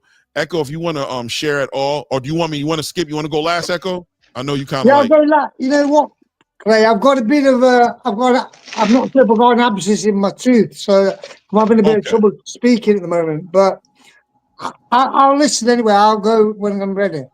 Okay, no problem. I got you, Echo. Okay. Anything for the OG. We keep you on point, bro. You safe here. Let's go ahead and let's go the other direction though. Let's go to pound for pound and then bring it back full circle. And maybe Echo might want to share at the end of that. So pound for pound, Bam Rodriguez, bro. Did you wait? You didn't get to see that fight, right? You said you didn't see that fight. No. I seen that. I watched it. Like I said, I watched the replay. I watched it on a late night on my 86-inch. And Bam Rodriguez. I know you got it. That's why I put the 2 minutes and 30 seconds on it, bro. I got a feeling you're gonna need the time, bro. Go ahead, man. I'm not gonna use all the time, but listen, man, I became a fan. Because like you said, that's the sweet science. And I'm left-handed, so I like southpaws. I really do. I really like southpaws, as far as those that are, perform at a high level. And listen, man, he worked. And that's one of those fights where you got an opponent where you get to see everything he got in his bag. He got in his bag last night as far as keeping the pressure, the distance, working the body when he get him on the ropes, the timing, like it was all there. Like you said, it was like, they've been hyping him. They've been, I've been seeing the quotes from them, and I didn't watch a lot of tape on him. So I reserve judgment, but I've been hearing about this guy, Bam Bam, and how highly they spoke of him. And when I seen it, I was like, this is why they highly speak. This is when the casuals forget the names. This is when, you if you're a real boxing fan, this is when you really get to see like a future, like, man, greatness in the making. You know, this guy's special, man. I look forward to seeing he's definitely gonna be on the pound list one day. And I definitely hope that, he gets the competition, to fight the highest competition, in his weight class for him to have an opportunity to show out. But he got everything. He's so nice. And Yeah. I'm complete. I'm gonna shut it down right now. I'm gonna just let everybody else. I'm gonna let OG do the analyzing. But I just was just a fan, just to be able to sit back and just watch a great boxer do his thing. That's what I got out of that Bam Bam Rodriguez fight. No doubt, no doubt, no doubt. Go to the scholar and one of the scholars in the room, and Edwin over here, round one. I know. Listen, it's not racial or anything, but Edwin happens to be Puerto Rican. If you guys didn't notice, right? You know what I'm saying? He's a Latino, and I know he has to take a little bit of personal pride in having a quality fighter like Bam Rodriguez on the card that he was on. You know what I mean? Co-headlining on the East Coast and getting the opportunity to showcase and not fall short or drop the ball, as a lot of pressure I'm sure was on him. He's only real Latino on the card. You know what I'm saying? To do that work, and he just ended up being probably fight of the night on that card. Speak on it, Edwin. I give you 2 minutes and 30 seconds, man. Talk about your boy. Well, and being at 115 pounds and putting on that kind of performance, we know that these guys at a lower weight division, they usually don't get these kind of like stages, with these kind of guys. And to showcase him like that, he really didn't let the night down at all. He really showed his skills, and he put on a masterclass performance. But I also want to talk and say that leading into the fight, ironically, on my live stream, I called it. On my I got receipts. I actually said he'll knock him out by the fourth. He knocked him out in the third. Right. Okay. What I saw was, because I know I follow Bam and I know how he works. This guy's elbow game and defense, his elbows would point straight. And I knew that Bam was going to rip his body. He was going to snatch his soul right out of his body. And I just knew it. I just that's the way I saw it. And it's kind of funny when fights turn out the way you thought. And it really I had to slow down because my head got this big, because I was just like, I told y'all. I was so excited for the young man, because a lot of these guys in the lower weight division needs to get their credits. He's a great fighter, and I would like to see him fight Chocolito. I'm not sure if that fight will materialize. I'm not sure, because he has such high respect for him.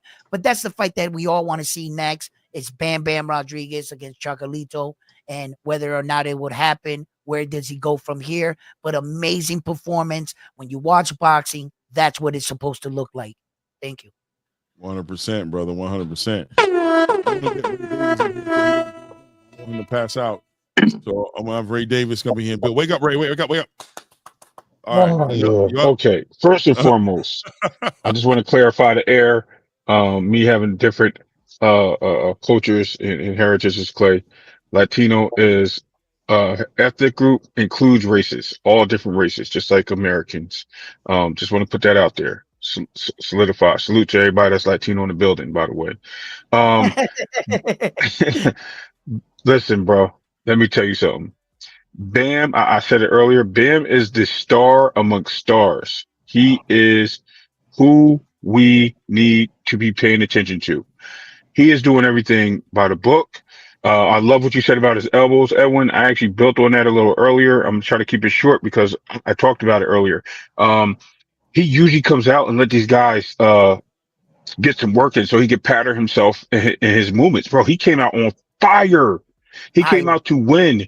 He did everything. He was like, I'm putting on a show for Philly. They don't know who I am. They're going to learn today. He put that out there. He solidified it. He stopped this guy, TKO. Like, that guy was like, yo, what happened to me? Went back home, came back, got in the ring, put his chair down.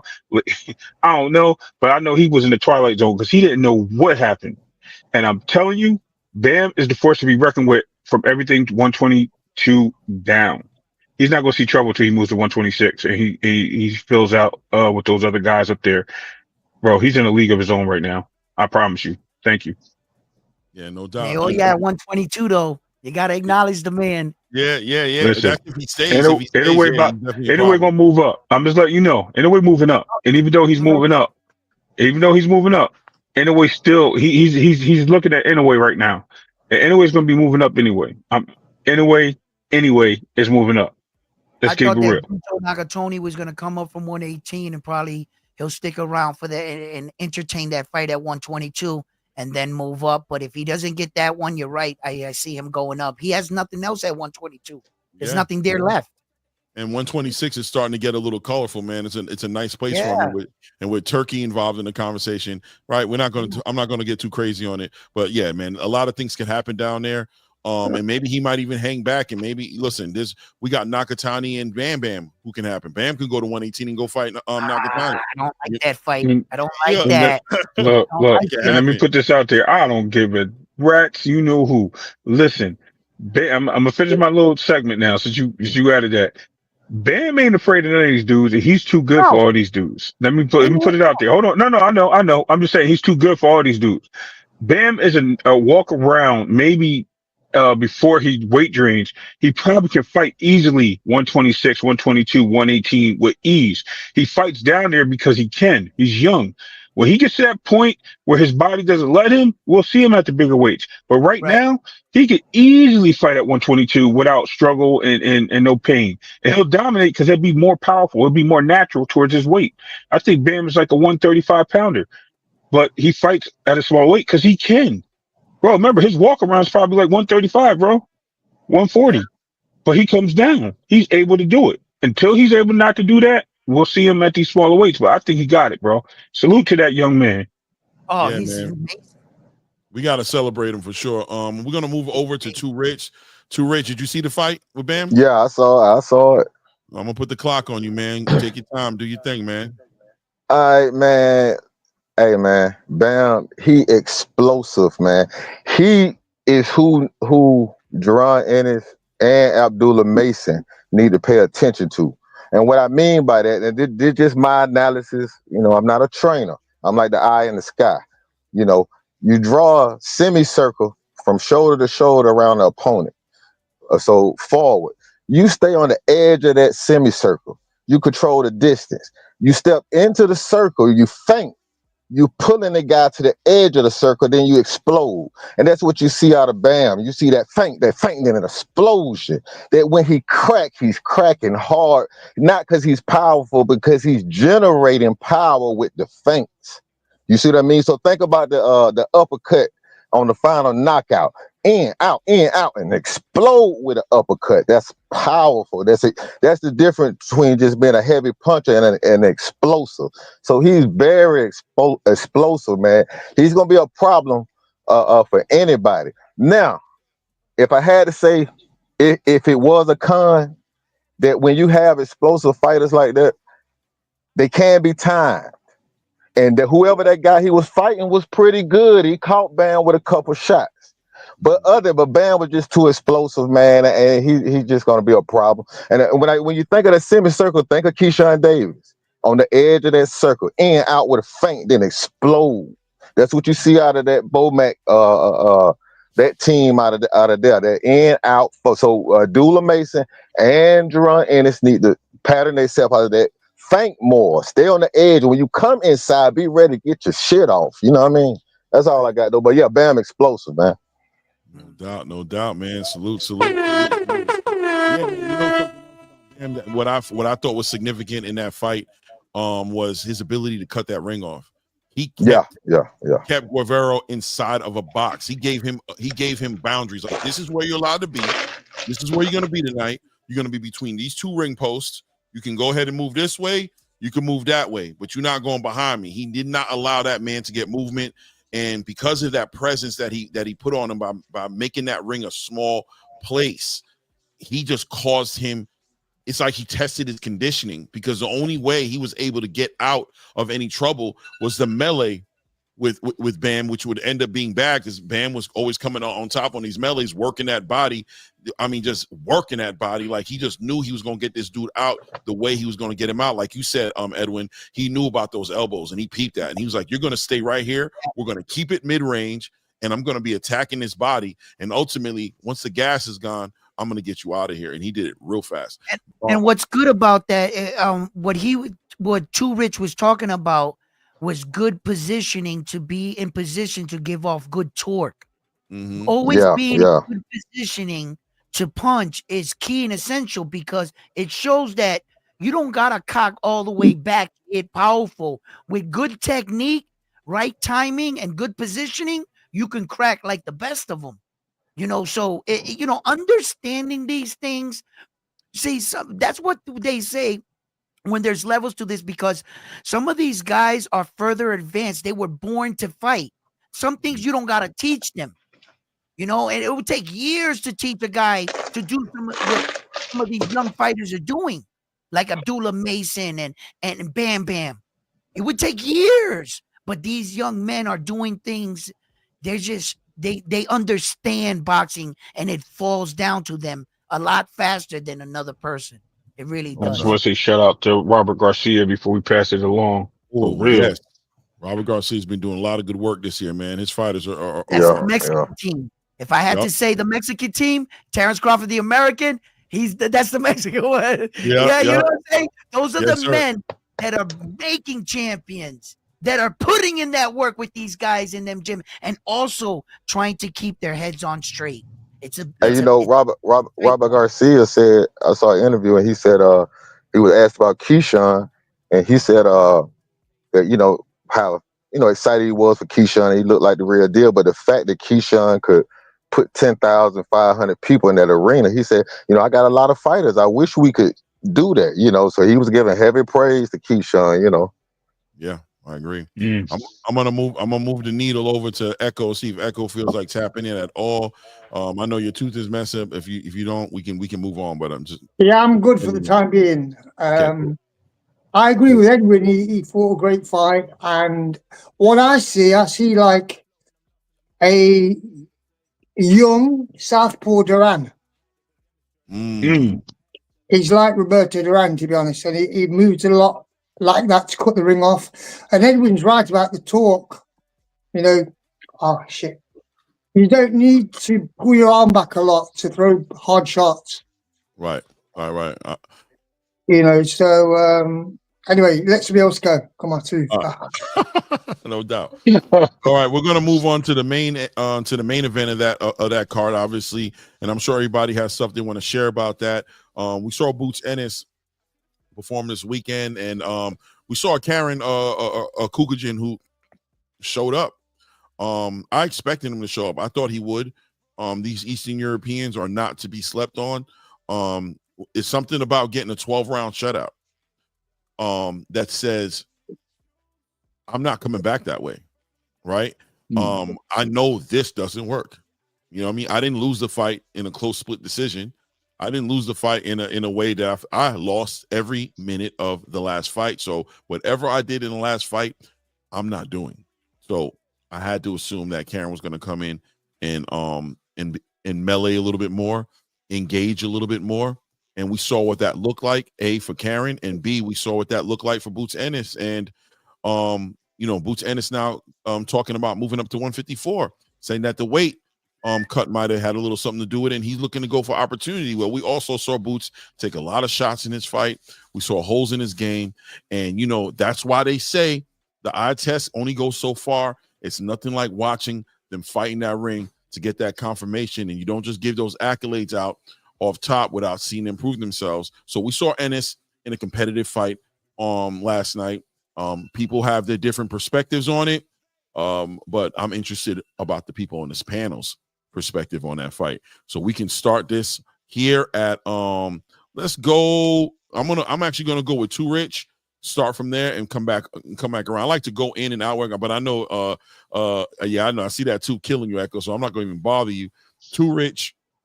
Wait, Too Rich, you already shared on this though. Do you want to still build on this, or do you want to pass on? No, I ain't talked about it yet. You ain't? Yeah, okay, cool. I know you was for a little while. Well, you got 2.5 minutes, man, to build on that. What going into the fight? You know how I do it. I want to know going into the fight what you were looking for, because this fight wasn't a fight that anybody was asking for. But at the end of the day, this was Boots Ennis's most competitive fight, you can say, to a degree, being that he had holes. This is the fight they used to be like, Boots ain't ready. So I'm talking about the first one. So going into the second fight, what were you looking for? What boxes were checked? And what do you think it means for Boots Ennis in his future endeavors? You got 2.5 minutes to build, brother. All right, so now, Clay, you know I was in a chat with you and with you and Blue, Right. and so he read my comment on the air or whatever, and the comment was simple as this: Karen left hook on the inside of Boots' wide right hook. He hurts Boots. Boots comes back to win. I went on everything boxing before the fight. I went more in depth because I was talking, and I said we're gonna get to see a meaner Boots because Boots gonna get hurt or drop. Maybe it's a flash knockdown, but he's gonna have to come back, and we're gonna see a meaner Boots. That smile will be wiped off his face. So the fight played out just like that. Now, my channel, Too Rich, Mr. I Respect the Belts. If you click on there, you'll see the first short, which is a fight breakdown before the fight. And I showed all this. I paused the video to show you Boots swings wide. His glove sometimes almost behind his shoulder. That he starts that wide. I said, Karen is getting on the inside of these punches. That's why you're saying he exposed Boots, because he was able to get on the inside. I said, they see this. They are begging for the fight. The guy knocked out 2 of the last 3 opponents. They see what I see. I said, now Boots is going to win the fight because Boots is just too big. He's too big for 147. But I said he going to face some adversity in the fight. Boots got, after the Avenesian fight, I did a breakdown of that. Man, this dude got flaws. These are created by habits. You do not change your patterns. Everybody said he going to get it right when he fights somebody. And I knew that wasn't going to happen. You know, maybe now that it's exposed to another degree, maybe he can go now tighten that up. But I told you, he comes in with no jab, gets close, and Karen just timing him. He just timing him because he's going to come with that wide right hook. He swings too wide. Whereas you look at a Crawford sharp, short and sharp. I even said on Greg Hackett's show that the other guy, Brian Norman, will have some success because Brian Norman does not have recoil in his punches. He will get there faster than Boots punches. So Boots is fast once he gets it going, but he's wind up is slow. He got to correct that stuff, but he's fooled at 154. He fooled. That's all I got. 10 seconds to spare, man. We appreciate you, man. We'll move over into Ray, do you want to build on it or do you want to pass it to Edwin? Oh yeah, I just want to touch up on it real quick. What I want to do is, first of all, I want to give the respect to Karen Takashian. I think what he brought to the table was excellence on his part. I don't want to take nothing away from Boots except for what Tubers just said. The patterns, bro. After that 4th round, he should have adjusted. He should have known that there was something different. Only thing he did is come out in the 5th, looked like he made the right adjustments, but he was still fighting the same fight after the knockdown. So Boots needs to learn to adjust. He does all these things. He says all these things when he's fighting and doing all and sparring, and it looks like he just continues to spar in the ring. Doesn't look like he takes the time to change his methods. His dad's advice was not the greatest advice, unfortunately. You know what I mean? Shout out to Boots Ennis. I respect that man, but it just didn't seem like it was the best thing to say to his sons is go out there and just get him out of here. That doesn't play well with me or any other boxing fan.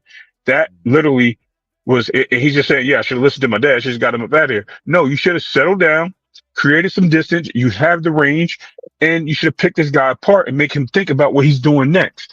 He did not do that, and that's where I think it fell through for Boots on my end.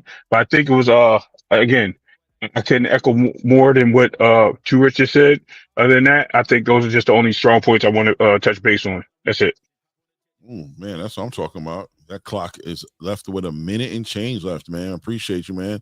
We're gonna pull off and go and let Edwin get involved in this conversation because boxing is great, right, Edwin? Like we can talk and we sit on these content creation platforms that we create and we give people what we think.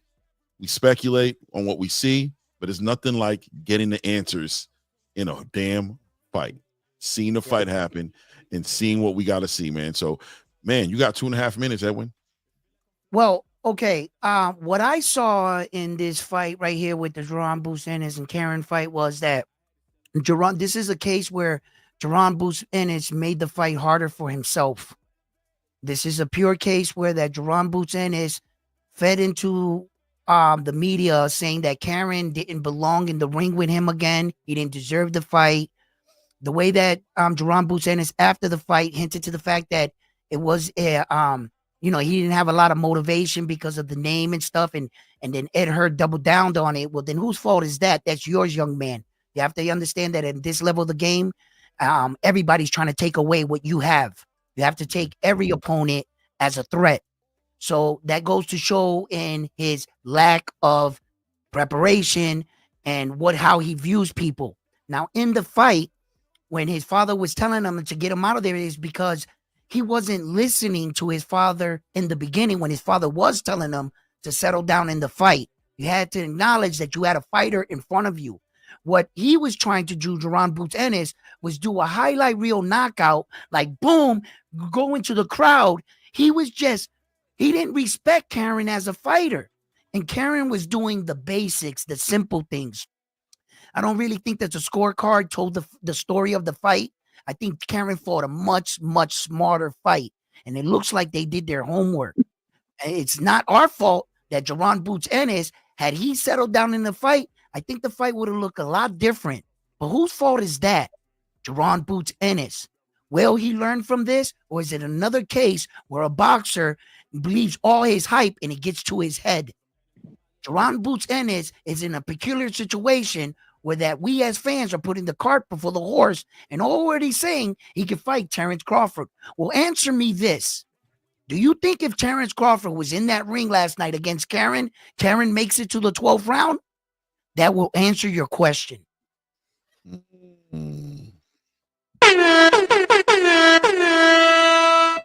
All righty, man. That was a good little build. Yo, Blaze pound for pound. I hope you're still awake over there. I know it's been a while since we heard your voice. Did you get a chance to tap into that Boots Ennis fight?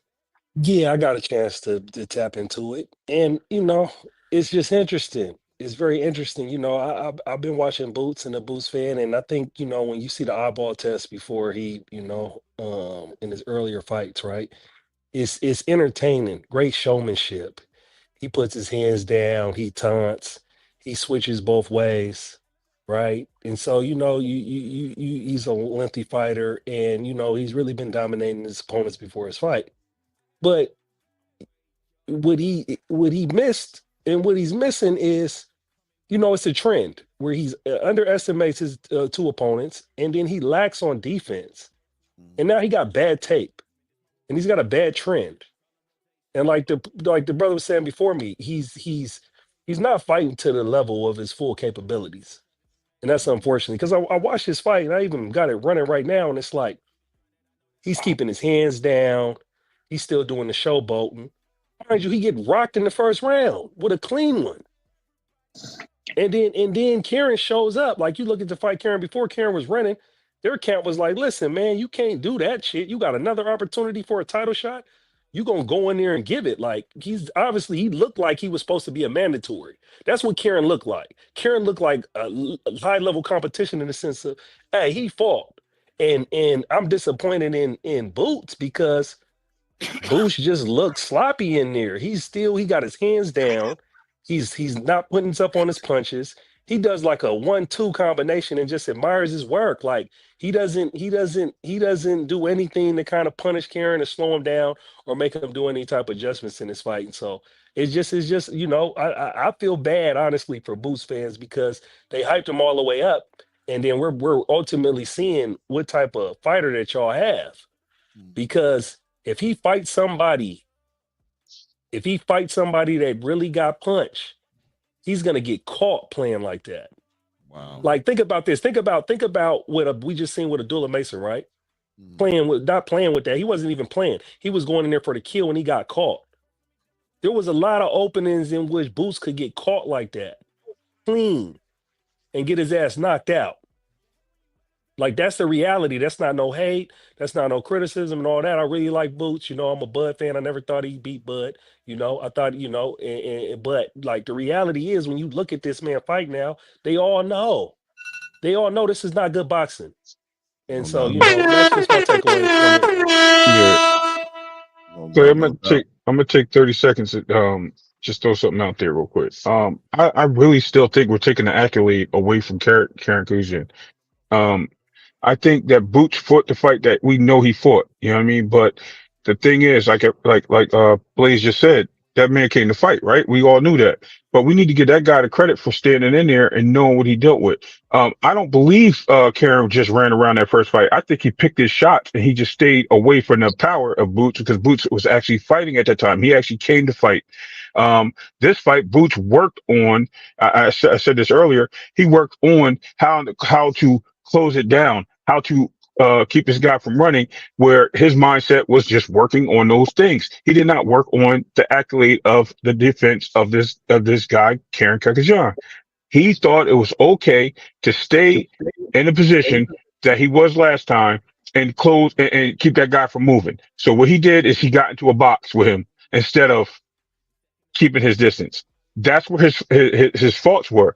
I still think he's an excellent fighter, and I think he can do the small things. He just has to focus on his accolades, which is length, power, and agility and patience. Mainly patience. He had no patience in this fight, and we've seen it with Abdullah Mason, just as Blaze said. And those things are what kills boxers today, especially great boxers. Lack of patience and overcommitting. So shout out to you guys for saying these things. You, Too Rich, and Edwin. These are great points, and I just don't want to take too much away from Karen because Karen's been a top 5 fighter now twice in the top 10 at the welterweight division. So he's obviously doing something right, and Bush should have paid attention to that.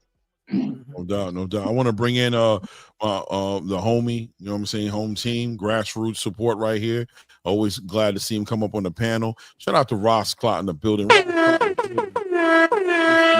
favorite fighter's a bum. Let's get it. What's good, Ross Clot? What's up, y'all? Can y'all hear me? Yeah, for sure. Real quick, I don't want to sound redundant because we all pretty much saw the same thing what we saw last night. But I do want to give credit where credit is due. And this is the second time that Karen has fought Boots. And a lot of the times when you fight a guy more than once, you start to know that person. And I think that's the case that we got here. Number two, Karen, for whatever reason, was stronger in this fight than he was in the last fight. Something to think about. And number three, this is boxing. I think everybody is criticizing what Boots didn't do, what he's supposed to do this, he's supposed to do that. Right. What about all the good things that Karen did? Karen did some good things. Right. So he's a threat. He's a threat at 147. I don't care about what Boots got going on. We just saw a competitive fight, and if he decides to move up to 154, he might not fight nobody that's like Karen. That's gonna give him angles like Karen. That's gonna be throwing the left hook like Karen. We don't know. Because I think a lot what we're doing right now was taken away from the other guy who did good. It's just like I said with the Claggett versus Teal. Everyone was criticizing Teal. You haven't seen now what Claggett fought after Teal and he won. You don't see a lot of guys calling out Claggett. Why? Because it's a dangerous fight. He's an aggressive fighter. You're not going to see a lot of guys at 147 call out Karen. Why? Because he's a good fighter. This is boxing, y'all. This is boxing. So all this talk about, well, Boots got to do this, Boots got to do that. He fought a good fighter last night, and he won. He dropped him, and he won. There you go. It is what it is. And number 5, if I'm on number 5, Blaze pound for pound. I'm not white. I don't do the skin politics. You accused me of, you said I was white in the chat in the last live. I'm not white. I don't do skin politics in boxing. If you ask me to stand with you for police brutality, I'm going to do that. If you ask me to stand with you for black boxers just because they black, I ain't going to do that. I do boxing, the sport of boxing. I don't do ethnicity. Salute. Salute. Yeah, and I just want to respond real quick. Yeah, you ain't black, but what I'm saying is you bring it in for no reason. You bring up black for no reason and even drop Dr. Umar for no reason. And so what I'm telling you is whether or not you white, black, obviously you non-black talking that bullshit. I have a reason. I don't bring up race. Yo, say this for another. Whoa, hold on. Clay, cut the mics. All right. Hey, Clay, let me get just 30 more seconds, Clay. Let me get 30 more seconds just to add a point or ask a question. All right. I heard Brian Norman Sr. say this, and I heard it, kind of disregarded it. But after watching this Karen fight, does Boots really have power? I think Boots has I'm bigger than you power. But when Cameron made his pivots, Boots' feet was not in place to land power. So you have to question is other fighters are going to see these vulnerabilities. That if you pivot on Boots' feet is not in place to land power. So does he have power? And can I get 30 seconds? Wait, hold can on. I get 30 seconds? Yeah, you Let me can get get 30 it. seconds. Let me just respond to Rich and just say this, right? That's a big time significant question. I don't really have the answer to it yet, but I can tell you this. I know you do. I know you're about to get it. I don't have the answer to it, but what I'm going to say is this is going to be a big question when he moves up to 154.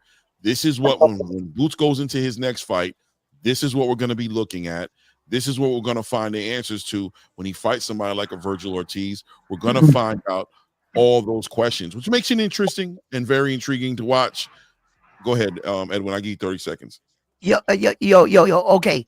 First of all, if you want the answer to that question on Fight Hype, they have Carrington after the fight interview him. He has an inswell on his face. They asked him that question. He said everything Boots Ennis threw hurt.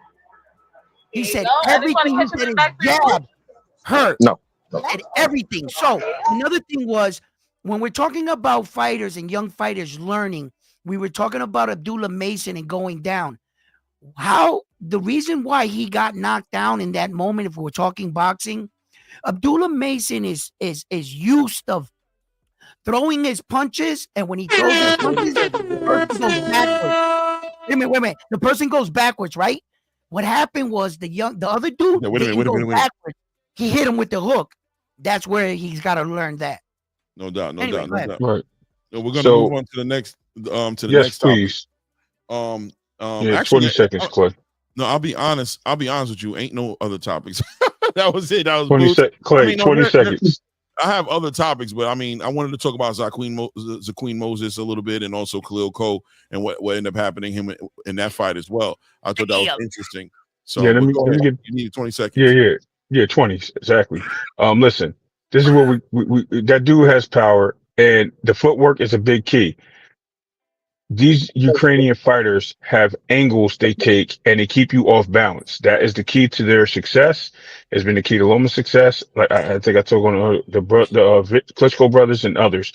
So just give credit where credit's due in footwork and basic boxings and keeping those European skills sharp. That's all I really got. And Boots just wasn't ready for it. Okay. So let's we about to close it up too. I ain't gonna lie, we 4.5 hours into this thing. I ain't gonna lie. I didn't plan on being on here for more than 3, hopefully 2.5. But you know, I knew this was gonna be a long segment because it was just 2 events that went down Friday and Saturday. They both had so many different significant things happen in each event that I knew we had to talk about it. But I'll do a quick 1 minute for each person on Khalil Co and on Zaqueen Moses, and we'll start off with Zaqueen Moses. I don't know how many people saw him fight. He did his debut. You guys should know that Shakur Stevens, his little cousin, Wally Moses' grandson. He comes in with a lot of good references. A lot of people who talk very highly about what he brings to the game. He's a regular sparring partner of Raymond Ford. You know what I'm saying? He's like the regular. Some people say he's Raymond Ford's little protege because he's like his main sparring partner. And so he came in highly decorated. You know what I mean? And a prospect who has a lot of promise, and he also has a win in his belt in the amateurs over Kamel Moten. You know what I mean? So he comes in with a lot of. They celebrate him a lot, man. They got a lot on his back, and they think he's going to be the next coming. So what did you guys think about the performance? Did anything stand out about him? He got 4 rounds in. He won, obviously, unanimous decision. He dominated the young bull that was in front of him. And I think he fought at 130, if I'm correct. He fought at 130 on Saturday. So I'm gonna let everybody get 1 minute. I'll put 1 minute on the clock. We can start it at pound for pound if you want to build on it. If you saw it, I don't know, Pound, did you see it? Did I see what? Did you see Zaqueen Moses perform? Showcase no, I fight? didn't see it. Okay, so we'll move on to Edwin. Edwin, did you get a chance to see it? No. Okay. I saw the the Cole fight, and if Khalil fight, if I could just on the Khalil fight. No, not yet. We're gonna come around because everybody's we're gonna literally do it. So Too Rich, did you get a chance to see it? Nah, honestly, I did not see it. I was gonna watch the highlights today, but I ain't got around to it yet. No doubt. I know Ray saw it, and we already spoke on it. What about you, Roscoe? Did you get a chance to see it?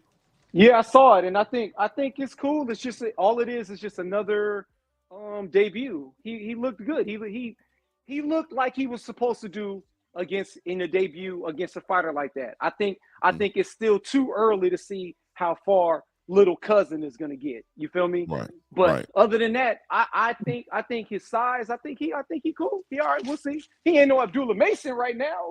Yeah. Feel me? Exactly. But Clark, it's too early. Yeah. What's up? So asking you from what you've seen, because I seen the fight too, I thought he looked very fresh. I know he was a little timid. You could see it, like he was shaking. I don't want to say he's shaking, but you could see the nerves running through his blood as he was like starting to match up, right? And then once he got comfortable after a few shots, I thought his sharpness and his eye to hand coordination was really sharp. Now I know you're saying that the opponent was mattered, but do you think, like, as he was boxing, as you've seen him boxing, did you see anything that would say, hey, he's a guy that looks like, you know, I mean, we got to see more, or you just think this guy came literally to from a great pedigree? Because that's where I'm looking at it, that his pedigree is there. I think he's sharp, really sharp. I mean, he looked sharp, but he did in the very beginning. It looked like it's like your first time, right? Sparring, or it looked like it's your first time fighting, like in a competition. Like even in your very first like amateur. He was very fight. green. Yeah. Mm-hmm. Like your first time getting into an amateur fight, you really like nervous. You got butterflies. Yeah. You kind of like hesitating. That, to me, that's what I saw. But that's to be expected. You know, Bernard Hopkins lost his first pro fight. He an ATG. So we'll see. Yeah. Facts. Yeah. All right. So, and then we can get into the Khalil Co conversation. We can start at we can come back full circle again and start at pound for pound. Pound. Did you see Khalil Co?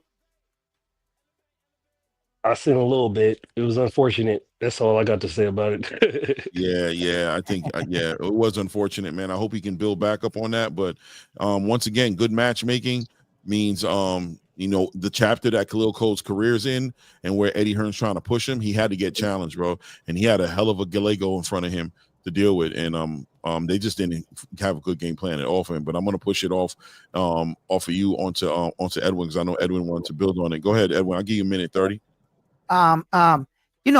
The Khalil Co fight was unfortunate. He got away what was winning him the fight in the first 2 rounds. He got away from his jab. It seemed like he tried to out Mexican the Mexican, and that was the wrong thing to do. Got caught with some big shots and stuff, but more importantly, I would have loved to see or put a camera on Ed Hearn squirming in the seat while he's watching his prospect lose, because he hasn't won a big fight and he wants a big win, right?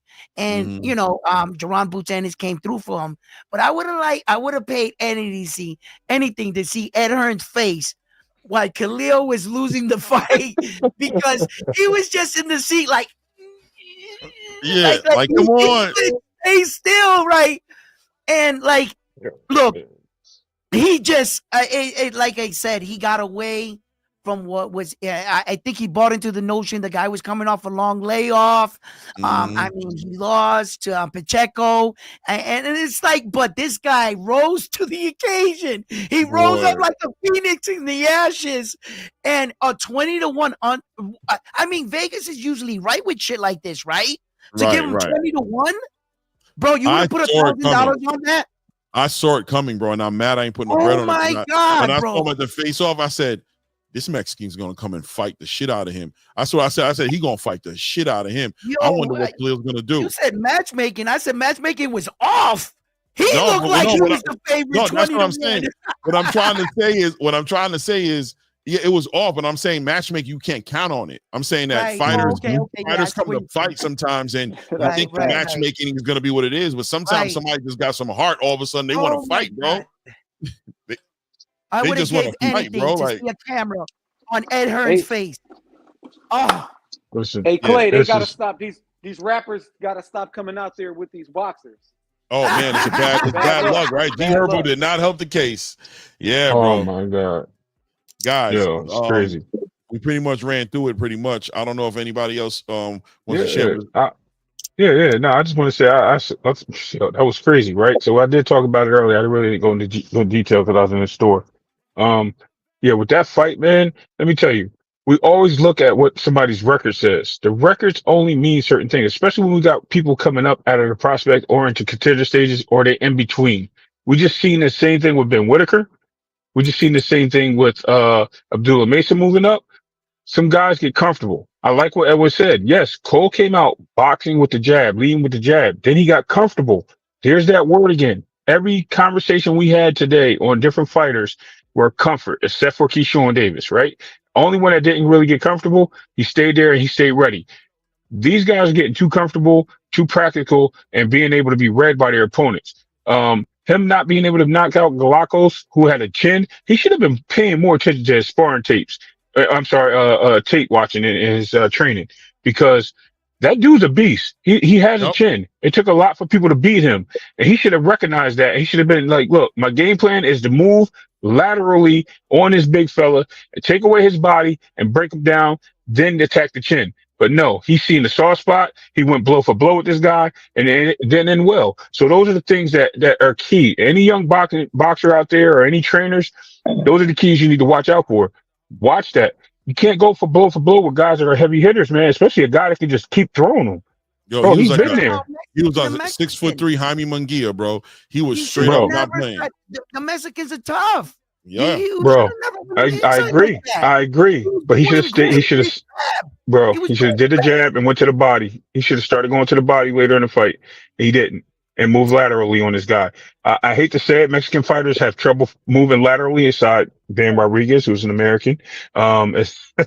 Aside El Rayo, who's an American, but most of them, they have trouble moving laterally when they're stalking their opponents. So their counter on lateral movements are really bad.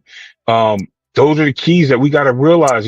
Styles make fights, and if you can't key in on the style in these situations, it hurts. And we've seen that man get hurt. Yeah. Salute to everybody on the panel. Bent the knee. I'm gonna give an opportunity for Echo if you want to close it out and say something, because he's been quiet, because we are definitely about to close it down. I got stuff to do.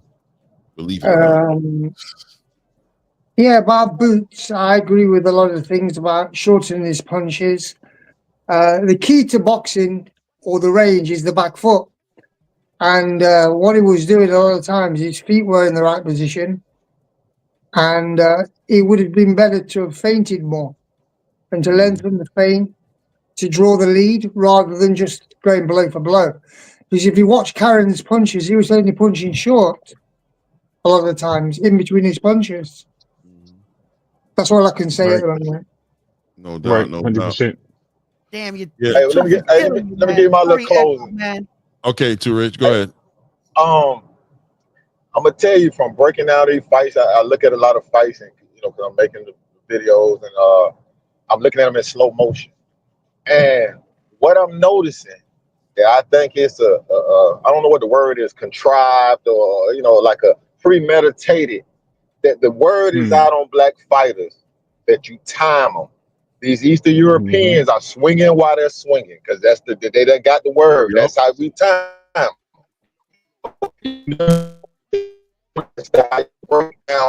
That slick black fighter, you know what I mean? So they need to make an adaptation by feinting more, jumping in, jumping out, just like the Europeans. You got the Europeans are taking off from 1970s boxing. They're the old black fighters now. They're jumping in where black fighters had a lot of movement, a lot of in and out. Now we just asking for a knockout, and we getting upset now by the wrong person getting knocked out or outclassed. Now, I don't want to take no shine from Karen. Boots won the fight. Karen won the night. So everybody should be on the lookout for Karen, man. That's all I got. Yep. No, we definitely got to look out for Karen. I think Karen knocks down. I think he gives work to Brian Norman. I think he gives work to Mario Barrios. I think he gives work to any of the champions. Any of the champions. He give him work, bro. Straight up. He can even move up to 54, Clay, and get some static. Hell yeah. He got a beard, bro. He got a beard. Yeah, no doubt, no doubt. He got hit with some shots, man. But look, I appreciate everybody on the panel today. Today's one of those days, man. It's one of them classics, man. A lot of scholarship on the panel, a lot of great perspective, a lot of fair, unbiased perspective. Celebrating all these fighters for what they do, putting their life on the line, to go in these rings to give us content to speak on and to entertain us. I hope that that Tank thinks about it. I see he shut down his Twitter. I hope when he turns it back on that I hope he's entertaining the role he's going to play in pushing the 135-pound division. Hopefully he makes some great fights. Maybe we might not see him to the beginning of next year. Maybe he'll come out for Christmas. Who knows? You know what I'm saying? Maybe he'll say something. But and also, you know, shout out to Karen Kukukujin or Kukudajin, whatever his name is. We can celebrate him because I know we didn't celebrate him as much as we probably should have, because he really did a great job yesterday. Really showed up. Like, Boots did have holes in his game. He did things that you know, that I don't think he's going to be able to get away with at 154 pounds. He needs to reconsider. Him and Bozy need to come together and figure out what they're going to do. But Karen, you know, made it a difficult fight. He looked like a damn Lomachenko in that fight at certain points in time in that fight, the way he was moving around and the angles he was finding and the ability, like Too Rich said, he was throwing punches while Boots was throwing punches and able to capitalize and hit Boots with a lot of stuff. So we got to celebrate him. Shout out to him. Shout out to Raymond Ford for his victory. I can't wait to see what the 130-pound division has to offer him. I see him getting involved in some big title shots, unifications, all types of undisputed. I see him doing. Raymond resurrected himself, and not to say that he was ever down and out, but coming off a Nick Ball, a fight of the year candidate fight with Nick Ball, and coming up on the short side of that fight, and then showing up yesterday against Orlando Gonzalez and giving that performance he did. We got to celebrate him. Shout out to Bam Bam Rodriguez. I know he pulled in a lot of new fans. I think it was Blaze Pound for Pound who said that he you know, he's a new fan. He's like, damn, this kid is really like that. You know what I mean? And that's what it's about, right? Showcasing a lot of these fighters who don't get the attention that they need to get. We need to celebrate them for what they are, man, and the kind of fighter he is. Man, we got to celebrate Bam Bam, and I can't wait to see what he got going next, whether it's Chocolatito, whether he goes up to 118 and goes at Nakatani, whether he makes a super fight with Monster Inoue at 122 in Riyadh. Who knows? He got a lot of options in front of him, a lot of money for him to make, and a lot of accolades for him to garner. If I were to put my finger on it, though, I think he's probably either going to fight Chocolatito or probably go after one of those champions in the division and trying to become undisputed in that division. So interested in seeing what he's going to do. Shout out to Zaquin Moses. Good luck to you, young bull. We watching. You had a great night, man. I hope you guys had the data and that you need to go back and make yourself an even better fighter than you are. Shout out to the boxing fans and everybody supporting this page, man. We got a couple of new subscribers today. Shout out to all the new subscribers. If this is your first time tapping into content, I'm going to invite you to go ahead and hit that subscribe button as well. Don't forget you hit the bell icon so you're getting alerts when we pop off these lives. You know what I'm saying? Like, comment, subscribe. Like, if you haven't hit the like button, make sure you hit the like button. Follow the content creators that support the sport, that support World Championship Boxing. I emphasize because I know we like to think boxing only lives in Texas and in Philadelphia, but boxing, but boxing is everywhere. International boxing is popping. National boxing is popping. It's world boxing, World Championship Boxing. So support the content creators that support that. You got some on here, and me, and in Edwin with boxing. With Round One Sport. What is it? Round One Sports. Round One Sports Talk. Round One Sports Talk. You got Too Rich down here with the shorts. He's always doing what he's doing. We support boxing on that level, man. And shout out to everybody on the panel again, man. And in that Good case, night, gentlemen. I just want to say shout out to everybody on the panel. It's been a pleasure talking with you guys, but I got to get out of here, and we'll do this again. Hey, yo, Claymore, thank you for having me. Always, man. Thank you for coming through, man. And at Salute, this Clay. point, Salute, Rod Clot. Salute, family. Salute, Echo. Salute, pound for pound, brother. I appreciate you being on the panel as usual, brother, for real. Thank you, man. Thank you. Yeah, thank you. Take it easy, everybody. Peace, everybody. All right, salute. They never believed that I would really fly. I had to go demonstrate. I had to set them straight. They hate when you elevate. They hate when you elevate. Yeah. They hate when you elevate. They hate when you elevate. Yeah. I had to elevate. Ooh, yeah. Why they wanna put me down? almost drowned in it. I can't come it down. Yeah, I'm way too fired up. I can't slow down. Ooh, yeah. I see the flashing lights. Make sure the fashion right. Yeah, I'm in my bag tonight. Yeah. Ooh, I might just pull up a foreign. Watch out, the engine is roaring. It's too loud, you can ignore it. Yeah. This that high life with a view. You get to have it all, no need to choose. First, let me demonstrate how you can rise to the top. Yeah, I had to elevate.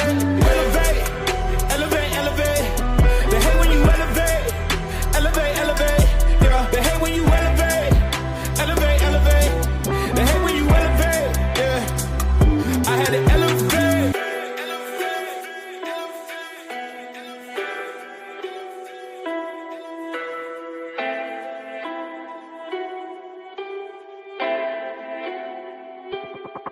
They hate when you elevate. The second of losses, I'm handing them out, yeah, I had to go delegate. It feel like I'm floating, I'm lost in the moment, I swear I can levitate. They never believed that I would really fly. I had to go demonstrate. I had to set them straight. They hate when you elevate. The second of losses, I'm handing them out, yeah, I had to go delegate. It feel like I'm floating, I'm lost in the moment, I swear I can levitate. They never believed that I would really fly. I had to go demonstrate. I had to set them straight. They hate when you elevate.